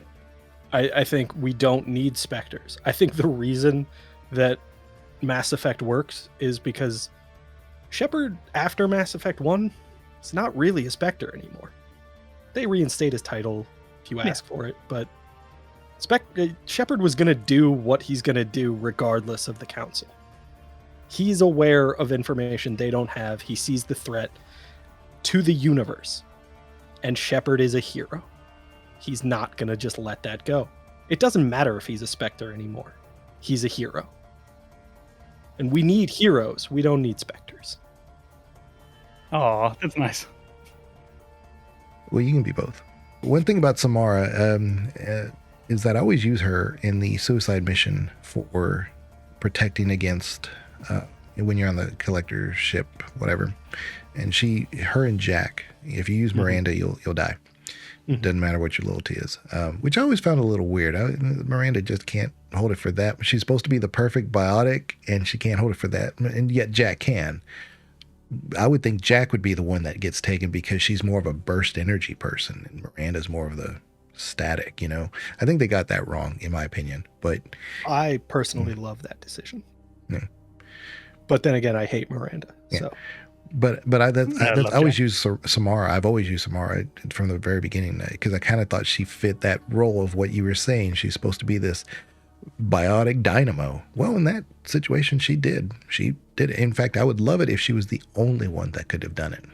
That would make a lot more sense to me. I love that Jack can, but it presents this kind of dichotomy in terms of biotics where Samara is this absurdly powerful, as Cobb said, aged Asari who is progressed to the point where her biotics are even more impressive. And she has that discipline to go with it. Whereas Jack has none of that discipline and matches that feat. I think it just elevates Jack, which I love.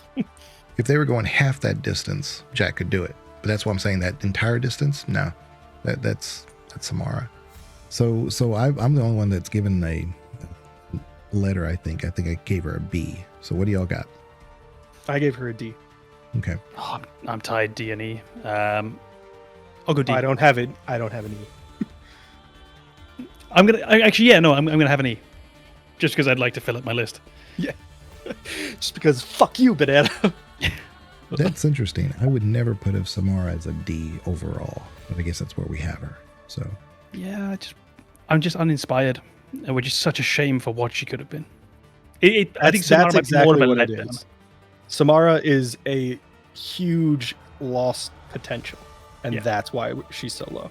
like I said, there's big lore dumps with her, and I don't think I could flesh out Mass Effect's Asari without Samara. And so that's why I maybe like present her a little bit higher than just what her character is. But yeah, I mean, I can't argue strongly against a C or a D.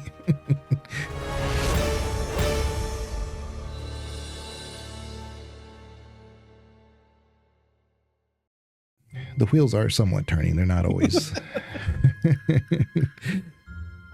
Trust me, guys. Just trust me. Have some goddamn faith, Arthur. Oh, wait, shit, that was Arthur's voice. Bollocks. You know, it was funny when I was playing Red Dead. All Americans sound the same. And when I was playing Red Dead on Steam, on Twitch, I had to almost stop because I kept saying things before he would say it.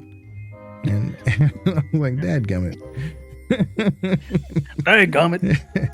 You know, Dutch. their wagon would break down, and he says, "Oh," and I said, "Oh hell," and then sure enough, he was like, "Oh hell." I think I've done that a few times in some of the games I've played on stream. Right? I think one of them was, "What the fuck was that?" And then the next line was, "What the hell just happened?" I like your vision more. Yeah. See, this is where I'm cursed. Like, I can only think of 2 games with people with Welsh accents in. One of them is Elden Ring. There's quite a few in there, and they're like the nice, respectable, like very realistic Welsh accents. They sounded actually from Wales. And the only other one I can think of is a character called Mr. Drippy in Ni no Kuni, who sounds exactly like you'd imagine. I have that game. I'm gonna play it now. Yeah. He has, just so you know, like the most Welsh accent imaginable, from a very particular area called the Valleys. When you play, Mr. Drippy is from the Valleys, which weirdly is where I'm from. So keep your fucking keep your mouth in check. So the next character we're going to go over, somebody who's directly related to the Samara. We probably won't have too much to cover about her, but it's Morinth. Yeah, I feel like the first time I played through Mass Effect, I didn't know Morinth was an option. I just knew she could kill you. You'll never guess how I learned that. And she's not much of an option even when you get her, to be honest, because she's got no real story after that. Oh, yeah. Samara does. You can continue the conversation. You can even have a romance with Samara. Well, you can have a romance with Morinth. I take that back. So to speak. About as long as the romance with Jenkins. Yeah. But I wouldn't say that there's anything interesting there at all. And in Mass Effect 3, she's not a companion. She's not at the Citadel. She's actually a Banshee. So, yeah. And you only know that because it has the Banshee with a name, says Morinth on it. Which is awful. Exactly. But at least there's a lore consistent issue that's going on there. She was going to go down that road. And that's exactly what happened. The only reason why it didn't happen already was because she was with us. When you're on the Normandy, she basically assumes the presentation of Samara. So all the crew thinks that she's Samara. So no one's the wiser. It's just you and her that know. I would think E.D.I would know the difference somehow, some way, genetically speaking. Like she would, have to. But again, all the sensors on that ship, I feel like something would. Fingerprint ID, something would have to happen. But anyway, it's never presented. It's kind of just like genetic advantage towards deception. Yeah. But that's what I'm saying is that there's nothing there. There's literally nothing there. It's empty calories. So she was added just because it kind of is interesting, but it's not even interesting. So they didn't make her interesting. They could have replaced all those storylines from Samara and Morinth and made me want to do that. They had gotten rid of Jacob. Yeah, if they got rid of Jacob, had more time. Who knows? Maybe those lines do exist. They just ran out of time. But I guess my point here is that I probably the only E I'll give. That's probably as low as I'm going to go. I think she's reflective of a series of poor decisions, which is a real shame. Initially, the idea that you can recruit her feels incredibly superfluous, bearing in mind how little work was actually done. I feel we didn't need that choice to make. We might as well have just had Samara demolish Morinth in a cutscene and really show off her power. Instead, we get to make a decision which bizarrely has, and this is a real kiss of death for me in my video games, a decision with what seems like an objectively wrong answer. Just straight up wrong. Because all you're doing by selecting Morinth is depriving yourself of a fully fledged character in lieu of having the skeleton, at best, of a character. So we have that. We have nothing that makes Morinth stand out as unique, which is a real shame. Even as you say, on board, she's going to take on the personage, the mannerisms of Samara. So essentially, we're having Samara without having Samara. Empty calories is the perfect way to describe it. And then finally, the cherry on the dog turd, Morinth coming up as the name for a Banshee at the end of Mass Effect 3. Which I agree with you, it makes perfect sense. That's how his story needs to end, but we don't get to see any of it happen. She's just gone for the entire game, and then all of a sudden there's a Banshee that for some reason we know is Morinth, despite not really having any physical indicator that's the case. It's not a unique model. It's just a Banshee. And I think that's a real shame. She just simply goes... She acts as a living reminder of laziness and a tendency to not think things through. I feel like the Banshee with just the name Morinth is the perfect ending to her arc, given that in Mass Effect 2 she was just Samara with the name Morinth. It's full circle there. I will say, for me, Morinth represents everything that is interesting about Samara, which is very little. And then you don't get to learn more about Morinth. Morinth is what made Samara interesting for me, and you don't get to learn anything about her. So I can't really elevate her above the position of Samara. I feel like I have to put her a tier lower, which means I now have an E tier, and she is it. Well, I mean, her... I think, like I said, there's opportunity. You know, if you recruit her, here's what I'm thinking, is that with the Asari and their ability to manipulate, and that's exactly what Urdnot actually are, she feeds on that destruction. But we're playing into an uncontrollable character trait. Like, there's no way she can come out of this. Well, maybe that's not true. Maybe just nobody's really made enough of an effort to deal with an Urdnot Yakshi because Shepard was able to not fall for it, you know, when she was trying to put her under the spell. So what if we did put in the effort? And this is a whole different, because none of this is in game. What if we did put in the effort? What if Morinth could come to, maybe I don't need to do this. Maybe I need to make an atonement or something. And she tries. It's like any person with a habit. You got to get them out of that. And it's work, it's effort. And none of that's being done, obviously, in the writing. But what if we can get to that point? What if we have a teetering balance? And then in Mass Effect 3, maybe early on, we have a mission where she's being surrounded by the Reaper groups, and because we know that the different races create different ones. But what if she's being surrounded and we have like maybe a time mission? Like we have to find her within the 5 minutes or something like that. We have to take out a harvester in the process. Make it work where we save her and we give her more options. And she decides to go to the Citadel and get help or whatever. And then she becomes part of the Citadel DLC. Or, you know, we say the wrong thing and she says, fine, I'm just going to do what I want to do. If we don't have those points, be able to say that. So then we see her as a Banshee. But give me that connective tissue so that way I have a reason to even want to discover her. I'm okay with the game showing you made the wrong decision. You know, that you should have really saved Samara. I'm okay with the idea that the Ardayakshi, there is no way to get around this, that she is irredeemable. But you need some dialogue. You need some story. You need to let me try this mission and then fail and make me realize that in Mass Effect 2, I messed up. I should have saved that person. So you could even go that way. You could have, which is clearly what the designers want, you could have us realize that it's the wrong decision. but it doesn't mean you have to make us realize and make it boring. Yeah, you don't have to punish us for making the wrong decision in a game about making decisions. Yeah. So you can absolutely go that way with Legion, where you allow yourself possibly that idea of redemption, that much like the Krogan aren't what we always thought they were. Maybe there's something with the Ardat Yakshi, that maybe there is something we can do. Or you can go the other way. I'm afraid it falls into our old advice. You can do a whole lot of things, but you just have to not do it badly. Mhm.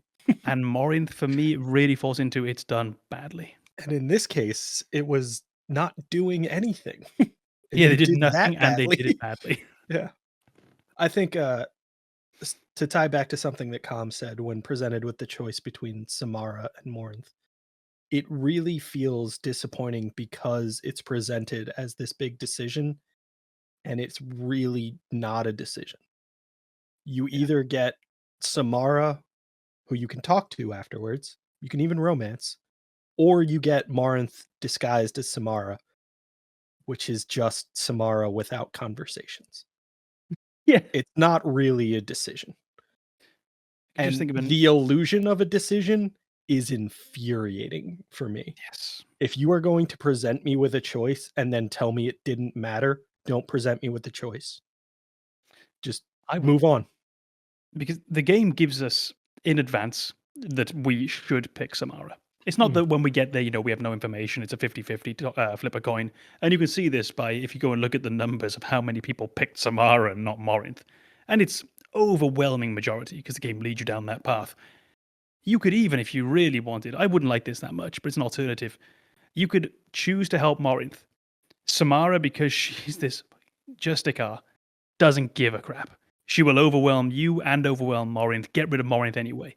And now you have to realize that actually now she's not going to be on your side. She's not going to come and join you because you tried to fight against her. There's all sorts of ways you could deal with it. Yeah, Morinth is pleading a logical case. She's saying, I was born this way. I can't control who I am. I mean, maybe she can, maybe she can't. But per the Asari, she can't. Yeah. And so you really are, condemning her to death because of just the fact that she was born. It really seems wrong fundamentally, but if they're right, then you can't really argue. I mean, she's going to continue to kill people. Like I said, I have her as an E. I really wish there was something there, but there's nothing. Mm-hmm. I feel like, given that my explanation of Samara was so much wasted potential, Morinth is that to an even greater degree. Yeah. This is a character you introduced who was inherently interesting as an Ardat Yakshi, and you did nothing with it. And as much as we've said that there's that possibility that there's nothing she can do about this, I believe she has two sisters who have gone into isolation as their means of confronting this condition, and that is never presented as an option. So when she says, I can't control this, we have two counterexamples. You can handle this in a way that is not destructive.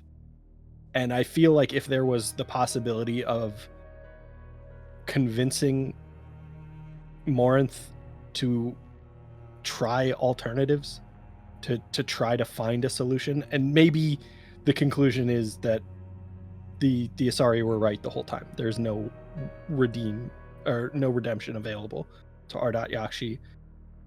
I feel like that is at least more interesting than what we got, which is you're kind of only presented with that conclusion because a banshee's named Morinth. I think I was just running over the idea in my head that I really think it's a shame if you did go with Morinth. It might have been fun to put her in that monastery scenario in Mass Effect 3. See what she does there. Does she go back and maybe show her sisters that, no, we should go and live our lives, go back and try and corrupt them? Maybe they've already turned, maybe they haven't. Maybe you get to fight against all three now. Maybe you just fight against Morinth and the sisters help each other. There's all sorts of things you could have done. I'm not saying every idea is good, but it's better than the 0 ideas they used. And really, how lame is that? I mean, does Morinth have like a name tag? How do we know that particular banshee is Morinth? That bothers me. It's not even a unique model. Yeah. So yeah, I feel like that is a testament to the laziness that Morinth represents. Yeah. At least like Marauder shields, we know who that was. Yeah. They meant something. The scene, it's not in the legendary, but in the original Mass Effect 2 on disc, or however, you could actually bug out that conversation that you have with Samara and Morinth and go for Infinite Paragon, Infinite Renegade in that scene. You could kind of loop it basically if you did it right. You can't do that anymore. What do I know? I only have like 10 hours of Mass Effect 2. So, you know. but that was that I always actually would try to go to Samara first because you could like do that. So that way you'd have all conversation options for the rest of the game if it was dealt with a Paragon or Renegade decision. I feel like that is, that's almost the best way to replay Mass Effect is with those little exploits that give you max Paragon, max Renegade, so you can explore all of those options. I feel like that almost should have been a feature of like New Game Plus. Yeah, for me, like Jacob, weirdly, that's harsh. Jacob is lower than Morinth, but no, for Jacob, for me, is tied with Morinth. Sorry, but yeah, no. So some of these characters are uniquely bad, uniquely uninteresting. You're probably right. It probably is an F. If Jacob is an F, Morinth has to be an F. I feel like Jacob is an F because they made effort and failed, and Morinth is an E different kind because of they failed for not making any effort. Yeah. The nuance that we have, look at us. This is real analysis. If I'm going to say F and you're saying F, I think it still defaults to F then. I feel like even if Cobb miraculously gave her an S, we have to give her an F. We have to be true to form. Oh, okay. Com said an S? Okay, ignoring Cobb's opinion. True to form.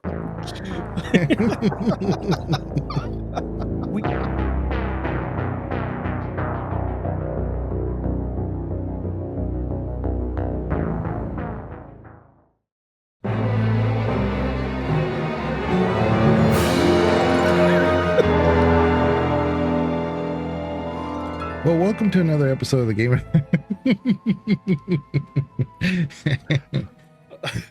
I was so hopeful he hit record before you did that. It's possible. The blooper reel. When we do the episode where we talk about Mass Effect 3 companions, and it's like 8 minutes, and then 52 minutes of just Cobb doing that. Or, I mean, just all the comments about Jacob, just comments just chewing. That's all he's doing. All the comments about the character whose name we couldn't fucking get right. Kitsune! Here around these parts, we call Urkus Kasumi. Around here. Oh, I wish there was a Texan in Mass Effect 2. Well, that's what the modding community is for, boy. Just have Legion record a bunch of voice lines. What the hell is that? Looks like a Hanar. Now that we've gone over a plethora of companions, we get to go over a few more. So this companion is really interesting because when you discover this companion, it's almost in the same projection that we have for Samara, where it's this overpowered biotic being that we're not going to be able to contain, but we do. But I don't think it's treated the same way as it is with Samara. So specifically, I'm talking about Jack. Jack is an overpowered being, and you see the powers that kind of associate with it. So especially with the wave, the biotic wave, you can make it a little bit wider when you increase her talent pool. But you combine that with something like warp, like from anywhere else, like on her own character, if she puts it out there, or if like someone like your own character, if they put out warp, I mean, you're looking at a biotic explosion. And because it's this wave, it's a big boom. So it really does a lot, especially early on. I mean, she's really useful early on and never really stops becoming useful. So her arc is pretty human. She definitely has a struggle of not even knowing who she really is. You know, she's been she's been raised to be isolated. So she doesn't really know what a comfortable personality really should be. And so you get this impression over and over that she isn't looking for danger. She just is the danger. But I don't know. I think overall it's really hard to classify her, because depending on your point of view of her struggles and how you help her or associate the story with her involvement with you, I mean, I could very easily call her an A, and I could very easily call her a D, depending on that perspective. I don't think that there's anything that intrinsically pulls me one way or the other. But I guess if I have to default to the gameplay and how useful she is, I don't see anything wrong with giving her a solid B. Her story doesn't continue like it should, in my opinion, in 3. But I do like her progression as an individual. So I'm really leaning toward A, but for right now, I'm going to be safe and call her a B. Yeah, I think highlighting that she's kind of presented in the same way Samara is almost sets you up for the same disappointment that we got with Samara.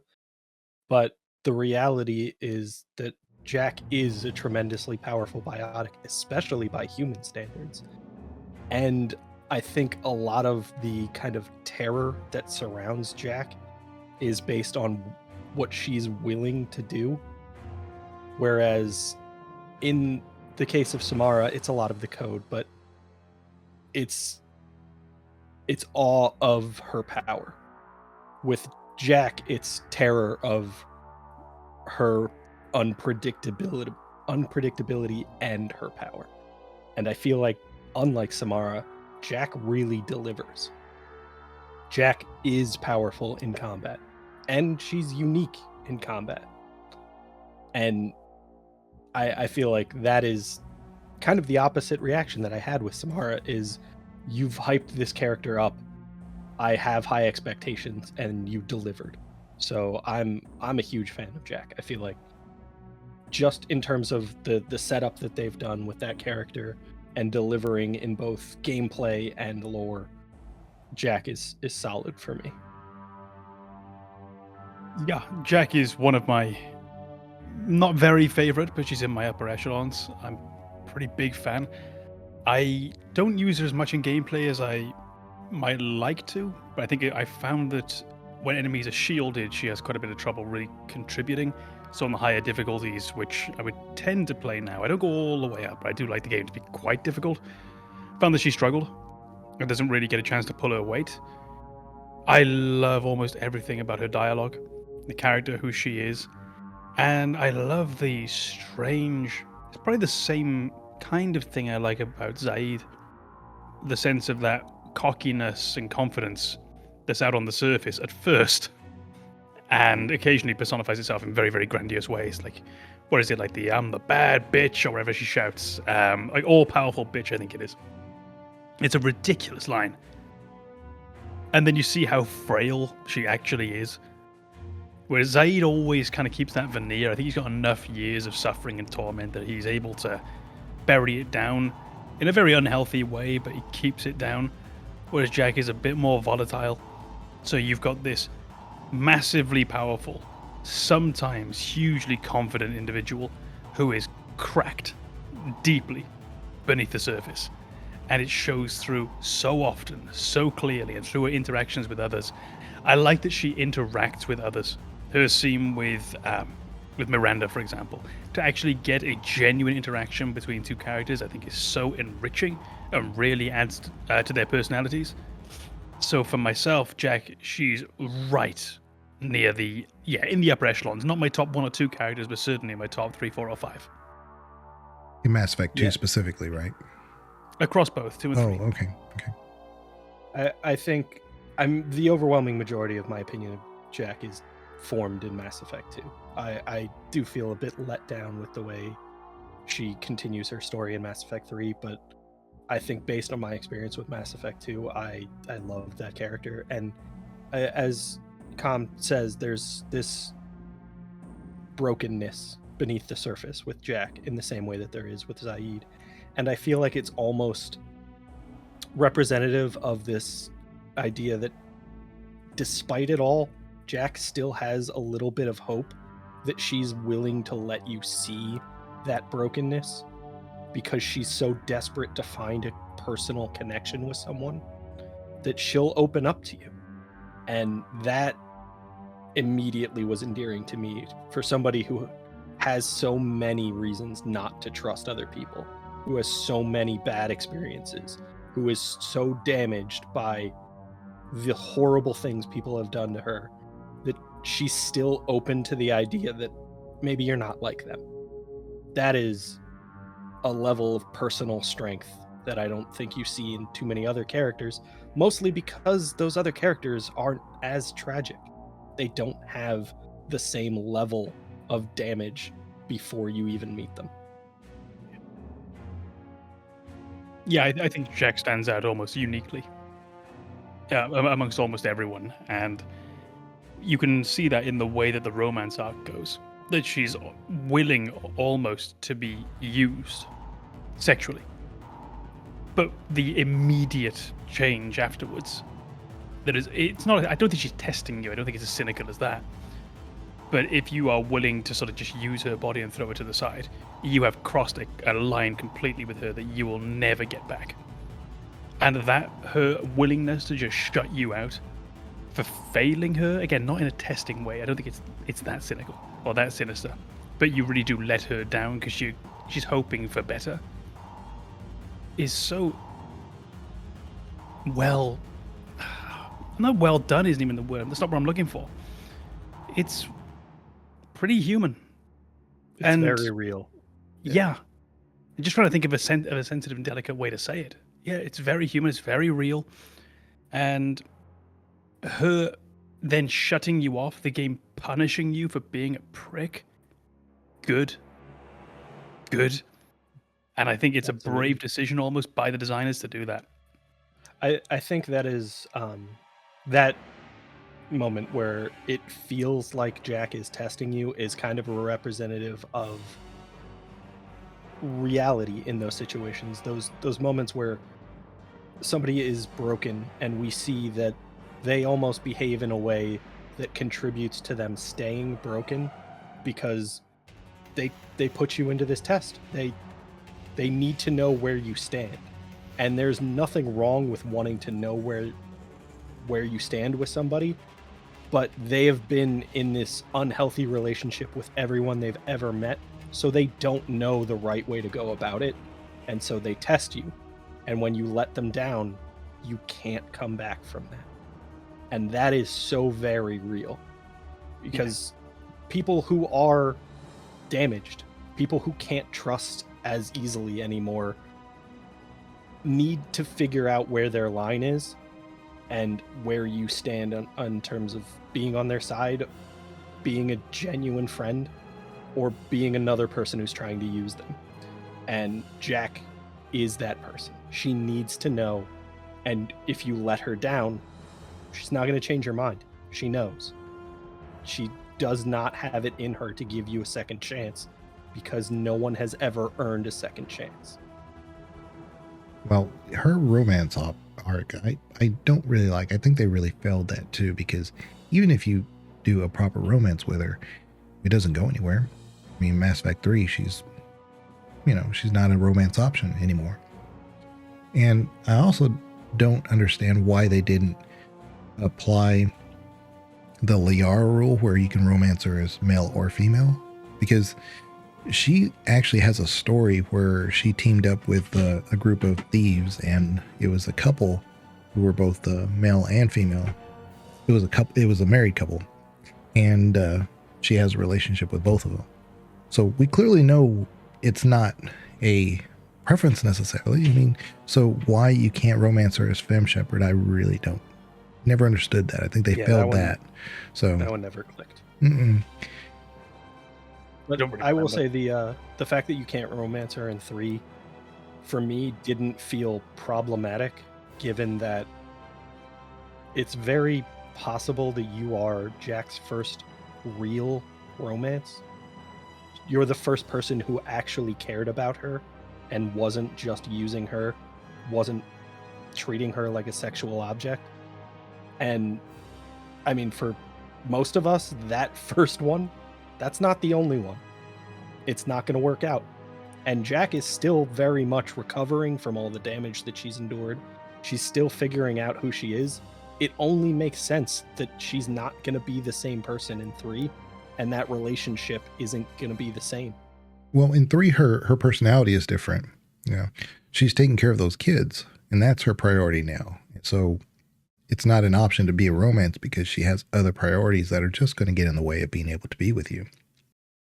Yeah, I liked it that she was off the table as a romance. It was very much this idea that I think she needed, not necessarily Shepard, but someone.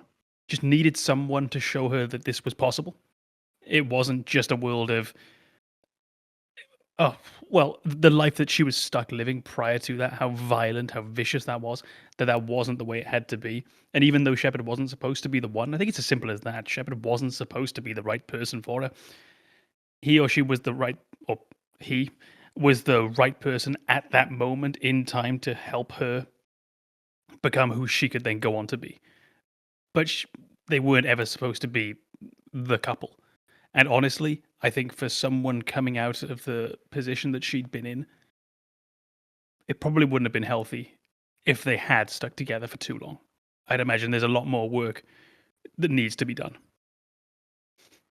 So it's one of those moments which for me just kind of made sense the way it was. It's not as satisfying from a gameplay, look, I won kind of way, but trying to think of it as a person, I think it makes a lot more sense. Yeah, I feel like that's exactly it. Like, yeah, I kind of wanted that fantasy of things having a happy ending for Jack, but the realism needed to be there. The fact that you are likely the first person who has even tried to convince Jack of their own worth it's problematic if you become the only person she stays with. Yeah.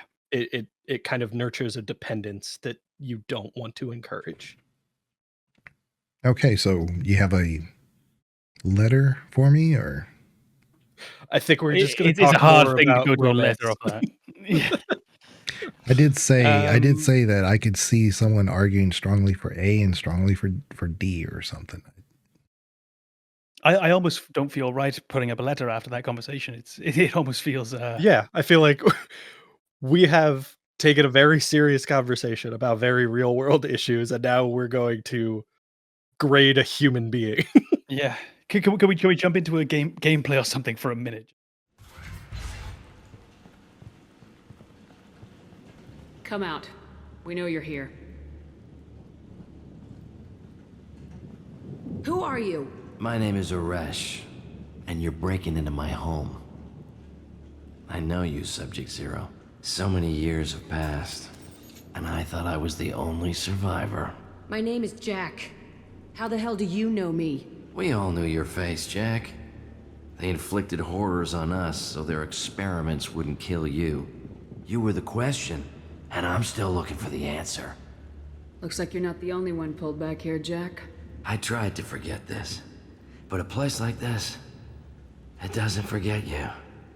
It follows you. I hired these mercs and came back almost a solar year ago.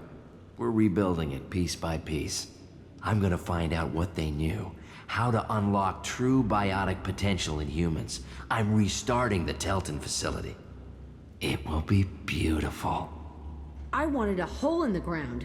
He's trying to justify what happened by using it? You do the same thing to new kids. Wasn't this forced on you? Some were bought from poor families on Earth or kidnapped from colonies. Most ended up here the way I did. Batarian pirates. They did such horrible things to us.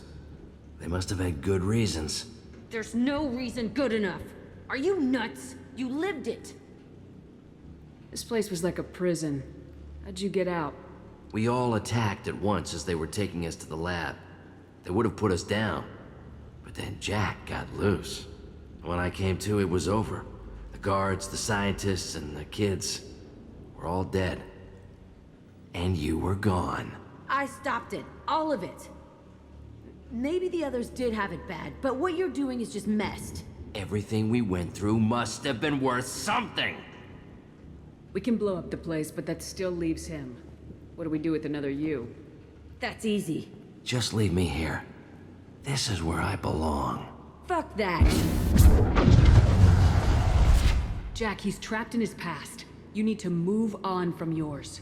He wants to restart this place. He needs to die. He's crazy and he's never gonna restart this facility. You have to let it go. Your past doesn't have to control you. Fuck! Get out of here. Go! He's not worth chasing. None of it is. You did the right thing, Jack. Maybe. And I do love that the new thing she found was essentially offering herself to this group of kids in a way that had never been offered to her. She'd never had that chance to have that loving, nurturing relationship from whether it be a parental figure, a teacher figure, some sort of authority figure. And she is now using her life and her experiences to provide to all of these kids that. And I think that's an amazing way for her to be. And it's a bit clumsy in the way it's done, and we suddenly end up there and she feels a bit different. But as a principal, I'm really glad that she got to find those kids, that she got to find that academy and become who she became. Yeah, I think even the fact that it's a little bit awkward is very real, because not a lot of time has passed. Jack is still very much a young woman. And in that moment, she is struggling to navigate new territory. And it's very understandable that she doesn't know exactly what to say. She doesn't know how to make things feel comfortable again, because awkwardness is kind of an inevitability.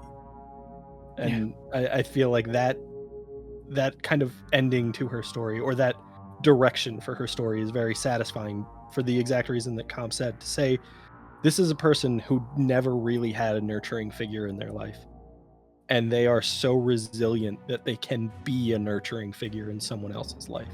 That is the happy ending that Jack deserved.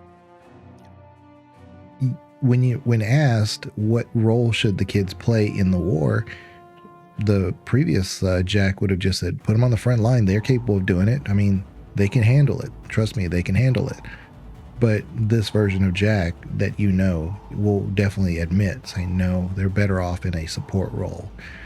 And that's what that's an option that you can give to them when you start doing the final attack. And it feels a little bit more satisfying, because you think you're truly making the right decision, because Jack is objectively looking at it and giving you advice. And I think you can trust that advice.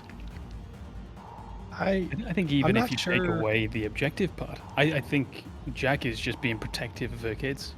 And I love that, because it's what she didn't get. So even if she's not being objective and it's just, I want to keep them safe, it's a beautiful way for her character to be. Absolutely. I still don't know that I accept that the original Jack would try to put them on the front lines. Because I think a lot of what we see of Jack is this overconfidence, this cockiness that stems from her tremendous ability. And a lot of that ability, just by the nature of biotics, is tied to her pain. I have to imagine that she knows what she's capable of, and she can cover up the gaps with bluster. She knows that not everybody else can do that. So I think she might not care about those kids, but she's not going to lie to you and say they're ready. I don't know. I think she might lie, because I don't think she does care. She's like, man, that's fine.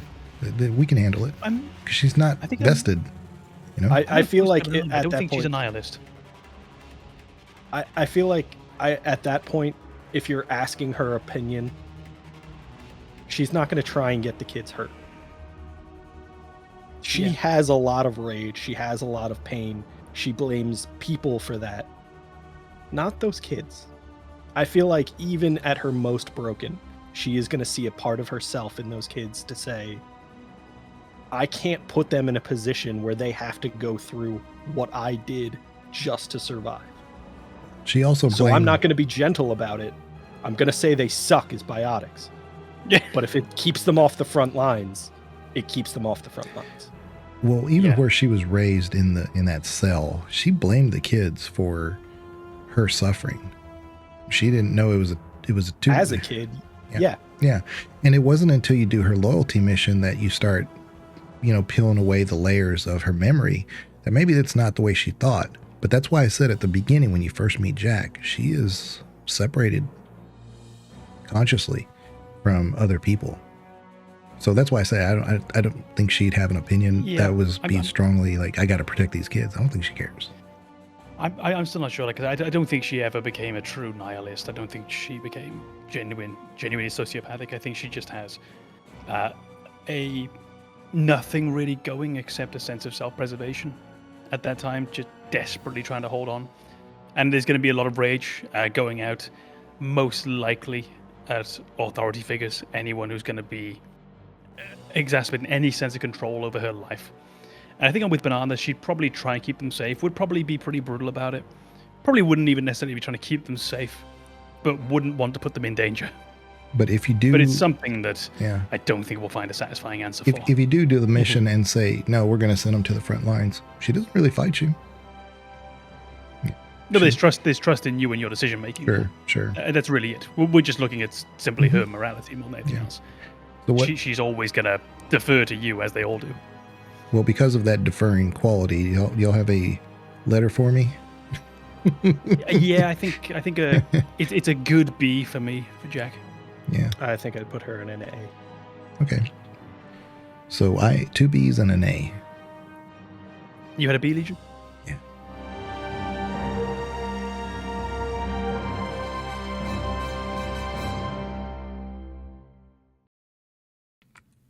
This next one is one that we will have a lot of contention with. We're not going to agree. I will be right. Yeah, you'll be right out of here. Come on, Banana. Start our own podcast.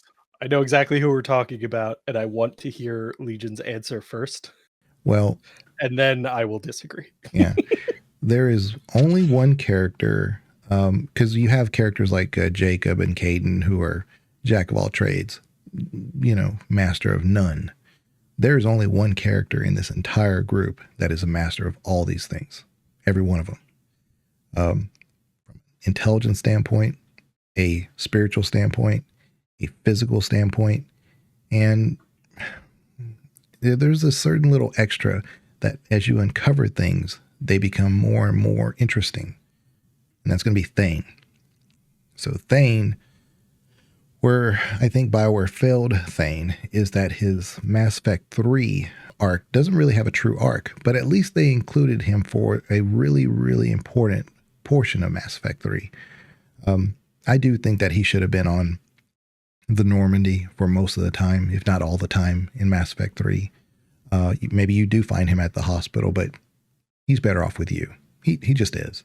And I get all the reasons for it, but they didn't need to go down that road. Just put him on the Normandy. He'll be fine there. And we'll be able to flesh out his story a little bit more. Plus, we're missing enough companions that we could, make that story work.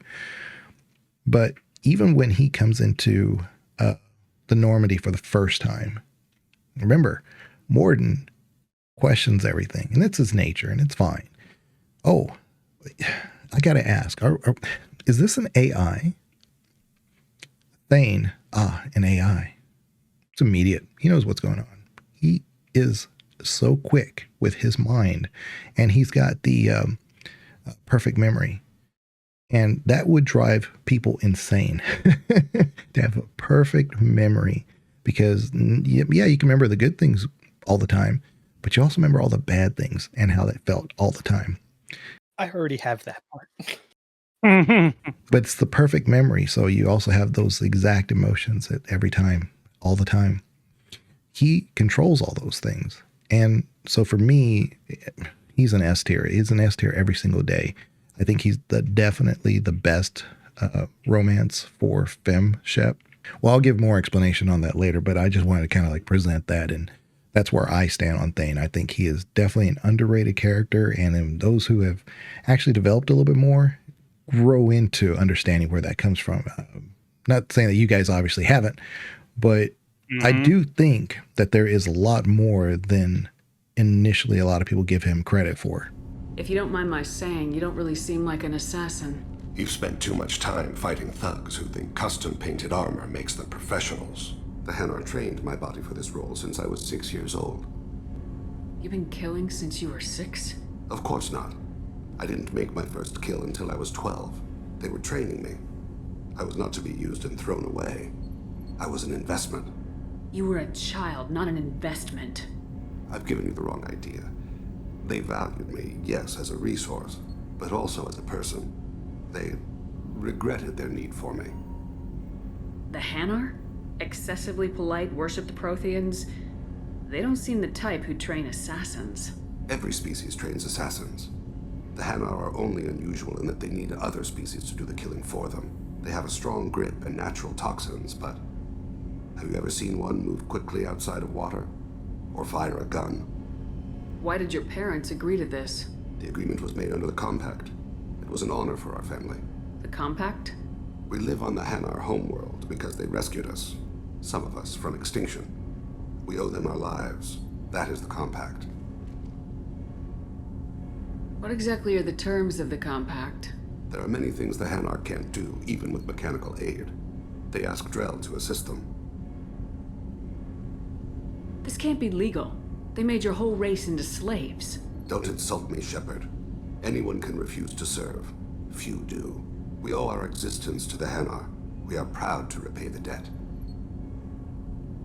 Why was your race going extinct? Overpopulation. That must sound trite to you. Humans developed mass effect drive before the problem became acute. Our homeworld, Rakana, had few resources. We hadn't even developed fusion power when the soil began to fail from overuse and pollution. The Hanar found us a century ago. They sent hundreds of ships, evacuated thousands of us. Billions more had to be left behind. What's the state of Rakana now? Do you read your philosophers? A man named Thomas Hobbes. When all the world is overcharged with inhabitants, then the last remedy of all is war, which provideth for every man by victory or death. As Rakana died around them, my people slaughtered each other for mouthfuls of water, crumbs of food. You started speaking about a past event as if you were watching it. Drell have perfect memories. We can relive any moment in our lives with perfect clarity. It's difficult to control at times. Some of us disappear into, let's call it solipsism. What do you mean, solipsism? When a memory feels as real as life, it's as valid as life. Thinking about a moment brings back the smell of cut grass, the warmth of another's hand on yours, the taste of another's tongue in your mouth. Wouldn't you rather lose yourself in such a memory than spend the night alone, staring at walls of metal and plastic? Isn't there a risk that you could lose yourself in bad memories as well? Of course. Remembering the times I've taken bullets is unpleasant. But I can look at my knee and see it's not shattered. The memories that are hard to escape are those of despair. You can remember everything that happened in your life? Nearly. I expect if we remembered the birth trauma, we'd never recover from it. You can relive every assassination you've ever made? In perfect detail. Every mistake I made. Every target's last breath. That sounds difficult. At any moment, you could relive the guilt. Guilt? No. I've never felt any particular guilt about my contracts. My employers killed them. My body was only the tool they used. If you kill a man with your gun, do you hold the gun responsible? My gun can't decide right from wrong. You clearly do. My soul does. But my body is merely flesh. Flesh whose reflexes were honed to kill. Drell minds are different from humans. We see our body as a vessel, and accept that it is not always under our control. That's a strange way of looking at yourself. Humans often believe in a soul distinct from the body. A spirit responsible for moral reasoning that lives on after the body's death. Our belief is just a bit more literal. The last time we talked, you remembered one of your assassinations. Something about sunset-colored eyes? That time. Laser dot trembles on the skull. Spice on the spring wind. Sunset eyes, defiant in the scope. A bystander noticed my spotting laser and threw herself between me and the target. She couldn't see me, but she stared me down. It was odd that you just blurted that out. Just another vivid Drell memory? No. She was a vivid person. Did you take the shot? Not that day. I should get back to my duties. Shepard, I appreciate these chats we have. You've spent a lot of your life alone, Thane.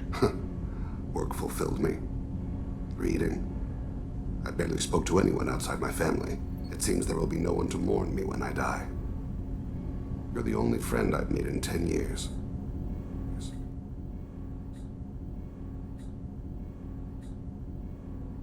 I'm not a fan of Thane. I think Thane is fine. I've never understood the sort of the fascination with Thane.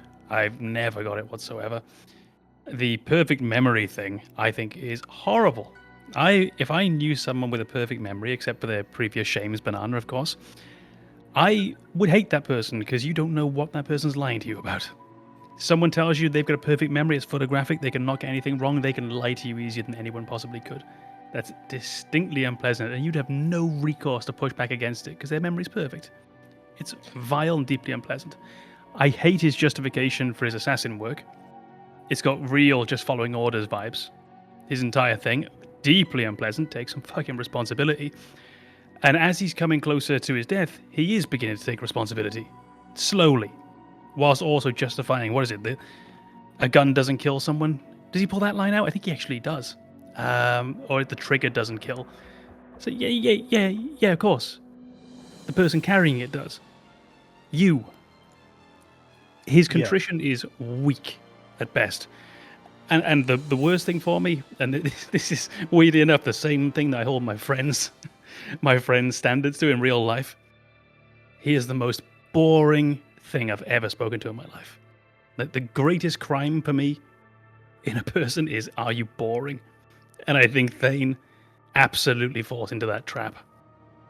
I actually quite like the way he plays, though. I agree with you on some points. I hate that justification for his assassin work. I feel like that is so incredibly lazy, and I feel like Thane is way too smart to ever genuinely believe that.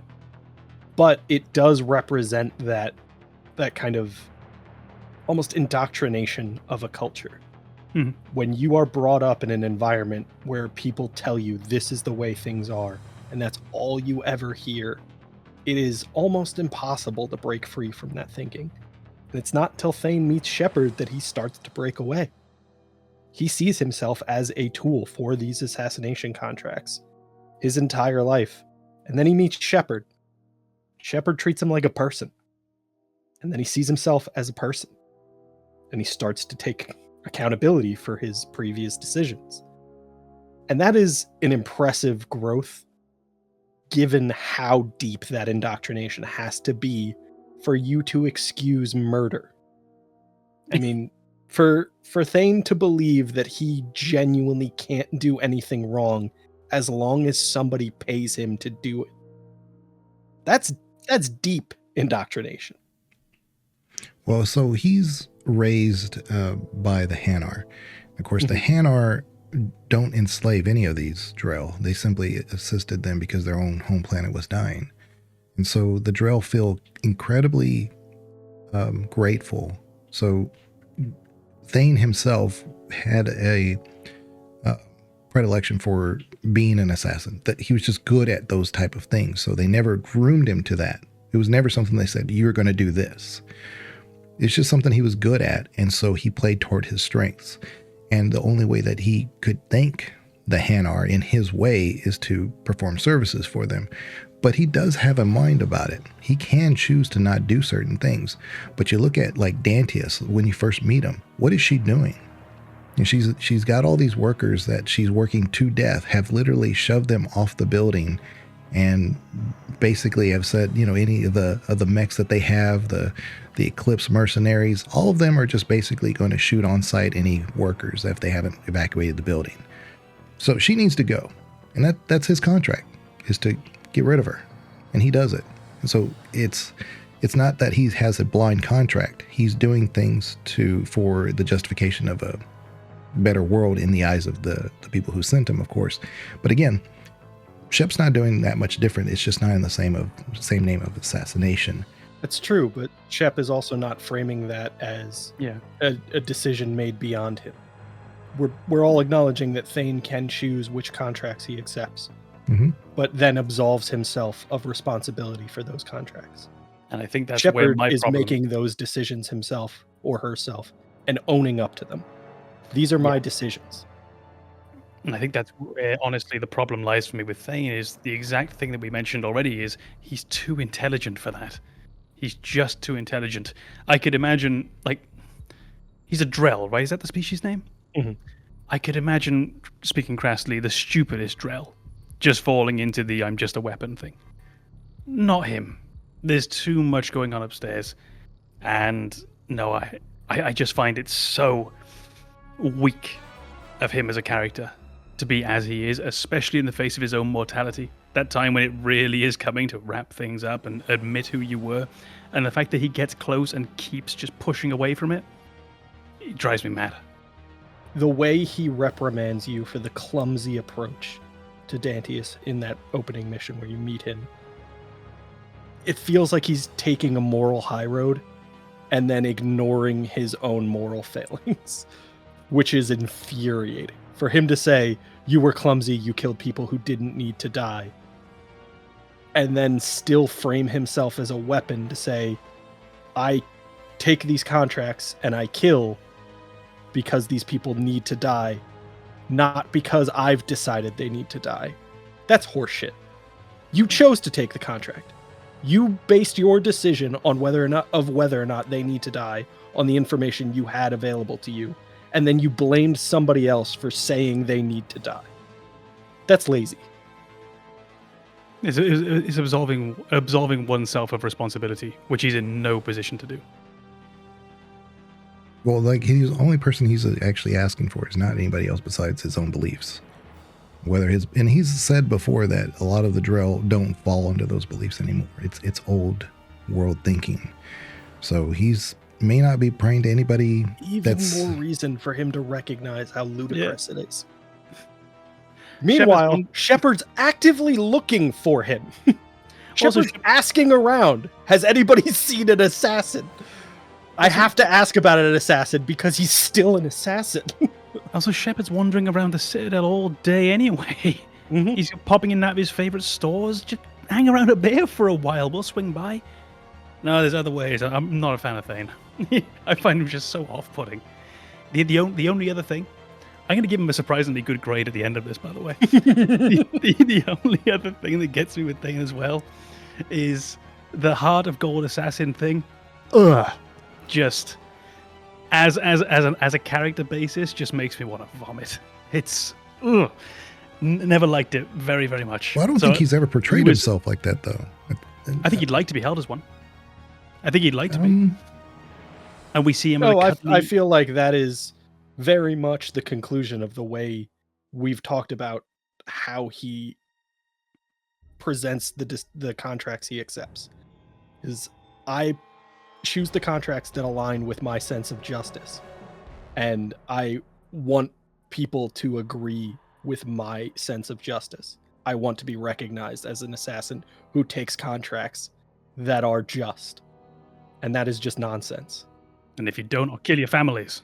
He constantly refers to him as not a good person. He's always referred to himself as an evil person. I mean, I thought this as a narrative idea, because especially as we go on, it's all about, but his son. We have to have him thinking about his son, him falling apart on the hospital bed, and is supposed to feel sympathy for him. He kind of deserves to die. As far as that idea goes, someone deserving death, he's about as high up the ranks as anyone would be. This is not the connection I was going to draw at the beginning of this conversation, but if you're familiar with the character of BoJack Horseman, there is a moment where someone confronts him about everything that's wrong with his life and points out that you can't just say you're taking accountability. You can't just say, I'm an evil person, I did something wrong, and then keep being that person. It's not good enough for you to recognize that you did something wrong if you're gonna keep doing that same thing. You're not better just because you know you're doing something wrong. You're worse. And Thane is that guy. It's amazing how often that show hit the nail on the head, by the way. It is astounding. Not to go further into it, but just for anyone who doesn't know it, thorough recommendation. Yeah, we've never criticized Thane's abilities. Yeah. Thane is a very capable combatant. Yeah. I would love shitty person though. Yeah, that's it. He's one like Samara. I would weirdly have liked some more cool cutscenes of him being this awful person, like being an assassin like that. I'd have loved to have seen that. And I think, oddly enough, if you're going to have a game without a moral compass, a little Adventures of Thane game that was sort of 6 to 8 hours long, something like that, I'd love to play. Him doing all his assassinations in creative ways. Oh, I feel like he might be exciting as a character. You know, there's a lot of things that I think that, that's fun. Just speaking on a purely personal level about him, I think he's revolting. Yeah, I think since we've brought it up multiple times at this point, I think Thane believes he's lawful good, but he's actually lawful evil. Good. And I think that is probably the best way to sum up his personality in terms of the way he justifies his behavior. Is he thinks I'm doing necessary deeds. I won't even evaluate the morality of the deed itself. I am evaluating whether or not it is necessary. And because it's necessary, I think I'm a good person. And that's not how that works. I don't know. I think he sees himself as a true neutral. He doesn't see himself as good. Never has. Oh no, I think he portrays himself as a true neutral. He personally believes he's lawful good. He is in fact lawful evil. He wants you to believe that he is blameless. He wants you to believe that he's ambivalent. He wants you to believe that he is a tool being used by someone else. He knows he's not. You know he's not. He's committed to that lie. I really like that. I really do. I think it's such an interesting way to think about it. I don't really agree that he is that matter of fact. He is not. He's trying to displace the blame. I don't think he's ever ran away from the blame. Ever. I think he has, in the sense that he just acknowledges that what he's doing is evil. Mm-hmm. But he keeps doing it. Mm-hmm. Yeah. And that's why he calls himself evil. It's the praying for... Yeah, but... Yeah, that's what I said. Yeah. You can pray and be evil. Doing evil things. I think he acknowledges he's a bad person. Whether praying helps or not, it's not the point. I'm not sure we're speaking the same language. I think even the fact that he is calling himself evil is performative to convince you he's not. Because if he genuinely believed what he was doing was evil, he'd stop doing it. But he did. Yeah. He did stop doing it. He did when he found out he was dying. Mm-hmm. Yeah. He doesn't get That's not the same choice. But he found out we already knew he was dying, and he took on this last contract. It was basically a suicide contract, but when he did not die, he still could have been doing what he did before up until his death. Chose not to anymore. Look, I'm not going to say that there's no absolution available for him, but he's going to have to work a lot harder than that to get it. I feel like a lifetime of that presented at the end when he is changing his mind does not absolve him of his past. Yeah. Yeah, it's really that for me. It's in the great scales sort of life. I think his moral compass or his moral scale weighs much more heavily towards the bad that he's done, and he needed a few more years if he had any hope of undoing all of that, or even getting even close to equalizing that out.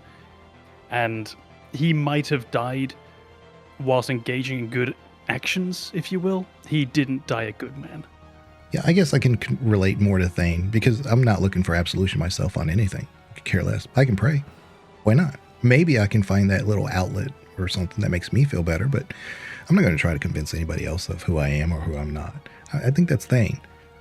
So I don't really think it's performative. I do think that he thinks of himself as bad and he's done bad things, and there's nothing he can do to really change those, but he can at least try to make himself a better person, whether it actually happens or not. I think that's feel what we like felt. Was he praying- doesn't seem like he's trying to make himself better. He's just Yeah. trying to isolate each incident as, oh, that was bad. Oh well, next. I think that's where it is for me. When I say his prayer is performative, his prayer is the extent of the effort he's made towards correcting what he identifies as evil behavior. He calls himself evil. He prays. He continues to do evil. What good is that prayer? I just don't think that reaches even the bare minimum standard for trying to improve his who he is.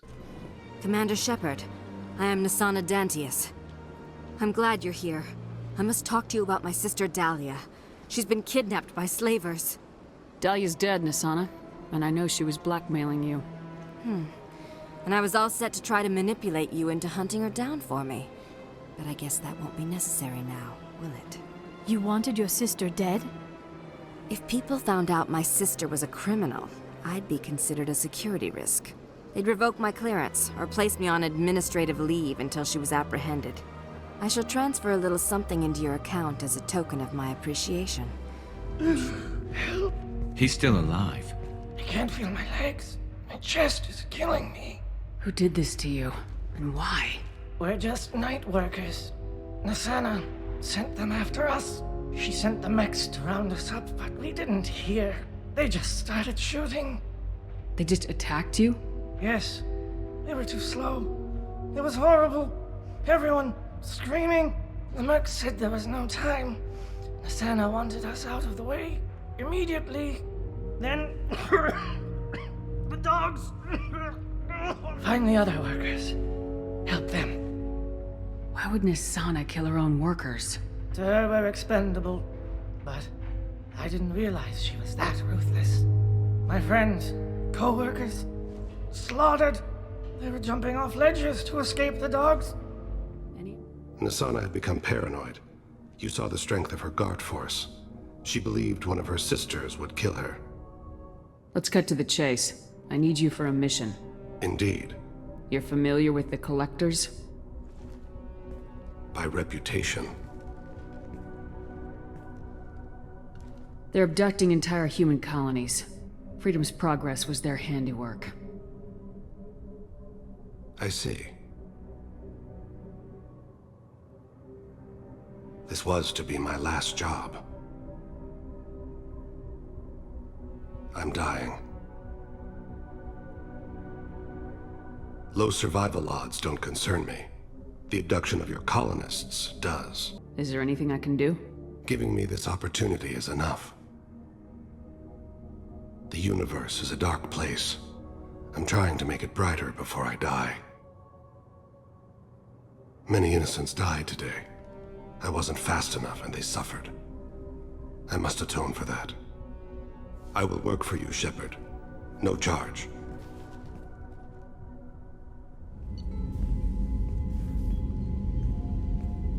I've heard impressive stories, Krios. Sounds like you'll be an asset to the team.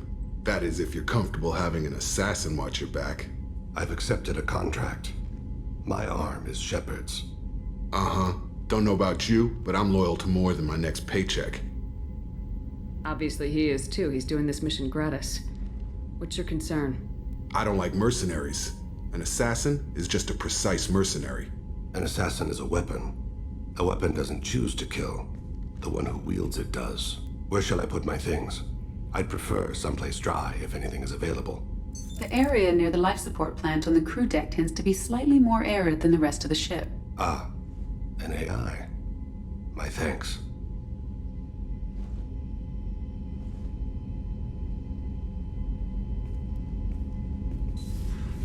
He seems quite civil. We need all the help we can get.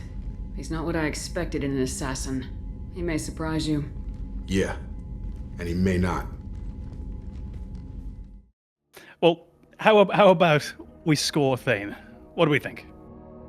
I've already got him at S. I already said that at the beginning. So for me, Thane is a B.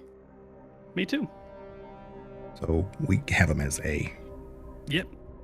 I don't think he's uninteresting. I guess I'm trying to figure out the average there. It'd be more of a A minus. A minus, yeah. Yeah, that's just call it A for simplicity's sake. Yeah.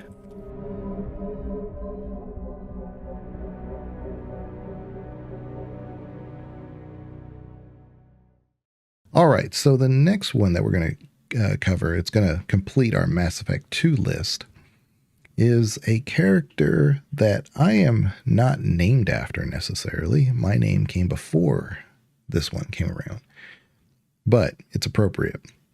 There's so many things I've been wanting to say about the Geth. Yeah. The Geth. Banana's got them cynical eyes. Yeah, I did have a question if your name came from the same place that Legion's name came from. No. Legion was always a gamer tag of mine, and I just had to throw the gray on there for Google, and it just somehow became everywhere. So anyway, but yeah, Legion. You find him at an interesting location, and before the Legendary came out, it was not everybody got to see the full lore of Legion, because you got to do his mission, but character arcs were, their loyalty stuff was locked behind how many missions you did with them. So not just the level. So when you did, when you got Legion and you did his loyalty, a lot of people just immediately went to the Reaper IFF, and then you pretty much are finishing the game at that point. So you don't have the opportunity to start talking to Legion. So even if you go in there and talk to him, now with the Legendary, it unlocks it. But if you knew that you were going to lose crew members if you didn't do that right away, again, you may not even have any missions to go to by that point. You may have done everything right before the Legion mission. But if you saved some and you actually did some of those things, you got to unlock a lot of those extra conversations that you have with Legion, which is pretty profound. You get to kind of hear how the Geth society actually works. And, you know, in a galaxy that is proven over and over and over every cycle, organics will eventually create an AI that will somehow self-destruct upon themselves. It happened over and over, and that's where the Reapers even came from, was this ideology, because the original race had to squash those over and over again. And so they decided to create a being that could do it for them. And unfortunately, it took them over. It said, hey, you guys are going to be the problem now. So it came full circle. But the point here is that AI is the problem. The Geth are different. The Geth are just somehow fundamentally different, that they're able to compare those things. And instead of going in a linear path of pure destruction, from the very beginning, we misunderstand them. They actually do not want that type of world. They want to coexist with everybody. And Legion is the only one who has the ability to observe that and independently make his own decisions, even though he doesn't always understand them. So I don't know about a score at this moment, but I'm thinking it's a hard A.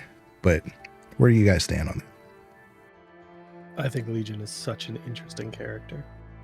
I think even the way they present his explanation for why there are Geth detractors, where he says, I forget exactly how he explains it, but it's along the lines of they come to a different result, or they come to the same result in a calculation, but it means something different.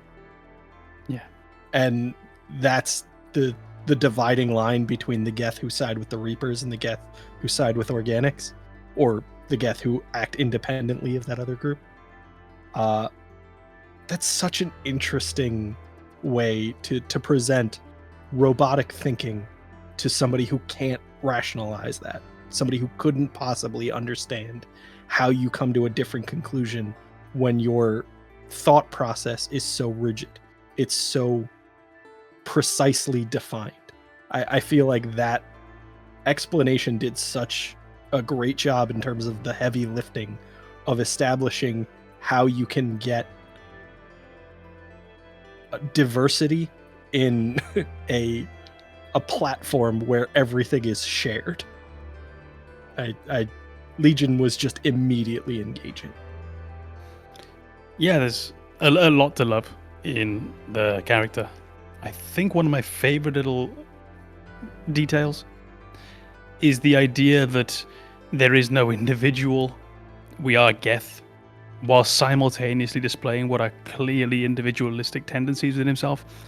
And I think it's really just their form of life, not quite understanding what they are yet. So they're essentially reaching for easy conclusions, what they've been told they are, what they feel. They've been reaching for the idea that they are clearly a very linked society. Very linked. They share all their software. They can essentially a part of each other. But they deny that individualism for the longest time. And even he does whilst, like I say, showing these very individual ideas. And I love that. I love that divergence in Geth society where you have lazy terms, the good and the bad Geth from our perspective, and that really delicious justification for why. And I think this is about the Geth, but again, there is no individual, there's only Geth. The other thing I really like about the Geth is that they didn't just sort of suddenly turn on the Quarians. There's this misuse, there's this clumsiness with the technology that makes them what they are. It's not just this one day great robot uprising. There's much more to it. And it's really interesting. And and Legion offers what Tali offered in Mass Effect 1. He's our window onto this whole world that's really, really interesting. But he's not going to get a high mark from me, because he's such a missed opportunity, especially with the original setup for the game, where you miss all of his damn dialogue. You get such a short time with him. And that is the only real criticism I've got, because aside from that, I love Legion. I love Legion. I love having him in my party. I love listening to him. He's funny, which I didn't expect. There's some really genuinely laugh out loud lines that he gets. There's just a problem with the way, particularly in the original edition, you were not encouraged to spend time with him. In fact, you were actively encouraged to move the game on so that you could go and save everyone and not have them turn into liquid. And for purely execution, he's going to get dragged down. I feel like we have just realized that the whole justification for this tier list was so that Legion could get sound clips of you and I saying, I love Legion. But he's I really funny. do. I laugh out loud. Yeah, I think Legion is such a fun kind of a thought experiment to present what is essentially a culture in its infancy that has a very different starting point from humanity, and to watch it grow and to watch it clash with something so foreign to them. We inherently have a sense of individuality. They don't. They reject the concept despite it manifesting. They are convinced that they are not individuals until they are, and it's undeniable. And I feel like it's just fun. It's this fun philosophical discussion to kind of evaluate where one ends and another begins, and how this society grows from that. It's so inherently engaging immediately, which is, I think, exactly why Com is so frustrated that you don't get to dig into it. It's so cool. It's such an interesting idea. Why aren't we meeting Legion immediately? I'm going to actually end up giving like 2 rankings for Legion. It's going to be one where you get all of his dialogue and you get to have all the missions with him. In that case, he's right up there. He's hanging around with Mordin up in that S rank. It's really just a technical level that pulls him down for me. But that what Banana was saying about the individual and the collective, it's exactly the opposite of a human. Exactly the opposite. For us, we would probably think, where do I as the individual end and society begin? For them, it's the exact opposite. It's where does our society end and where does this individual unit begin? And that's such a bizarre thought. Think of all that they could have done with that. And actually, they did a whole bunch. They did a whole bunch. Yeah. You just didn't get to hear it. Yeah. Mm-hmm. Yeah. Well, there's some. I mean, you're right. You didn't get to hear it, but the main conflict that pushes the Quarians against the Geth is when the one simply asks, "Does this unit have a soul?" But that means a lot. Number one, it's asking the question. Number two, it doesn't know what a soul is, and if it is cognizant of what a soul is, perhaps it is a soul. And so you as a Quarian race are, number one, not supposed to be making these things. You made it inadvertently, but now you got to deal with it. So either you deal with it from a destructive standpoint, or which is what kind of like where the Quarians actually ultimately did, is that they were presented with this historical inaccuracy that basically the Geth rose up against the Quarians and they ousted them from their home planet. It's not really what happened. The Quarians just took some offensive sides and said, hey, look, we're going to shut these units down. And there were Quarians that actually tried to defend them. And in that defense, because they really did care for those Quarians that were protecting them, they pick up the rifle. And so Legion is supposed to be the first one. That's the impression. They don't say it, but he's supposed to be the first one who picks up that rifle. And then you say, hey, that rifle looks real familiar. It looks like the one that you were using when I first met you. He says, it's a very efficient model. So he doesn't acknowledge it, but that's him. And he's wearing the N7 armor. That's sentimental. He doesn't need that. And they ask, why did you could have worn anything else? There was a hole. Yeah, but you could have patched it. You could have worn something else. There was a hole. He doesn't know how to show that emotional side of things. I think that is where that engagement is so expertly done, is you talk to Legion and you say these things that are so human, and he doesn't know how to relate. He doesn't know how to answer. He doesn't know how to communicate in terms that you know. And I think that ties back to that first question. Does this unit have a soul? They're asking for more information. They're asking to understand the things the way that Quarians do. And the Quarians refuse to let them. It's a knee-jerk reaction. It's somewhat understandable in those circumstances. But the reality is they chose not to educate them beyond that point. And that's where the problem started. Yeah. I think we see a different series of events play out if somebody just answers the question. And that's tied back to that moment where you meet Legion and you're asking him these questions and he's trying to give you an answer. He's just not capable. If the first Quarian said, I don't know, we can talk about it, we can try to figure it out, you're in the same position. Legion is inherently doing what could not be done for his people the first time you talk to him. He's trying harder than the first Quarians did for the Geth. And that's immediately why Legion is beloved for me. There's one little extra tiny bit as well is when he says there was a hole. It's a very efficient model. There's also that plausible deniability that that's actually his reasoning behind it as well. And from Shepard's perspective, that's never going to be sufficient. From ours, that's never going to be. We know there's more behind the lines. But you can also imagine just someone who already goes in with the supposition that this Geth doesn't have any thoughts, that isn't really thinking outside of the collective.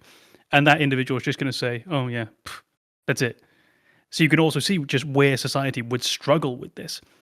People wouldn't be able to understand the way the Geth is speaking, the way the Geth is actually talking about what it's really feeling. And everything they do is just odd. And there was one little moment as well that I think doesn't get... we haven't mentioned, and I think it deserves a bit of credit. The first moment when you see Legion, or at least you think you do up in the distance, is really well done. I love that little image. Because the very first time I just saw him walking, and I was just thinking, okay, well, guess we'll find out. That few extra moments of anticipation before the reveal of what, and I'll say what instead of who, it actually was. Really well done. That's some of BioWare at their best. I think they're especially sadistic, though, at the same time, because we all love Tali, and I think they understood that everybody really shouldn't be hating Tali. There's a good, strong character there. So if you've been siding with Tali, she's been with you through mostly thick and thin, then now you have to choose. You didn't expect to have this choice of a character that you're suddenly liking and appreciating in Legion. And, well, a Quarian is on board. A Quarian who has very strong opinions about about the AI that is already on the ship. And that dynamic is done really well between those two. in so much so that you don't want to have to choose, but you know probably you're going to have to, and it leads to some really interesting conversations. Yeah, I think that dynamic doesn't exist with any other Quarian. I think that the fact that Tali trusts you enough to give it a chance at all is unique to Tali, and that makes for the conclusion of that story to be so much more satisfying. Is the only reason that you can rectify the situation between the Geth and the Quarians is sadly because the Reapers exist. The only reason you meet Tali is because the Reapers exist. She becomes a part of your crew. She gives you a lot of insight into this situation. Then you meet Legion. You get the insight from the other side.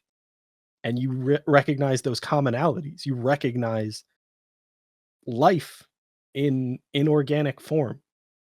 And you can encourage a relationship between people who have been displaced from their home by that new life form. And it's a video game. It's idealistic. The fact that you can rectify that situation at all is preposterous, but you can, and it's so wonderful. I think we could do an entire podcast, at least for me, on the Geth alone. I've tried to create videos. It's just there's so much there. And I think doing anything less than a 3-hour video is going to be not really doing it justice. That's just me, you know. But you can't, like, there are some companions we have, like Tali, Garrus, that you can't really speak about them without discussing their background and their race. But I think the same thing holds true for Legion. You can't talk about him without talking about the Geth, because yes, the Geth are a organism, and there's a running theme within Mass Effect, the collective. You know, the Keepers, for the most part, the Prothean worked as one. There weren't factions. There was just one group of Protheans that ruled the galaxy. You have the Thorian. That's the whole collective thing. But anyway, you have a running theme over and over of the collective. And that's really the Geth, with the exception of Legion. He is a mobile unit, stands alone. He is able to communicate with them, but he is actually truly apart from them. So the way that in Mass Effect 3 pulls the Reaper, how they pull in the other heretics, is they use Legion as their fulcrum. And when you find him, he's in this crucified position. I think BioWare has really leaned on the Geth as being the pathway into whatever stories will come after Mass Effect 3. There's a lot there that shows that they are different from every other AI that has ever existed before. And they're more adaptable, and they understand things, and they're not bent on destruction. That they're actually trying to create a better galaxy. Just, it's never happened before with an AI, and so nobody trusts that to ever happen. Yeah, I think when you're presented to the Geth through Legion, it's the first time you see an AI as capable of coming to the conclusion that coexistence is possible. I feel like when you read through the Codex and you hear all of the other examples, the AI concluded it's either us or them. And that's how the cycle repeats itself. The Geth are the first AI that ever reaches the conclusion that it's either us or none of us. Yeah. And that's why Mass Effect 3, you get to break the cycle.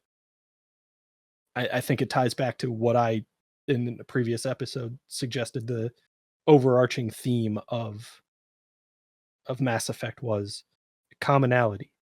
The idea that if you focus on what divides you, you'll find problems. If you focus on what brings you together, you'll find solutions. And I feel like that behavior in the Geth, to be the outlier, to reach a different conclusion with the same information, is the proof that that commonality is the important part. Yeah, and on that, I think we should also take, possibly with a pinch of salt, bearing in mind their defeat, the idea of the Prothean as well being that one collective, because ultimately we don't know. We have the archaeological record, we have the eyewitness testimony, if you will, of a Prothean who never saw the heyday, never saw actually what they were really like. Javik was born in ruins, wasn't he? He was born in fire and blood and his civilization collapsing around him. Maybe that's what took them down too, was that inability to actually form a genuine collective together. Maybe it was more of an illusionary togetherness in this way that something like the Western Roman Empire would have been in real life. You do have that common ground, common labeling. You might have a unified system, but down at ground level, you've got all of these differences. And maybe they had something like that too. And maybe this is the first time that we really have seen a genuine uniting of the galaxy and all of these species, and in this case, the synthetics as well. Yeah, Javik actually refers to fighting AI in his day too. I mean, he says they were hard. Yeah, he does. And he says, that's why he says, throw it out the airlock, trust me. And so he fought the Rachni as well. And he says, they were hard in our time as well. They're tough. I think you're presented with that information in Mass Effect 1. You meet Virgil. Virgil's not treated as an equal. Virgil is a tool. Oh, yeah. And Virgil makes the decision to cut life support to various cells because Virgil does not see himself as part of that collective. He's separate, and that enables that decision. It's not a decision that most organics would take as lightly as Virgil does. Yeah. Yeah, the more you talk about the Geth, the more unique things you find, because even E.D.I, who's an AI, is baffled by how complex the Geth are, because she integrates with Legion for just a little bit. She's like, what was that? She's like, that was like billions of voices, but all at one time, and everybody understanding everything at the same time. So where are we then with our rankings? I mean, I still have him as an A. I would like to, like you said, meet him earlier and then be able to like do some things, but it's really the tail end of 2, and you don't really get any in 3. It's a squad mate. I'm going to go higher than I initially thought. I'm going to give a bit more credit to the character. I'm going to think of it in almost the best version possible, but I do feel S is just too generous because that flaw is still there. So I'm going to go A as well. A, just because you can't get a romance with him. But no, I'd say A once again for that exact reason. That you don't get enough Legion, and it's a game design flaw. It's not a Legion flaw. Yeah, very much. This is not a criticism of the character from my perspective. It is purely, which is why he goes so high, because he does so much to counteract this. Just that little design flaw keeps him from an S. We get 14 hours of Jacob and 1 hour of Legion. Just doesn't sound right. Would have been a bold write choice. a mod where if you kill Jacob in the first mission, you meet Legion immediately. Can you imagine how bold that choice would have been to start the game? It's Legion waking you up. Imagine that. What the fuck's happening? I feel like that could have worked, but it would have been horrifying initially. I mean, horrifying for Shep. Did Legion just go Shepard Commander? Yeah. The other thing that I would missed, just imagine actually, Legion looking up an alarm clock noise and playing that at you. This seems to work. There was one thing that I wanted to point out about Legion and the Geth that I feel like we kind of gently brushed against but didn't go into in detail, and I think it's part of my struggles in society. Legion essentially represents an inability to effectively communicate and the catastrophic result that comes from that. And it's showcased very much in that conversation that he has with Shepard. Not so much the catastrophic results, but the answering the question that's asked and not the question that's intended. That is a very real problem. And I've been in that situation before, where somebody asks me a question and I give them the answer to that question, and they ask me the question again. At a certain point, both sides need to recognize the disconnect. You're not asking the question you think you are, and I'm not hearing the question you want me to. We both need to move together to gain that understanding. And I'm now realizing much later that's one of the reasons that I gravitated to Legion. I thought you were going to say that's one of the reasons why we were talking about Thane for such a long time. I mean, it kind of is. Yeah, one interesting mission is his loyalty mission, where you get to manipulate the remaining gap to either your side of thinking or let them go back to where they were. It was not an option that he had before. Before, he was just going to handle the server. But it presented itself as an option, and he gives you that. It's not like he just uploaded his opinion of it. He says, what do you want to do with this? And the interesting thing about that is if you watch other people play it, you get a lot of divided opinions on that. It's like, oh, well, they're people, so why would we want to manipulate their mind? Are they people? And so now you're saying that they're people. And that's a big step. It's a little bit, you're saying more than what you think that you may be saying. So now you have to give them independence. I feel like that ties back to what you've said. The overarching theme of Mass Effect is control. Do you want to convince someone, or do you want them just to agree with you? And that's ultimately that question is, do you want people to come around to your way of thinking on their own? Or are you so certain that your way of thinking is right that you just want to inject that way of thinking into these people? And I think that's exactly why you get differing opinions at that choice. Like I said, it seems like a surface level decision, but when you start saying that these are people that were manipulating them, wait a minute, this whole time, this whole game up to this point, we're not calling them people. There's nothing that's really changed fundamentally to make us think that, other than just meeting Legion, who is not part of that faction. He's not part of the heretics. To him, that they're just as different, even though they're just a bit digitally off from the calculations that they come down to. But he sees them as a very different group than the ones that, think like he does.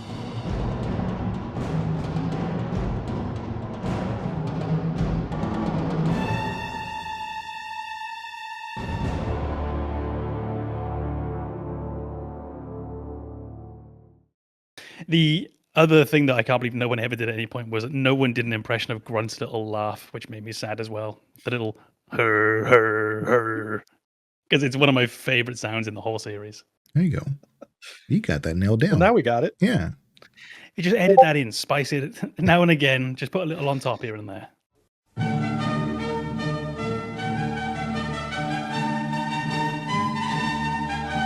I can manipulate them. Oh no! Oh. How are we gonna poetically capture the moment? Only. Fly not too close to the sun, Icarus, lest thy waxy wings should melt. Are you glad that I was there to do that? My two best contributions was Homeric poetry and nose pen. It was like a yin and yang, motherfuckers. Orson Welles doing a drunken Shakespeare. Welcome on into a continuation of our tier list of the Mass Effect companions, and we've made it to Mass Effect 3. There's not very many companions you can get in Mass Effect 3. It is by far the smallest portion, but because the way the game is designed, especially with like the Citadel DLC, you get the most amount of companions you could have in any other game. It's a really weird mesh of information that you get. Fewest of new companions. The fewest of new and companions that you could take with you on a mission, because in Mass Effect 1 you have, I think, 6 total? I have the list somewhere else. I think it's 7, but one of them dies. Well, right. Well, that's why I said 6. His I name never. is Jake. And then, yeah, and then Jacob and Kitsune. Yeah. And then Mass Effect 2, of course, there's just a ton. So, and that's what I think draws a lot of people to Mass Effect 2 is because of the plethora of stories that you get from that. So you have all these like memories. So even if you don't like 3 or 4 of the characters that you could recruit, chances are you're going to find one that you really like. And that's what makes that game memorable for, like I said, for a lot of people. But going into 3, I think it's really underrated as far as some of the companions go. If it was me, I really would have pushed BioWare. Look, I need at least 1 or 2 more on the ship, just so that we can kind of have a little bit more fleshed out issues. Because you have people like Wrex who can be on the ship again. You have the Primarch who's on the ship, but he's not anybody who plays. But so you have all these like really interesting characters, but none of them are going to be squad mates for you. So I think we'll start off with James, because he's the first one we meet in Mass Effect 3. As the cinematic unfolds, great opening cinematic, by the way. I always like that ship, kind of like it becomes the shuttle that becomes it's actually like an actual fighter. And it becomes like the kid's toy.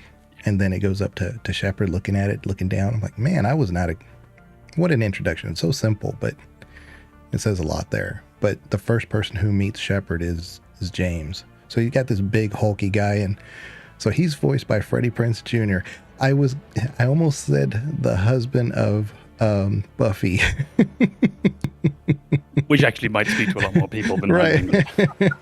Because I could not remember his name. I was like, but I know he's... Part is that wouldn't have gotten me there either. I'd have just been like, neat. Yeah. Yeah, and but they've been married for a very long time. But anyway, he does a lot of BioWare voices. He's the Iron Bull in Dragon Age Inquisition. I think he does a really good job in that. Just for my part, he is often criticized as, nobody wants James because we don't know anything about him. He doesn't have a character arc in the game at all. But the thing is, he's the only one. He's the only one of all the companions, including Shepard and everybody else, that has his own movie. He has an anime for Paragon Lost, and it's actually not a bad movie, but you get a lot of the personality of who James is and why he's so reticent about wanting to leave Earth and, questioning leadership, even though it's Shepard from that movie. So I think it does a really good job of portraying him as an individual. But I still, for me, if I was going to give him a tier list, a solid C, because he's only a soldier. He's not anything else. He's personality-wise, there's enough there, but I don't, and also in a game where you don't have too many companions you can recruit from, but he's a solid C either way. Banana. James is the only character to have his own movie. Have you seen it? No. No, me neither. I feel like this is a very global response I've had where people who are fans of Mass Effect know about this movie. No one's seen it. I think James suffers from the unfortunate situation of appearing for the first time in Mass Effect 3. We've had all these games to get to know all these characters who we love so dearly, and we've met some weird ones. We've met Garrus, we've had Wrex, we've had Samara, we've had Grunt, Thane, if we must, and now we're introduced at the start of Game 3 to a fairly bland-looking human. And we have to almost take everything at face value that we're told about them, that they have this relationship, that we have their background, that our character is in some way attached to them. We have to just take it at face value. It suffers from the expositional problem of telling me what's happened as opposed to showing me their relationship. And really, there was no other way they could do it, I don't think, introducing a character in Game 3. But he suffers just from that very, very fundamental way that he's made. We meet him too late, and we meet him for not long enough. Saying that, I don't dislike James. I just don't really find much to love in there either. In-game, I think he's fantastic. He can do some real damage on his own. Gotta remember, James was one of those characters where almost you could just, if you level him up enough, as you get towards the end of the game, you can just let him solo things. He can go off on his own, take down whatever you need him to do. But character level, writing level, lore level, somewhat uninspiring, a little bland, and his voice acting, I think, is very good. but it sounds a lot like Freddie Prinze Jr. And that pulls me out of it because to me he sounds like the Freddie Prinze Jr. of She's All That. He sounds to me like Freddie Prinze Jr., the wrestling fan. It's the same problem I have with Seth Green voicing Joker. I know your voice from elsewhere, and you just pull me out slightly. Even though you're doing a great job, you just pull me out ever so slightly. So right now, preliminary result, I'm also on a C for our boy. Yeah, I pretty much agree with all of that. I think James being introduced in Mass Effect 3 as an Alliance soldier feels odd, given that you were an Alliance soldier in Mass Effect 1. It kind of feels to me like it should have been somebody you've met previously. And then you're introduced to James, and almost like beyond your control, you're kind of a dick to him. Like the first time you meet him, he is asking you what's going on and why you're leaving Earth, and you're like, "Shut up, we're leaving."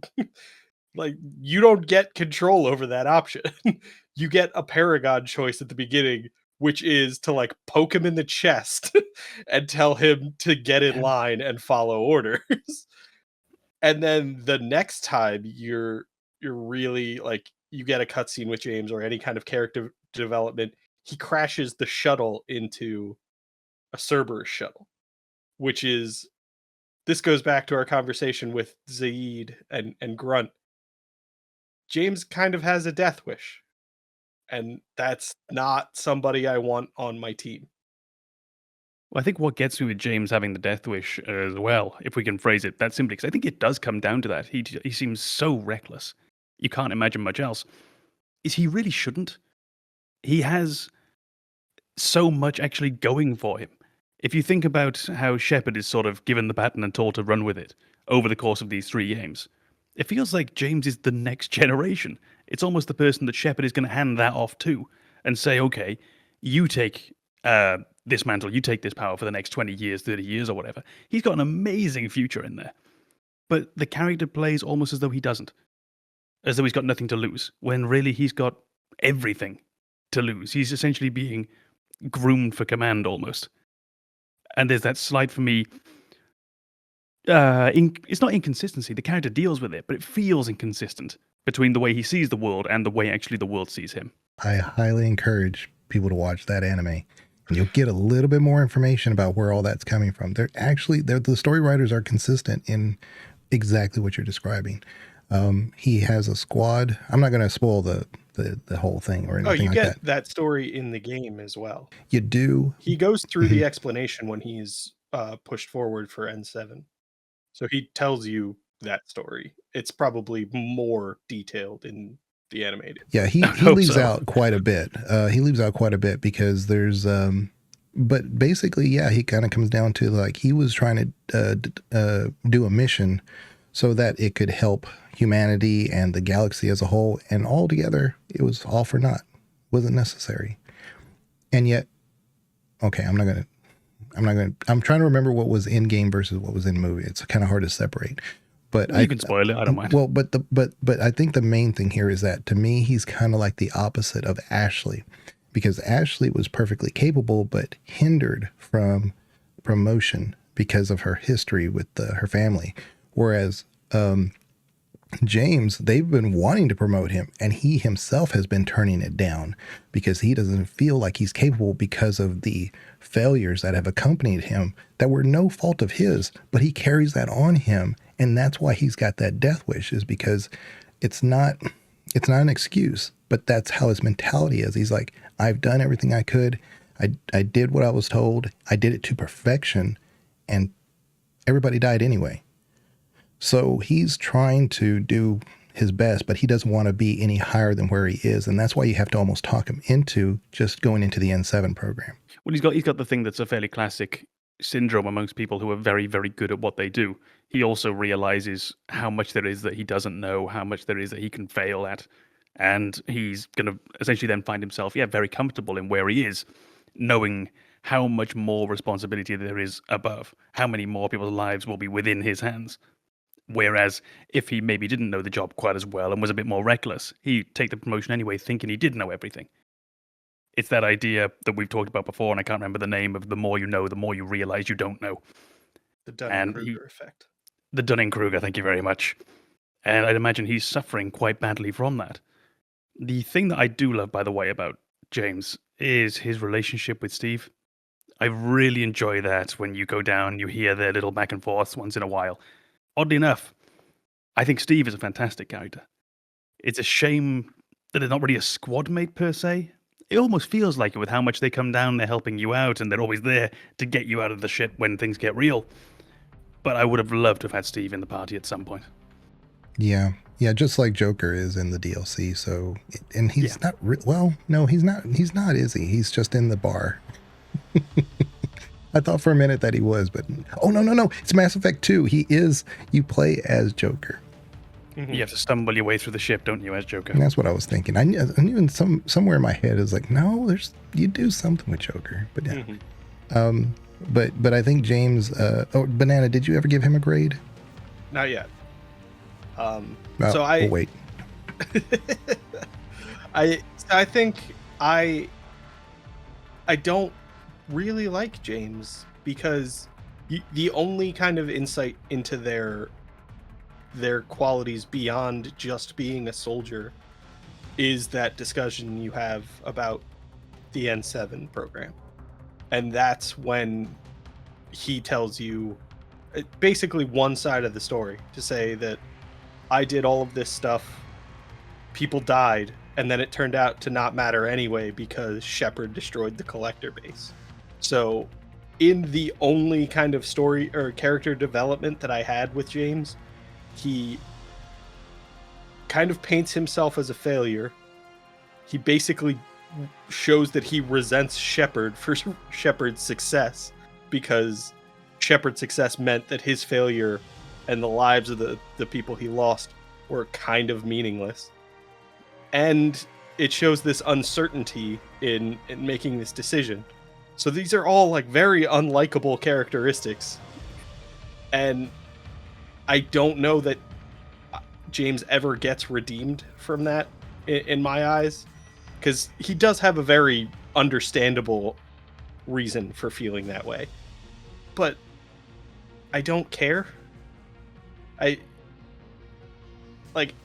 Shepard has, depending on the backstory you go with, almost the same story and is likable. Shepard has to explain to James how to move on. I don't like that James needed a mentor in that regard. So for me, James is very much just a soldier. Doesn't seem like he should be a leader. So the only real character development that I got paints him more negatively than just letting him be a soldier. So I dropped him to a D because he's great in combat. He's an excellent soldier. But the only time you talk about him as anything other than a soldier, it seems like he's unqualified. So the amount of pull-ups he does not impress you? Not at all. Oh, that was another thing that really irritated me about James. In the Citadel DLC, in the party, he's like flirting with Liara in the sense of like suggesting that his physical conditioning competes with her biotics, which is an inherently stupid take, but the confidence he says it with is so unlikable to me. It's such an irritating personality trait. But he's not the only one. There's three parties on each side, so they're all kind of. I believe I get the same ickiness from when he insists on calling Jennifer Hale Shepard Lola. Mm-hmm.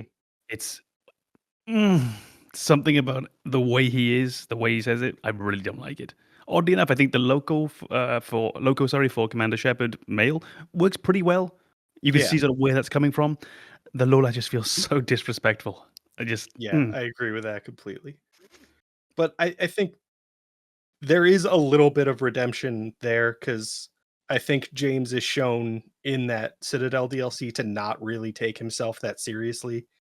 It is very much just kind of this bravado, this facade he puts up And that makes it a little bit better, but if the version of yourself that you're trying to portray is an arrogant prick, it's going to take a lot to redeem yourself from that. Like, why is that who you want to be?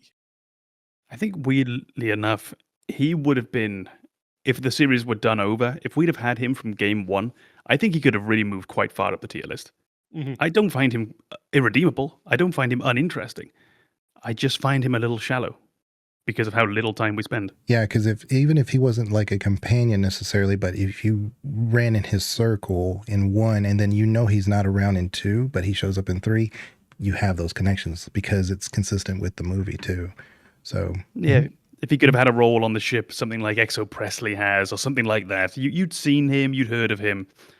That would have gone a long way. The weapons person, because that's really just Wrex down there. Wrex and Ashley.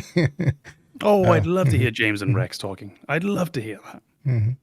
Yeah, now, one thing I think, just me personally, I think with James, it's just some lore stuff here. Just like I personally think Garrus and Tali are the canon romance together. I think James and Ashley work because they do kind of get together if you have Ashley alive. And you can kind of push them in that direction. And I think they kind of work together, oddly enough, because they don't really take it too serious, but at the same time, it just kind of works. So Imagine that, Ashley ending up with a human. Yeah, of course. Somebody else might have gotten it wrong. I feel like you're twisting those words there. Is that what they meant? The situation where they don't apply. Anyway, so I think we can confidently probably, I could actually argue a D. I mean, as much as I like him, I could argue the D, but I think he deserves the C. It's just, I just think he does. I think Com did point out he's not an irredeemable character. I mean, I've made criticisms of the character, but I don't think it's any of the things that I've criticized are obstacles that can't be overcome. I think they are all things that could have been written to show growth on James' part, but it didn't happen. And it's the fact that it didn't happen that drops him down to a D for me. Because all of those things could be developed.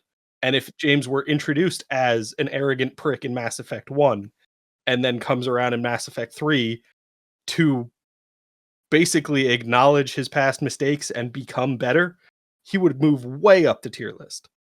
But that doesn't happen. I've played a lot as an infiltrator, and that final mission that you have when you make that push to get the batteries going to shoot at the Reaper, I take James and I take Ash. They're just meat, because they hit hard, and I don't need a biotic to kind of miss. They do really good against the Banshees. I mean, it's just bullets against them. And so, yeah, I'd take James just for that one mission. If nothing else, level him up for that one because he can take the hits. So, yep, I think he's a fantastic in-game character. Use him a lot on the battlefield. Underwhelming, sadly, in his development. Not irredeemable. Could have been so much more. He's a solid C from me. I think he's the definition of a C. Yeah. There's so much more that could have been done. There's so much they didn't get wrong. But he never gets his head above the average. So put him in a C and just wish that in hindsight we'd have had him for 2 more games. He could have gone up way easily to a B or an A. Easily.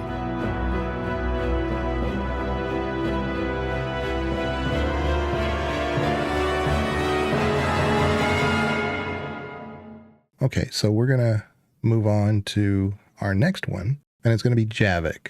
Javik is the Prothean that we discover. It was a day 1 DLC. For me, when I first played the game, first couple of times with him, I didn't like him at all. Like, at all. I mean, as far as a likable, not necessarily utilitarian, but as far as likable, I probably would have put him around a D or less. But I think I know where he's coming from. I mean, he is also soldier first. He just comes from a different alien path, and he has a different mindset for everything. And what's odd is that as a soldier or as a personality, I like him a lot better now. But I don't like his powers. I don't like his abilities. He does have one ability that's really, really good. And it's basically a biotic ability where he sends out like these little, like little insect type things, very similar to the collectors. And they basically do a DPS. And I really, really love that because you combine that with singularity or warp or anything, and it just does a really good job. But overall, I don't really care for him because he's supposed to be the soldier, but I see him more of as a biotic B tier. I don't really need that. I can get somebody better. But for me, I think overall his story is interesting. A lot of the stuff he comes from is interesting. It really explains the Protheans. It really helps me understand where 1 and 2 were kind of coming from. And granted, Liara was the one researching them, and apparently we knew nothing about them. But it bridges that gap to kind of show how the galaxy every 500 years or so has dealt with this, and his cycle he's talking about how his cycle dealt with it and how the history before that happened. So you kind of get this recurring idea that helps solidify the story in the bigger picture. So I think he's really necessary in that regard, but he has personality and his utilitarian squad stuff, I would say C. Another C. I think we're going to have a sort of quite different opinion with Javik. When you mentioned that you think over time you learn where he's coming from, you understand his character a bit better. I feel his character was so straightforward from day one. He's a dick. He is just an absolute dick. And he's designed to be that, and it's wonderful. I love it so much. He's one of my very, very favorites. We're told over the course of these 2 games, primarily via Liara, but also through the Codex entries and the world around us, that the Protheans are these enlightened beings almost. They're on a different level to what we were. The loss of their civilization is one of the greatest calamities that the world could ever have seen. They came the closest, as we go on through Mass Effect 3, to completing the Crucible. They were so close to being where we are, where we end up. And actually, in the end, they're vile. He is the only one we meet, and he is incredibly unpleasant. Everything he tells us about himself and their society makes it sound worse and worse and worse. They were very much this jackbooted power, stepping on anything beneath them, dragging it in forcefully into their empire. It sounds horrible. They weren't this enlightened group of cultured meditation yoga teachers. They were the most brutal, centralized fascistic space army that's probably ever existed. And it's gone. And he knows almost nothing about it as well, and I love that. Our one living Prothean that we still have in this world, who's still recognizably Prothean, didn't even live when the Protheans were in their heyday. He's born and their world is already being destroyed. He's born and they're already on the run. It's almost as though looking at me, you and Banana as eyewitnesses for humanity in the 18th century. We know so little about it, and we would just be talking about what we think it was like. I just find him fascinating. I really do. And there's one big thing that I think goes a long way to explaining his dickishness. I think there's no other word for him than that. He's just that. He's surrounded by what he views as primitives. His entire society, that glorious apex, zenith, and apogee, they probably sang about. Because it was all gone by the time that he exists. They were probably singing about this around the campfires, how the glory days of the Protheans were, how much better they were than everyone else. And now it's gone. And he's the only one left. And he's surrounded by people that were so much lower on the evolutionary chain than they were, that the Reapers didn't even care about these species. And if we expect him to not be an ass, I think we're expecting far too much. I think there is another word beyond just dick. He's a Prothean supremacist. Yes. Fucking space racist. And I don't know why Ashley gets more shit than Javik, because Javik never comes around despite all of the evidence. The entire time he's on the Normandy, he is making snide comments about the primitives around him. And it's just like, dude, your entire race is dead. They can't be better than anyone else. They're dead. And there's so much evidence right in his face that the Protheans are not this supreme species and never were, but he still clings to that idea and continues to be a dick. He's so incredibly unlikable for me. That being said, I love that dark channel power. I think it's so much fun. I've only really played with him on story mode, which is how I've been getting through Mass Effect 3 to kind of do my research as quickly as possible. But he was not in the original for me, because I got the original when I had no money. So I bought the game used on eBay, and it was the vanilla game, no DLC, and I was not going to pay for the DLC. So I played through all of Mass Effect 3, never meeting Javik. And then my most recent playthrough, which is ongoing, I was playing as of this morning, is my only experience with him, and he's a jackass. Well, you might be going through the same arc I did, because that was how I felt when I first played him. And like I said, I've grown to like him. Like, I think Com is suggesting, like, I don't like him at all. And that's not, no. I like him. I just think that he provides more context than I like him.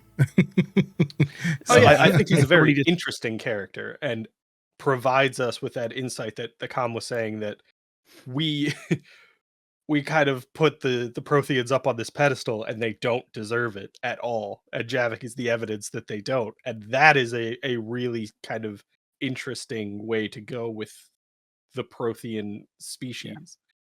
Yeah. But he's so unlikable. Yeah, to be very clear on where I stand, I think it's a fantastic character. He's going to be up there as one of my favorites. I hate him as an individual. I think he is vile. He is repulsive. In the same way that a great villain, I might adore the character arc, I might adore the writing, I might adore the performance, whilst finding them repulsive. That's Javik for me. I am a huge fan of their existence in the game. I'm glad they're there. Personally, he's an asshole.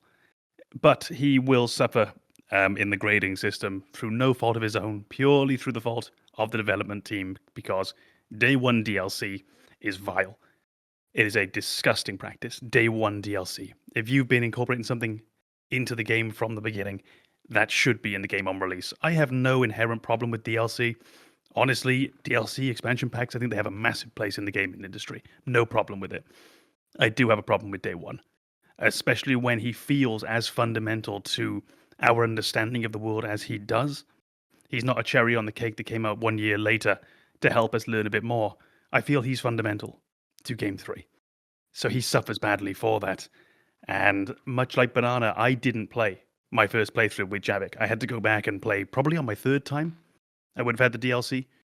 And he suffers a bit for that. And I think you'll probably find that a lot of us on our first playthrough, especially if we were of an age when maybe... myself, I would have been a bit older than this. I would have bought it myself. But if you were sort of 14 or 15 when the game came out, and maybe your parents had bought you it, they wouldn't have known to buy the DLC or to buy the activation card for it. So I think anyone who played this game as a kid for the first time, they almost certainly wouldn't have played with Javik. And that's such a shame. Because I'd love to give Javik an A, but purely for these commercial outside reasons, I won't be able to go higher than a D, I think. Than a B, sorry. That was quite a demotion. Yeah, I'm really against it. Yeah, I really love this character, but I fucking hate BioWare, so he gets a D. Yeah, I definitely don't want to put words in the developers' mouths or anything, but when it was released, it was actually probably released a little too soon. I don't think it was ever intended for it to be a Day 1 DLC. I don't believe that they think it was going to be ready. And then when EA got a handle on it and the publishers and said, hey, look, this is going to come out on this particular day, because there are stories of how the main game developer, what he was trying to do, like there's a moment with Tali, right? In the image of Tali where you get to see what she looks like under the hood. That was done literally a day before it was finally put into code and put onto a CD or whatever. And just the day before. And so a lot of things were like rushed right at the last minute. And so I couldn't really say that it was intended to be a day one DLC. It just kind of happened that way because of the way EA pushed it out. But yeah, they're not getting the free pass from me. I think not from Banana either, based on the face we were making.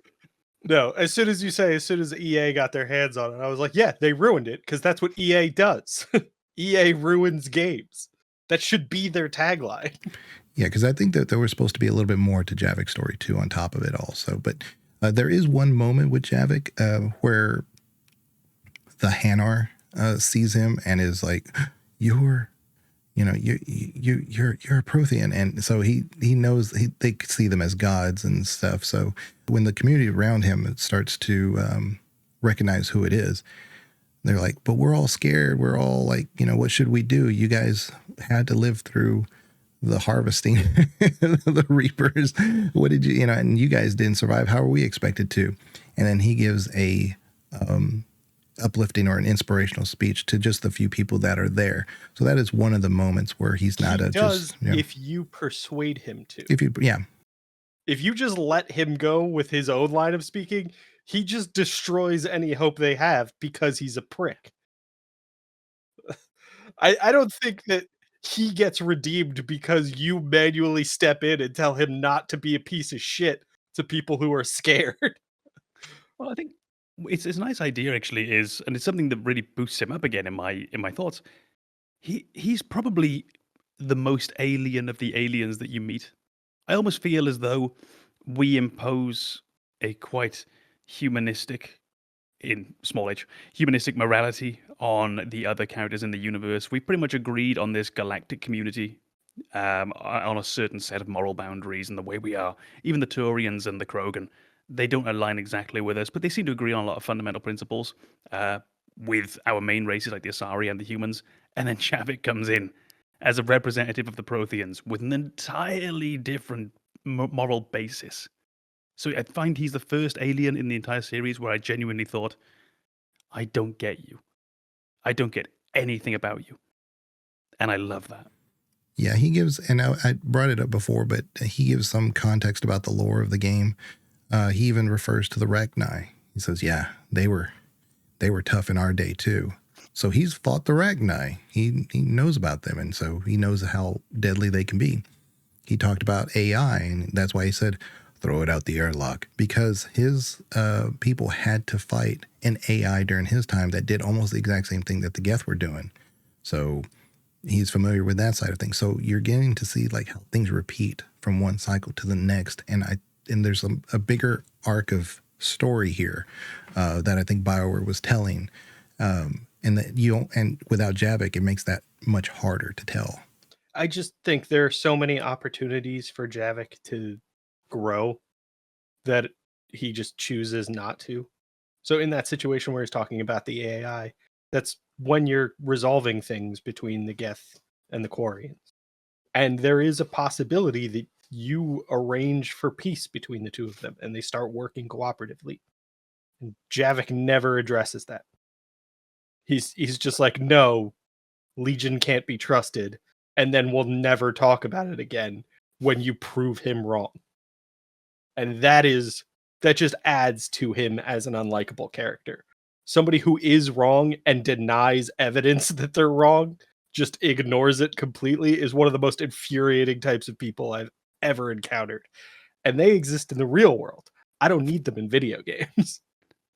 I was just thinking as well, it's very much a side note, but I was just thinking about how much I like what Javik tells you about Liara. That Liara puts, it's not her, it's her society, but we get it through the prism of Liara. They put this image of the Protheans as benevolent sort of space wizards, just kind and sweet and soulful and obsessed with the arts and culture. And really what you're seeing there is just what Liara wants to be true. She wants to believe that the society that came before was benevolent, was wonderful, was wise. And you just get this idea that, or this question of how much did the Asari just sort of put that on the Prothean identity? How much of that was based in truth? And how much of that is just them thinking, we would love this to be the way. We would love this to be the truth. We want that race that actually brought us forward, that helped us up. We want them to be this beautiful society and not this imperial Rome jackboot stepping on the universe. Well, I think that goes back to what you were just saying, that the Protheans are the most alien race to us because their priority system, their set of morals is so very different from ours. And in the context of anthropology and archaeology, when you are learning about past civilizations, there's not really any information to go on for their moral code. So you kind of view it through the like you said, like the prism of your own moral code, and you kind of project your own sensibilities onto the data in front of you and skew it in a way that is no longer accurate but makes it easier for you to process. And that's how you end up with this idea of, oh, the Protheans were just the peak civilization because they had all of our morals and they had succeeded in all of these other ways where we haven't yet. Yeah. And then they left behind these indicators to help us, which was really potentially more them leaving behind things not by choice, or leaving behind things to destroy the Reapers out of vengeance more than anything. And Javik introduces himself as the soldier of vengeance. That is his whole character. And that is to me, that's a cliche. I've seen that character before. I don't need another one. We all know that vengeance is this kind of self-consuming ideology where you will lose yourself in pursuit of your goal, and once you achieve your goal, you are nothing. We've all seen that play out in other media. I don't know that I needed another character to demonstrate that kind of fall. So there's just so much about Javik that I find so unappealing. But I think the insight into the Prothean people is so interesting that I'm glad there was a Prothean. It's just he's such an ass. Yeah. We definitely learned from like Vigil that there were significant other classes and tiers within the Prothean society. It's just that who did they decide to preserve after it was all said and done was, Javik. So yes, they were technologically advanced. They were possibly culturally advanced. We don't know. Javik doesn't even know. Well, you can see in the fact the way they talk about it, the idea that we turned off the non-essential personnel first. It's so incredibly utilitarian, which sounds like exactly what they are. And that is a moral compass that we would probably find it quite hard to stomach if that were around us. Yeah, and I think his only arc, if there is an arc, is when he does go to the Asari homeworld with Liara. That's why a lot of people get told, if you're going to play the game, you might see it on somebody's stream or something, say, make sure you take Javik, because Liara is always going to go with you. But, and if you take Javik, he gives you a lot of context about the Protheans and how they uplifted the Asari. Well, spoilers, I guess, but also at the beginning, there is a commander. I think it's commander, or is it a captain? Asari that's on the ground, and he grabs her and he senses her doubt and everything, and he convinces her, look, you need to get this done. And so he has those moments. And like I said, when you find out a little bit more about the Asari through Javik, that's not really so much of an arc, but he doesn't have to tell Liara some of the things he does. But he's trying to be gentle. He doesn't have to be a super, I think he's fairly gentle. He doesn't have to say a lot of the stuff he does. Yeah. Yeah, he says, he like I said, I think he's fairly gentle compared to what he could have said and the way his personality is. But anyway, like I said, it's not an arc, but I mean, if there is one, that's probably where I would put it. I think there's a James Acaster quote about this. It's like, you don't get to stop being the villain for a day and become a hero. Just because there were worse things he couldn't say doesn't make this a redeeming moment for him. He's still a dick. I'm thinking about another thing just with Javik as well that would probably be very, very frustrating. The way that the Protheans communicate. I might be mixing this up. It's been a long time, but I believe via the beacons, via the little memory things and so forth, essentially you get the thoughts and experiences and feelings of other Prothean directly into your head. There's no one left in the galaxy he can do that with. Imagine if you were transported somewhere into the future now, and no one communicated by speaking.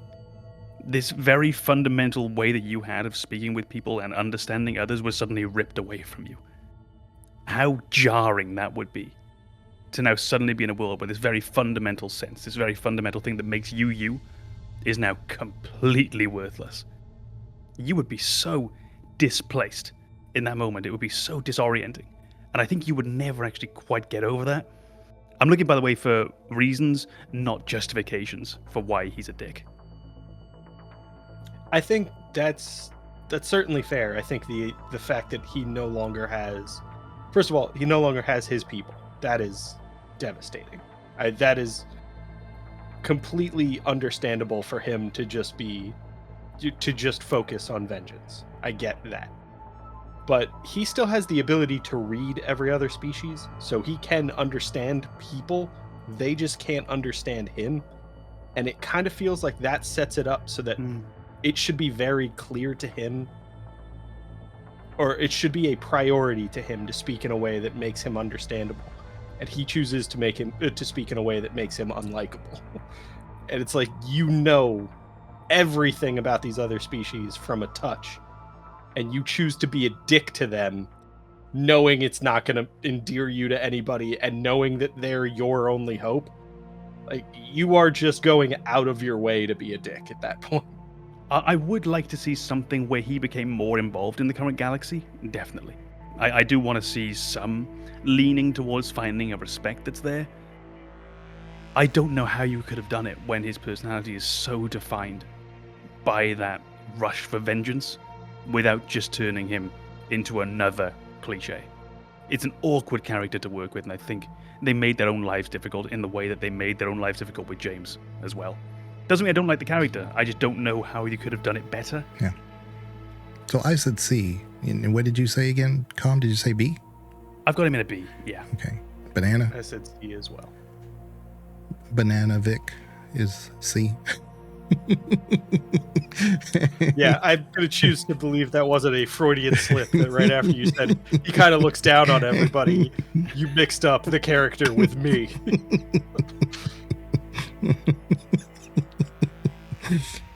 That's okay. Channel law. I don't want to be the condescending one.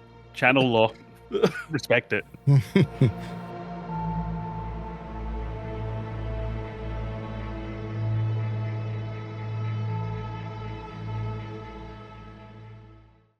These two were a little concerned about some of these characters, that they didn't feel like they knew them. I said, I think you know them more than you think you know.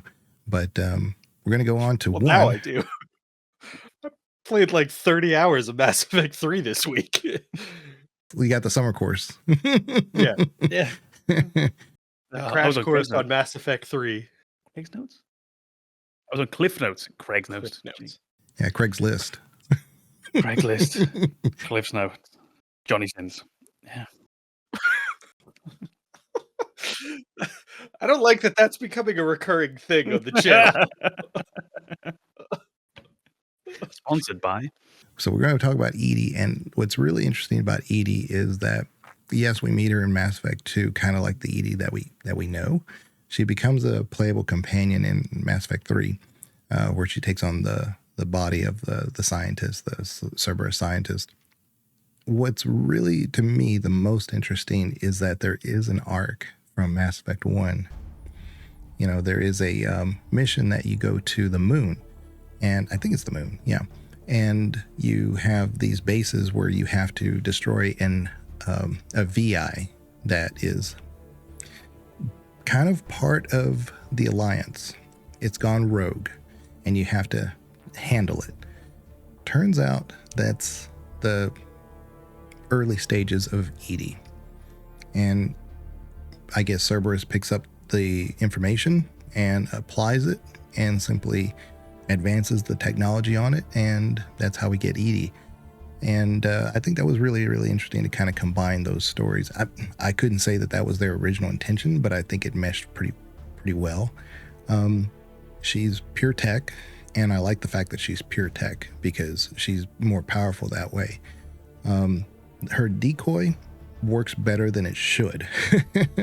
Because there'd be one thing is like, oh, well, there's two things. We'll just, you shoot at that one, I'll shoot at this one. It's interesting how it's, if I step back and look at it, a lot of times I try to tell her to put the decoy like somewhere here or there. And if I position her right, I mean, they just go all out, try to get that. They try to go melee, and then I can just, they're in the open so I can snipe them. So it's really interesting how well that works, even though it's one of the few spells or casts or whatever you want to call it that doesn't do any damage that I like. I usually like anything that does damage, My job is to make their HP 0. But I think for me with her and her story, and it actually has a really, really even further interesting arc in near the end of Mass Effect 3. If you find some of the little terminals on the for the Elusive Man station, I started thinking about her story and how it just has more than one arc, and her consistency and her utilitarianism. I think she's an A for sure. I am almost certainly going to be quite far away from you with this. I did not enjoy the E.D. in Mass Effect 3. Well, I did and I didn't. First off, I'm deeply uncomfortable with the way that she's introduced in the sense of stealing a body. That's an immensely creepy thing to do. And I found that incredibly off-putting from moment one. It reminded me of the movie The Thing. And he said it. So The Thing, that idea of just taking another body and it becoming your own, is the most fundamentally unnerving thing on an evolutionary scale that I find it so off-putting that immediately I thought, okay, E.D., you don't get me. Secondly, it felt a little bit like the designers were 16-year-old boys. It felt a little bit like we need a sex bot in the game. We need that Austin Powers character. Or for whatever reason, the game is in some way incomplete. Like, look how hot our new sex bot is. And honestly, it made my dick shrivel. Like, it's so... real unpleasantness. So it's a terrible introduction for her from me. Especially because I quite liked E.D. I like E.D.'s dialogue. I like where E.D. goes in conversations. And this is the real shame, is over the course of the game, I think I really enjoy most of her character development. But I find the initial introduction so off-putting, and I find the horny developer cliche so incredibly that it's going to pull her down a little bit for me. I don't hate the character, but it's not one of my favorites. We're going to end up somewhere around a very, very average C. I think with the Dr. Eva, though, I never got the impression, and I never got it clarified, but I never got the full impression that the Dr. Eva was fully human. I mean, if she was ever human at all. Now, granted, I don't think she was a full AI, but I don't think she would. So when you say like she was stealing a body, I couldn't really validate that or argue against it, but I never got the impression that she was actually human. The lack of concrete opposition to it doesn't help. As long as that vagueness is still there, that it might still be a body, or at least partially, that ick will not leave me. I think the fact that E.D.'s arc is very focused on kind of how you define life makes that more problematic. The fact that we eventually come to recognize E.D. as a life form, and she becomes a playable character in Mass Effect 3 by stealing a body from something very similar to what we've understood E.D. to be. So I completely agree with Com that it feels like she's stealing another life form's body. And the fact that we never get any closure on, oh no, Dr. Eva was just a VI or not even that advanced. That leaves that possibility that she destroyed another incredibly unique form of life and took the body for herself. Is a little... doesn't feel right. We both had exactly the same body language at that moment of just... completely agree. This game didn't need a fucking sex bot. It is infuriating that this is how E.D. finds a body. It's just so unnecessary. And I get you can make the argument that it was like, oh, it was developed by Cerberus and they wanted it to be prepared for everything. Neat. Still weird, still fucking gross. And the fact that nobody ever brings it up as like Cerberus are pervs, right? We can all agree on that. Like everybody is just like, have you noticed how hot E.D.I is? The fuck is wrong with you? I think that the Cerberus are pervs hidden dialogue would have demanded a certain self-awareness on the part of the developers of the video game that we definitely can't expect. Yeah. But I also think the fact that like everybody kind of openly talks about how hot E.D.I is, and we see E.D.I as a new life form in its infancy just adds to the creepy level. The like Yeah. E.D.I is very much figuring out what it means to be a new life form. She is a child for the most part. In the same way that when we meet Liara, she's a child for her species. E.D.I is very, very much younger effectively than Liara was when we meet her. And that they're sexualizing this incredibly advanced intelligence, but an intelligence that it's in its infancy is just it's you've somehow so worse. You've somehow made it worse. You've somehow made it even more gross, and I'm now very physically uncomfortable. That being said, I enjoy the romance arc between her and Joker. Yes. Because I think Joker is one of those few people who does genuinely respect E.D.I. And the fact that she is now housed in a sex bot is very much a joke to Joker. It's very much a I liked her when she was a ship. And I think that's very fun. And I'm okay with that romance arc. It's just there's so many things about what they did making E.D.I a playable character that just do not sit well with me. Obviously, Cerberus is trying to infiltrate the Mars program to get the information they want. If they just send like a VI that's clearly a machine that says Cerberus on it, it's not going to, cut the mustard. They have to send somebody who's actually an infiltrator. So I do believe that she's actually 100% a cybernetic individual. But again, it's Cerberus reclaiming Cerberus property. I mean, if you want to define it as an individual, fine. But that comes down to the bigger arc of story of Mass Effect. What is life? Whether it's AI or not, if we want to define it as that or not.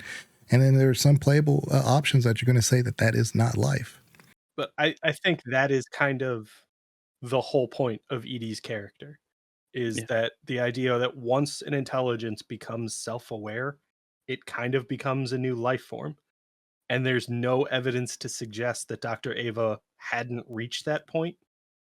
So that the idea that she is just consumed by E.D.I is very off-putting. And when you think that now we're talking about this taking place directly within E.D.'s arc as well, it's not some secondary storyline where they're not directly linked and we almost don't make the mental leap directly. Here, we're almost forced to recognize. So thank you, Banana, for sort of really hammering the point home, because I think it needs to be done. You have an entire storyline about what life really is, beginning by possibly one of these lives being snuffed out and entirely subsumed, possibly continuing to exist within E.D.I, yet having no agency over its own body. It is vile. But that's like the big difference between AI and organic life. That's what the Geth do all the time. And so when you say that, okay, so there's these two individuals that it's unacceptable for, I'm not arguing one way or the other. It's just that's what the Geth do. They absorb that collective information. They don't see them as individuals. They see them as a one unit collective. And these AI can do that because that's how they operate. So Dr. Ava has a name. Yeah. Legion has a name. I think you're already seeing a direct reflection of individualism right there. They have a name. Yeah. Legion has a name too, and they separate him from the group. Yeah. Yeah, because Legion has a different thought process than the rest of the Geth. So we establish Legion as a separate entity. And he refers to other Geth as separate entities. So he is inherently recognizing the individuality there. And I don't think that he ever suggests that all the Geth should be absorbed into his consciousness. He does. I think he does at the end. That way he can give them the Reaper code.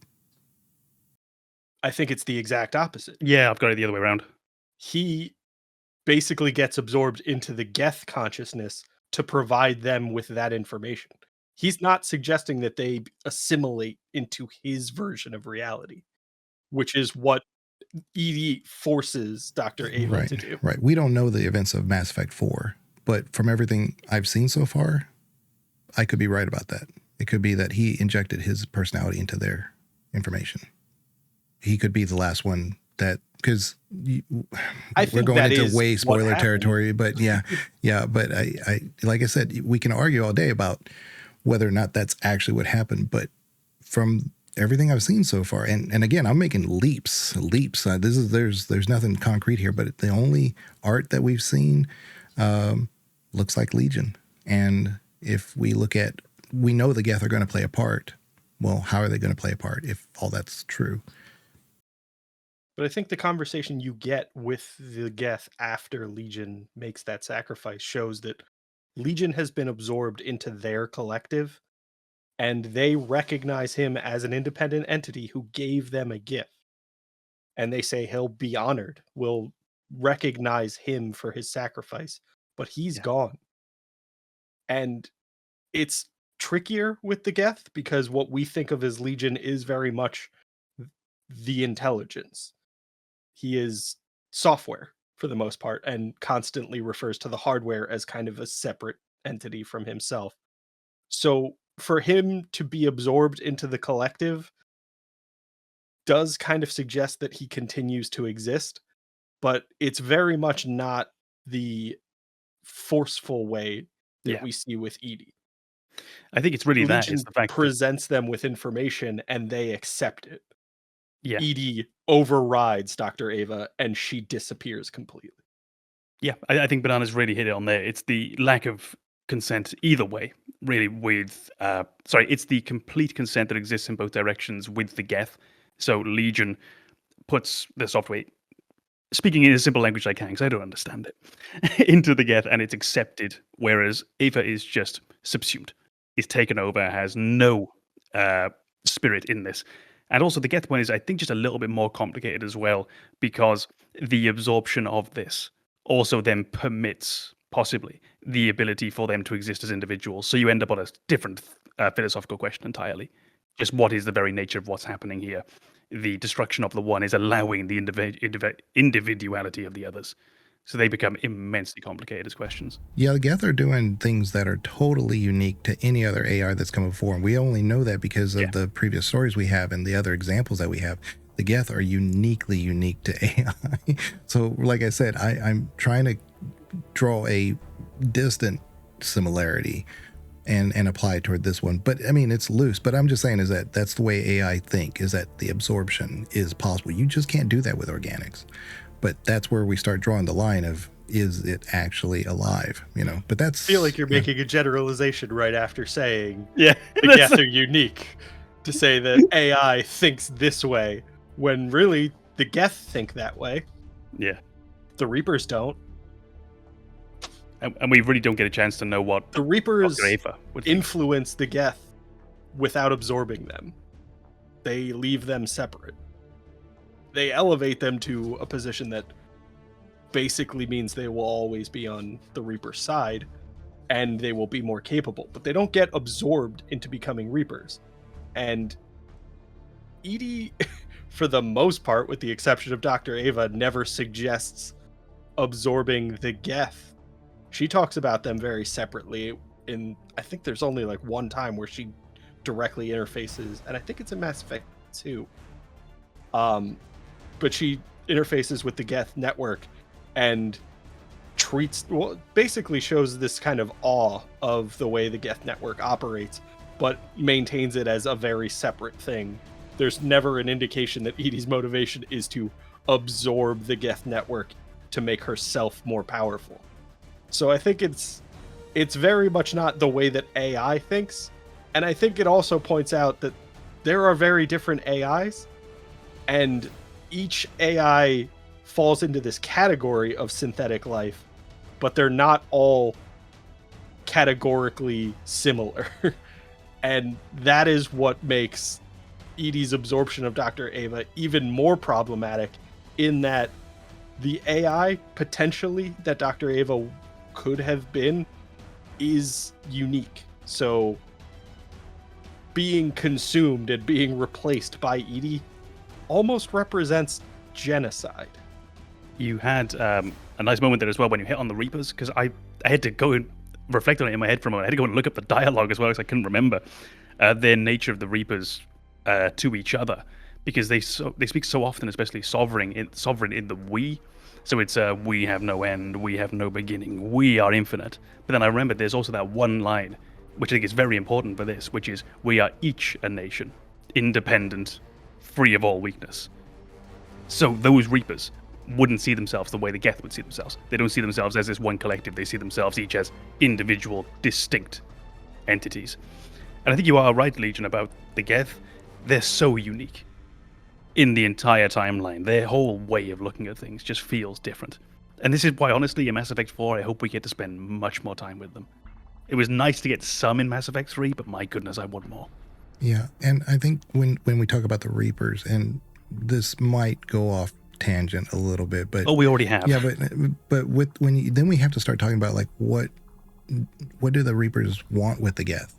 I mean, clearly they're a military. You know, they're the strongest military actually in the entire galaxy, except for the Reapers.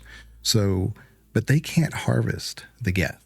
They don't help the Reapers in any way. Their code is far superior than what the Geth have. So what do? They manipulate. You know, they say, hey, what do the Geth want? The Geth want more intelligence. You know, they want to better themselves. So the Reapers offer them that. And that's why they don't get absorbed, because there's no point to that. They could just destroy them. But it's just, it makes the harvesting of the galaxy take longer. So really they're trying to manipulate them. So I kind of see that, but at the same time, I do see why the Reapers would just say, look, we don't want to absorb you guys. We just want to give you the code, so that way they're fighting for them. They're a fighting force. That's all they see them as. I think there's also the argument that the Reapers have this cycle where they harvest organic life, and it is incredibly important for them to draw that distinction between synthetic and organic life. Yeah. So when they are presented with synthetic life, it almost, as a coping mechanism, means they have to show respect for it, because their whole personality is organics are inferior, they are a destructive force in the universe, and they need to be culled. We need to believe that the Geth are above that, because we are above that. And the reason we've decided we're above that is because we're synthetic. So if we encounter a synthetic race that is not above that, it destroys our justification. So I think the Reapers need to see the Geth as kind of themselves in infancy. And that is why they are okay giving into what the Geth want. It's not so much because they have a genuine respect for the Geth, as much as it's almost them rationalizing their own behavior. You see this very, very clearly as well in the way that we are really pushed towards developing our perspective as the game goes on. Towards the end of Mass Effect 3, I think we're supposed to begin seeing that the line between organic and synthetic isn't quite as clear-cut always as we might think it is initially. The most clear examples being likely E.D., who for us certainly starts to take on this organic personality, and then the synthesis ending, should you choose to take it, which is very much okay. There is no distinction anymore. And then the Reapers exist as this black and white alternative to that. There is simply the organic, there is simply the synthetic, and as Banana says, their war would be against the organics. And the synthetics, they almost have to ideologically believe that they are in some way better. And I love the way that you said that they might look at the Geth as Reapers almost in their infancy. I love that approach to it. Okay, so I'll add my 2 cents on that one, because I can't dispute that. That could be 100% true. I don't know the Reaper's point of view by the end of Mass Effect 3. But we do know from Leviathan that that's not why they were made. Leviathan saw cultures grow, and they helped prosper other cultures. They enslaved them for the most part, but they helped them grow. They didn't actually get in the way. They just didn't want them to take over what they had. So each cycle, every so often, that's what they saw. Every 500,000 years or so, a civilization would create AI, and that AI would lead to their own destruction. And so they created the Reapers to tone that down, not necessarily to get rid of humanity, or not humanity, but organic life, but to just settle the system, the whole galaxy down. That was the whole purpose of the Reapers. And then the Reapers said, well, wait a minute. That's you and me. And they turned the table. So to see the Geth as an infancy of them, I don't think that they care about the Geth, just personally. I think that they just, their prime directive was to keep balance in the galaxy, to prevent organics from being snuffed out by AI, because every 500,000 years, that's what the Leviathans saw. So to help them, they created the mass relays, but they did it with the Reapers, what we know as the Reapers. And that was kind of like their tools. And they basically would harvest the galaxy to make sure that everything stayed balanced. So I don't think that they care. I don't think really the Reapers really have that altruistic feeling about anybody. They just have a mission. I don't think we were suggesting it like an altruism. I completely agree. I don't think I think we agree much more than we disagree. Yeah. I think what I was trying to say is I don't think there's a genuine respect for the Geth from the Reapers.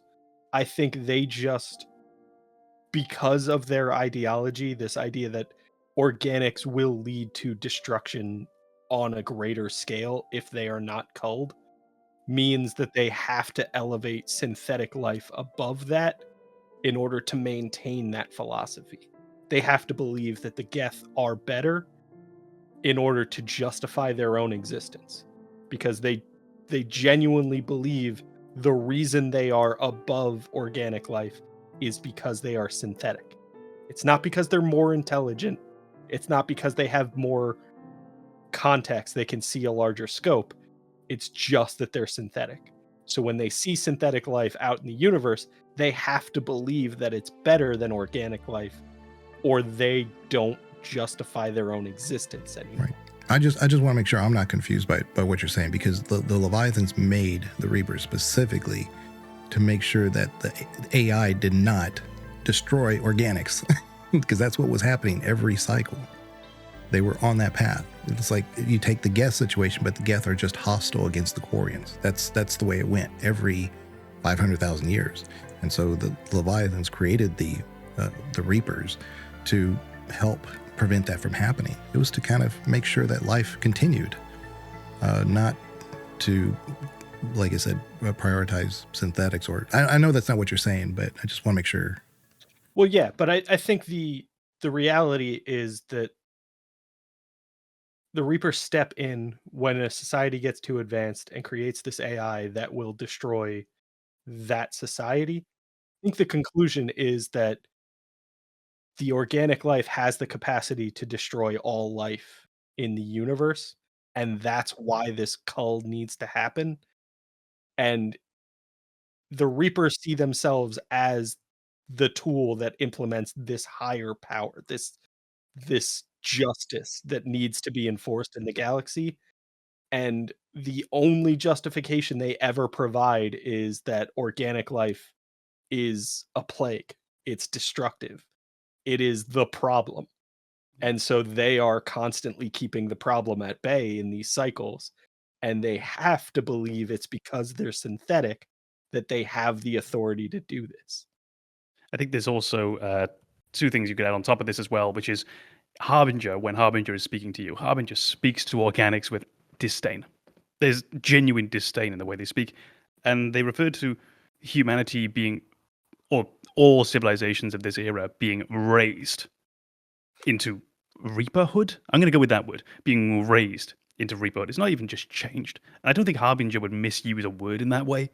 They're talking about you actually being elevated into this new form. I think they see a very distinct hierarchy between organics and synthetics, and they define it very clearly with one above the other.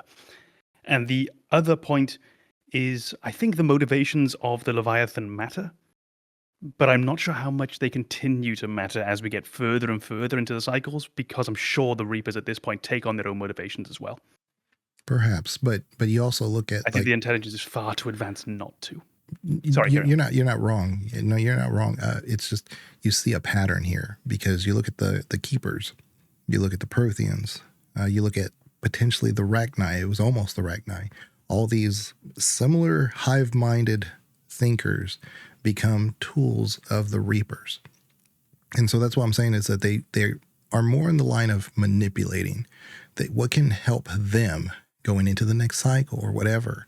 And so when I think of the Geth, I don't think they see the Geth that way. They don't help them in that regard. Because if that was the case with AI from 4 or 5 cycles ago, those would advance from their point, right?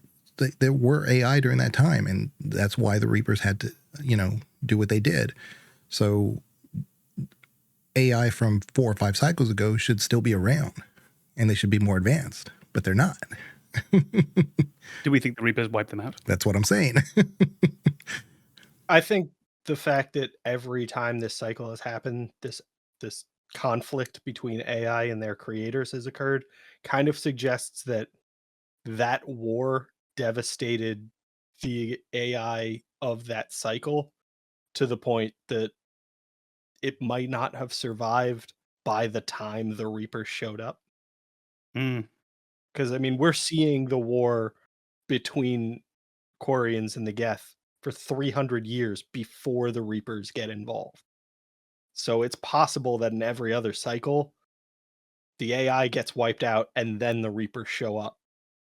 Well, that definitely wouldn't have happened with the Geth, because really the only thing you saw with Saren and his Geth was 1/10 of the fleet, because the other 90% weren't on board yet.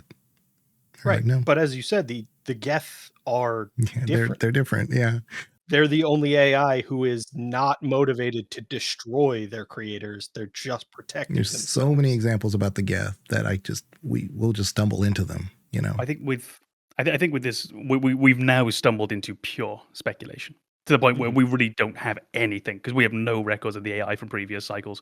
For all we know, the Reapers got the first hint of an AI, which was just essentially Siri in that universe, and they jumped in and said, okay, no, this is where this stops. This is where we dive in now. And perhaps the crippling of the mass, I forget the word now, the mass relay, the one that connects Dark Space and the Citadel, perhaps the crippling of that meant that they were a bit late on the uptake this time, and the Geth were able to develop further than expected. We're into pure speculation. And I would also be very curious to know how many data points the Leviathans had before implementing the Reapers. To say that it's a cycle that repeats roughly every 500,000 years and it always follows the same pattern suggests to me that maybe 3 or 4 cycles happened. They were like, we need to address this pattern that is very clear in 4 data points. Like, all right, let's not get ahead of ourselves here. No, I'm on board with you but for not the same reason. I have no reason to believe Leviathan ever. Like, there's nothing that they say that I actually take at face value. But I don't think that they're idiots either. I do think that they would have created. It's a massive resource to create those Reaper beings. So you don't just do that just to, handle the galaxy. But I think so there are so many examples of a species, like an entire civilization, being misguided in Mass Effect that you could easily say that they devoted a ton of resources to something incredibly stupid. The only final thing I wanted to go into now, this is more of a question because I don't think we have a way of getting the answer to this. And it's not a massive point, but it's about what the Reapers do with organic life. So let's imagine we have a cycle, and let's get out of the current cycle, get out of the Prothean one, because they're the 2 we know about. So imagine 3 cycles ago. And let's imagine you've got an AI starts to wake up, the Reapers get the call, they come in, and they're going to wipe out synthetic life. What does actually happen with the AI then? Assuming that the society who is there doesn't wipe out the AI, do we think the Reapers just wipe it out? Or do we think they'd absorb it in some way? Because the whole thing is about using what's there. They raise the organic life into a new Reaper and create this new creature. Would they just wipe out the AI? Yeah, if you ask me, that's what they do. They have no reason to keep them around because their prime directive is to insecure organic life to continue. Otherwise, they would completely extinguish all life, but they don't. So if they kept AI around when civilization is at its weakest, AI is going to take over. So I do think that they eradicate the AI that remains. What was it? Possibly, I agree with Legion, with the exception of the Geth. That was my question. Yeah, that's exactly what I was going. I think the idea is in previous cycle. Well, this my hypothesis at this point is that in previous cycles, the Reapers saw the AI that was created as a tool of the organics that would lead to the destruction of all organic life. So when they stepped in to harvest the organic life, they also wiped out the AI, believing that its goal was to destroy all organic life. That's the conclusion that AI reached in that cycle. When we meet the Geth, we realize that's not the conclusion they've come to. They want to exist. They want to isolate themselves from the potential threat of the Quarians, but they don't want to destroy the Quarians. And that's different. And I think that might be why we don't see motivations in the Reapers to destroy the Geth or to absorb them. Because I think Legion's pointed out, every AI that is generated in these cycles would be inferior to the Reapers in terms of complexity and capability. So there's no reason for them to absorb that new AI. But it's only the Geth that we know about that doesn't have that motivation to destroy organic life. And I think that is kind of where I can make the connection to say that it makes sense that the Reapers would destroy other AIs, since their goal is to preserve organic life at a low level of complexity. And they might see the existence of those other AIs as a risk. That's interesting. Yeah, I think I just have it slightly differently in my head. In my mind, it was as simple as what I mentioned earlier. I think that the communication was easier between dark space and the center of the universe. Just call it that for now. And the Reapers would have gotten the signal earlier, where the AI was more in a fledgling form. And either the societies on the spot would have dealt with the AI as they saw the Reapers coming, or the Reapers would have wiped out the fledgling AI. I just believe that or my initial hypothesis is that the Geth is the very first time that the AI has had the time to get to where it is, has had the chance to develop to where it is, making them in another way unique, making their cycle unique compared to other AIs. And I'll tell you something more exciting that I find about the Geth is that they're not hiding. They have no reason to hide. They have the largest fleet in military, bar none, compared to the rest of the galaxy. They're not quite to the Reaper size, but they are sizable. They are huge. But where do they decide to keep their servers? Out in the Perseus Veil, out in the middle of the edge of the Milky Way. And so I think they know something about how the Reapers work. And that's why they stay also on the outside, not just within the galaxy doing their thing. They also keep a remnant on the outside. And Legion even says this when you go to his loyalty mission and you do the server where you have to select, are we going to turn them to our side, or are we going to just shut them down? He says that this is one of many servers, right? So we have a group here that is conflicted on their own beliefs, but they do carry those servers on the outside. And so when you choose the destruction ending, which me and Banana have talked about, when you choose destruction ending and all the AI is deceased, E.D. included, I think they go on. Yeah, I think that's exactly it. The fact that the Geth are not seeking conflict. They are not trying, or they're not trying to eliminate the potential for conflict either. They're just trying to remove themselves from it. Yeah. And for that reason, why would they move anywhere else? Well, like I said, I think that they know that how the Reapers work. And if If they know that they eliminate AI, let's put ourselves in a position where they can't find us. That's all I'm really going with that. But they'll find you. It might just be that I don't know the destruction ending as well as I thought, but it's relayed. Well, it uses Good the word. mass relays, right? That's how it's disseminated, this destruction of the AI. There's a mass relay in the Perseus Veil. They're not safe. I have no reason to believe that the destruction does not affect the Geth if I choose that ending. And we know that even if you don't choose destruction and we just go on to a Reaper victory, for example, so you shoot the Star Child in the face and you bugger off, we have enough links between the Geth and the Reapers to know that the Reapers could find the Geth if they want to. And they could go straight over there and just wipe them out immediately. The Geth don't really have a safe spot. I don't know, because I mean, even the Andromeda crew got away. Yeah, but that game sucks. Yeah. What does that got to do with it? Yeah. They got out. The game is a fanfic. They went right by the Reapers. Reapers didn't even notice. I don't know. Well, the dark space is enormous space, isn't it? That's where I'm saying that they are. I don't believe. I say they're based out of the Perseus Veil. I'm not saying that that's where their servers are. I think they're outside of that. So if you have the Milky Way and they're like here, they're outside. I feel like that is entirely speculation, though.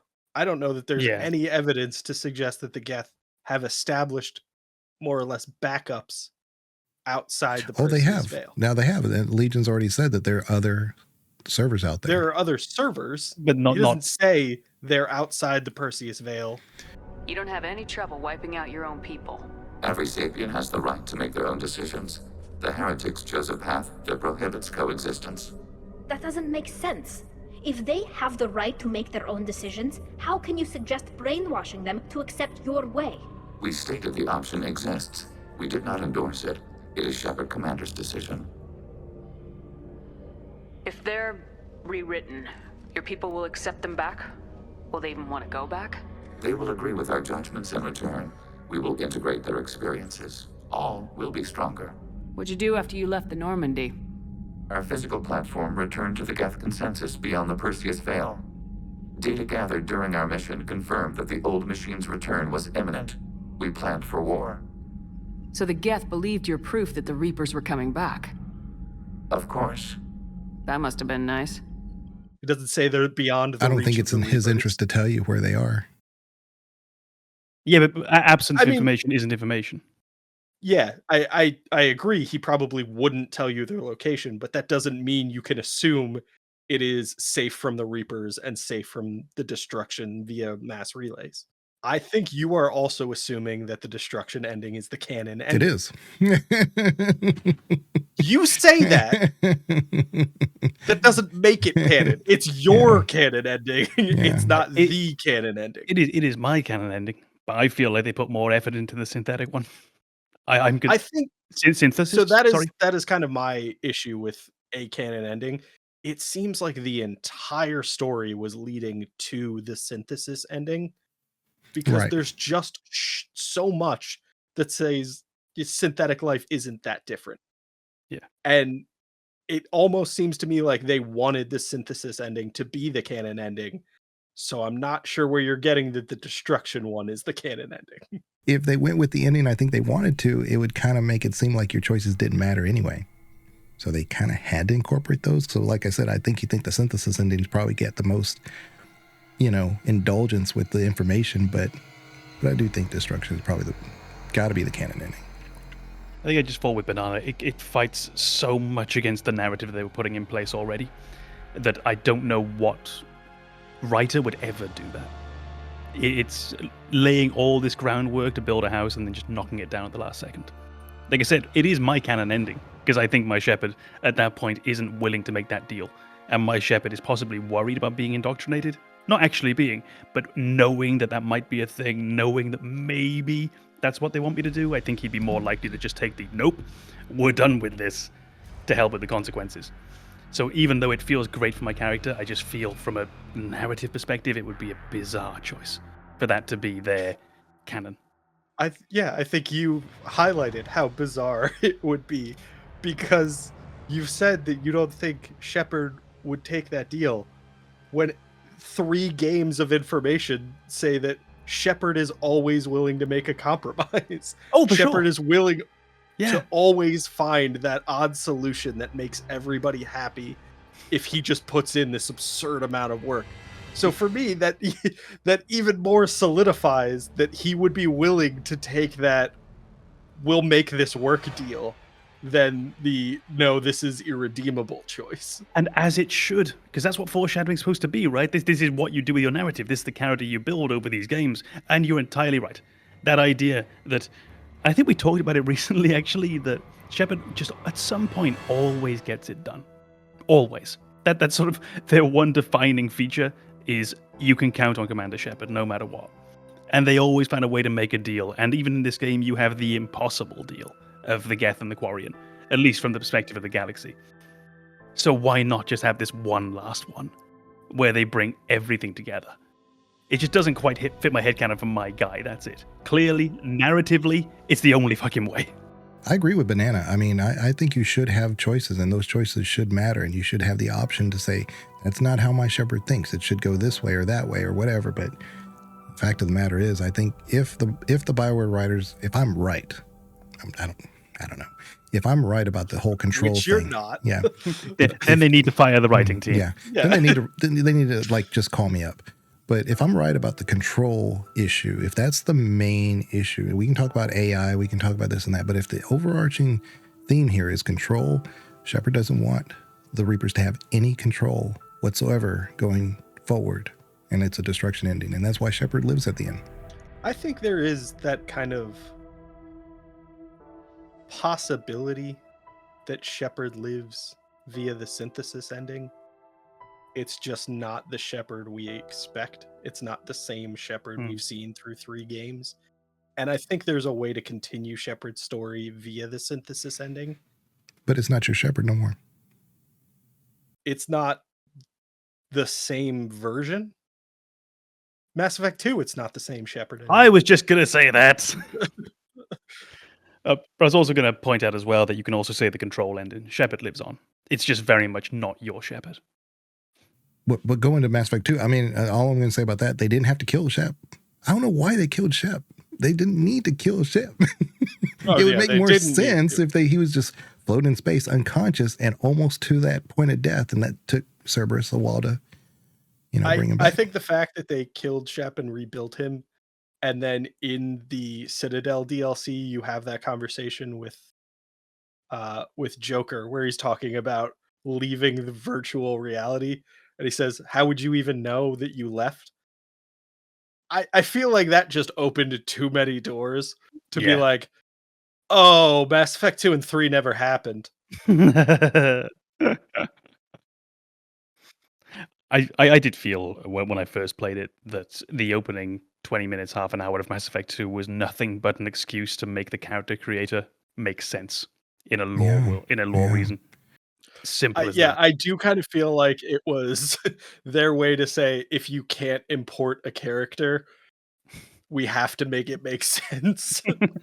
I mean, there was just so many subtle ways to be able to do this. Like Shep got put into a shuttle of their own, but launched in kind of like Ripley in Aliens, just went in the wrong direction, lost in space. Yeah. And I'm wondering, you're sitting here thinking, BioWare? Subtle? Nah. By the way, there's going to be such an awkward change in a few minutes' time when we say, so what ranking do we have for E.D.I? Yeah. I was waiting. I already know in my head, because I've been looking at my timers. I'm like, okay, I got all this I got to cut. But I think that is... It just highlights how E.D.I is central to the theme of Mass Effect. The fact that we can just talk about the trilogy as part of our discussion of where E.D.I fits in showcases that. I think this goes back to what I was trying to say rather clumsily in previous episodes. The theme of Mass Effect is. I said it was commonality. That's not the right word. It's unity. Yeah. It's not the fact that we're similar. It's the fact that there are similarities that can bring us together. And those differences don't need to disappear. And I think Javik even makes a comment along those lines to say that the Protheans failed because they were unified. They were the same. They were homogenized. And they didn't respect primitives or any other life form. And they failed. Whereas in the current cycle, Shepard is that paragon of respecting other cultures, depending on how you play the character. But pretty much regardless of whether or not you go full renegade, Shepard still kind of has that respect for the differences of other species continuing to persist. He is not attempting to assimilate anyone. He's not attempting to provide that homogeneity across species. He is attempting to unify them based on their commonalities and to say that those differences are what make the unification more valuable. The fact that we all have our different strengths and things that join us together so that we can work in the same direction is what makes the current cycle the one that succeeds. I think there's something interesting to add on top of that as well. We talked for X amount of time about things that didn't seem directly related to E.D., but I also didn't feel like it ever really became irrelevant. Because like you said, she reflects so much of the themes of the game within herself. And I love that point of hitting on Javik there, because it also hits again on the E.D. and Dr. Afa question, where you have the imposition of unity, which is what the Reapers would do, and it's what E.D. does. Or then the choice of unity, and all these banners coming together and choosing to, in the way that the galaxy does, and the way that everyone else on the ship does, with Commander Shepard. So you also get this little reflection of the Prothean cycle in the way that E.D. chooses to absorb Dr. Afa, which gives me another reason, I find her so unpleasant. Banana, what do you want to put E.D.? Because I have her as A, and I think, Com, you said a C? I'm actually edging between a C and a B. I'm going to go for B, because for all the things that I don't like about the way that she's brought in, I think she has a very interesting story. A lot of her interactions with Joker, and this can be in 2 and 3, are really, really delightful. I thoroughly enjoy them. I don't use her that much on the battlefield, never really have, didn't find a role for her. But I think, no, there's plenty of good individual story moments around her that I find so interesting and so much more enjoyable. And if I think about her relative to James, who I think ended up with a C, she's got to be one above. E.D. doesn't get a higher ranking for me. Tali's in Mass Effect 3. I don't need another full tech. Yeah. I have Tali, and Tali's already in S tier. You were running at a disadvantage from moment one, E.D. Not only did you steal that body and choose to be a sex bot, but you're competing with one of my favorite Mass Effect characters for their role in combat. Like, you were doomed from the start. And let's not forget that the sex bot E.D. cannot compare with the sex beast of Tali. Not a chance. Exactly. You are an inferior version of Tali in every way. But I think the fact that we just talked about E.D. exclusively, or issues related specifically to E.D. for almost like an hour and a half by herself, shows how interesting of a character she is. So she has to be somewhere up there. So I have E.D. at a B. Okay. So she's a B then, I think, even if Com has her as a C. No, I would push her to B. Her as a B. Yeah. Well, I have an A and 2 B's, so it would be a B, right? Yeah. Yeah, but I still want my individual mark to be noted. Yeah. No. All right. I like that your conclusion was you had her as an A, I had her as a B, so she's a B, regardless of what Com said. Yeah, we already knew what Com said. He said a B, so yeah. Yeah, but you said I said a C. But I said even if it was a C, it would make it a B. That's what I said. That's still disregarding everything about what makes me me. You've dehumanized me. You've reduced me to the letter B. Yeah, if you made her a D, then it would still... Okay, F. Okay, F, then now it's a D. Yeah. Finally. Can we move Legion down in the tier list?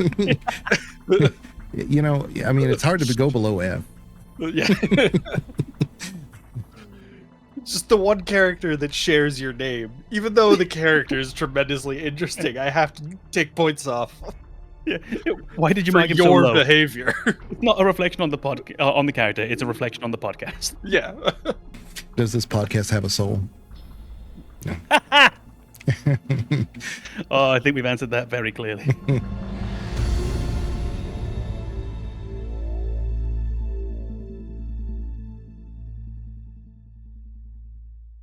So we'll probably end it right there. Appreciate everybody listening and watching. And remember, we are on YouTube and all the audio channels as well, including Apple, Amazon. I'm trying to remember Spotify. Spotify is the biggest one that gets a lot of plays. So we'll check you guys later. Care.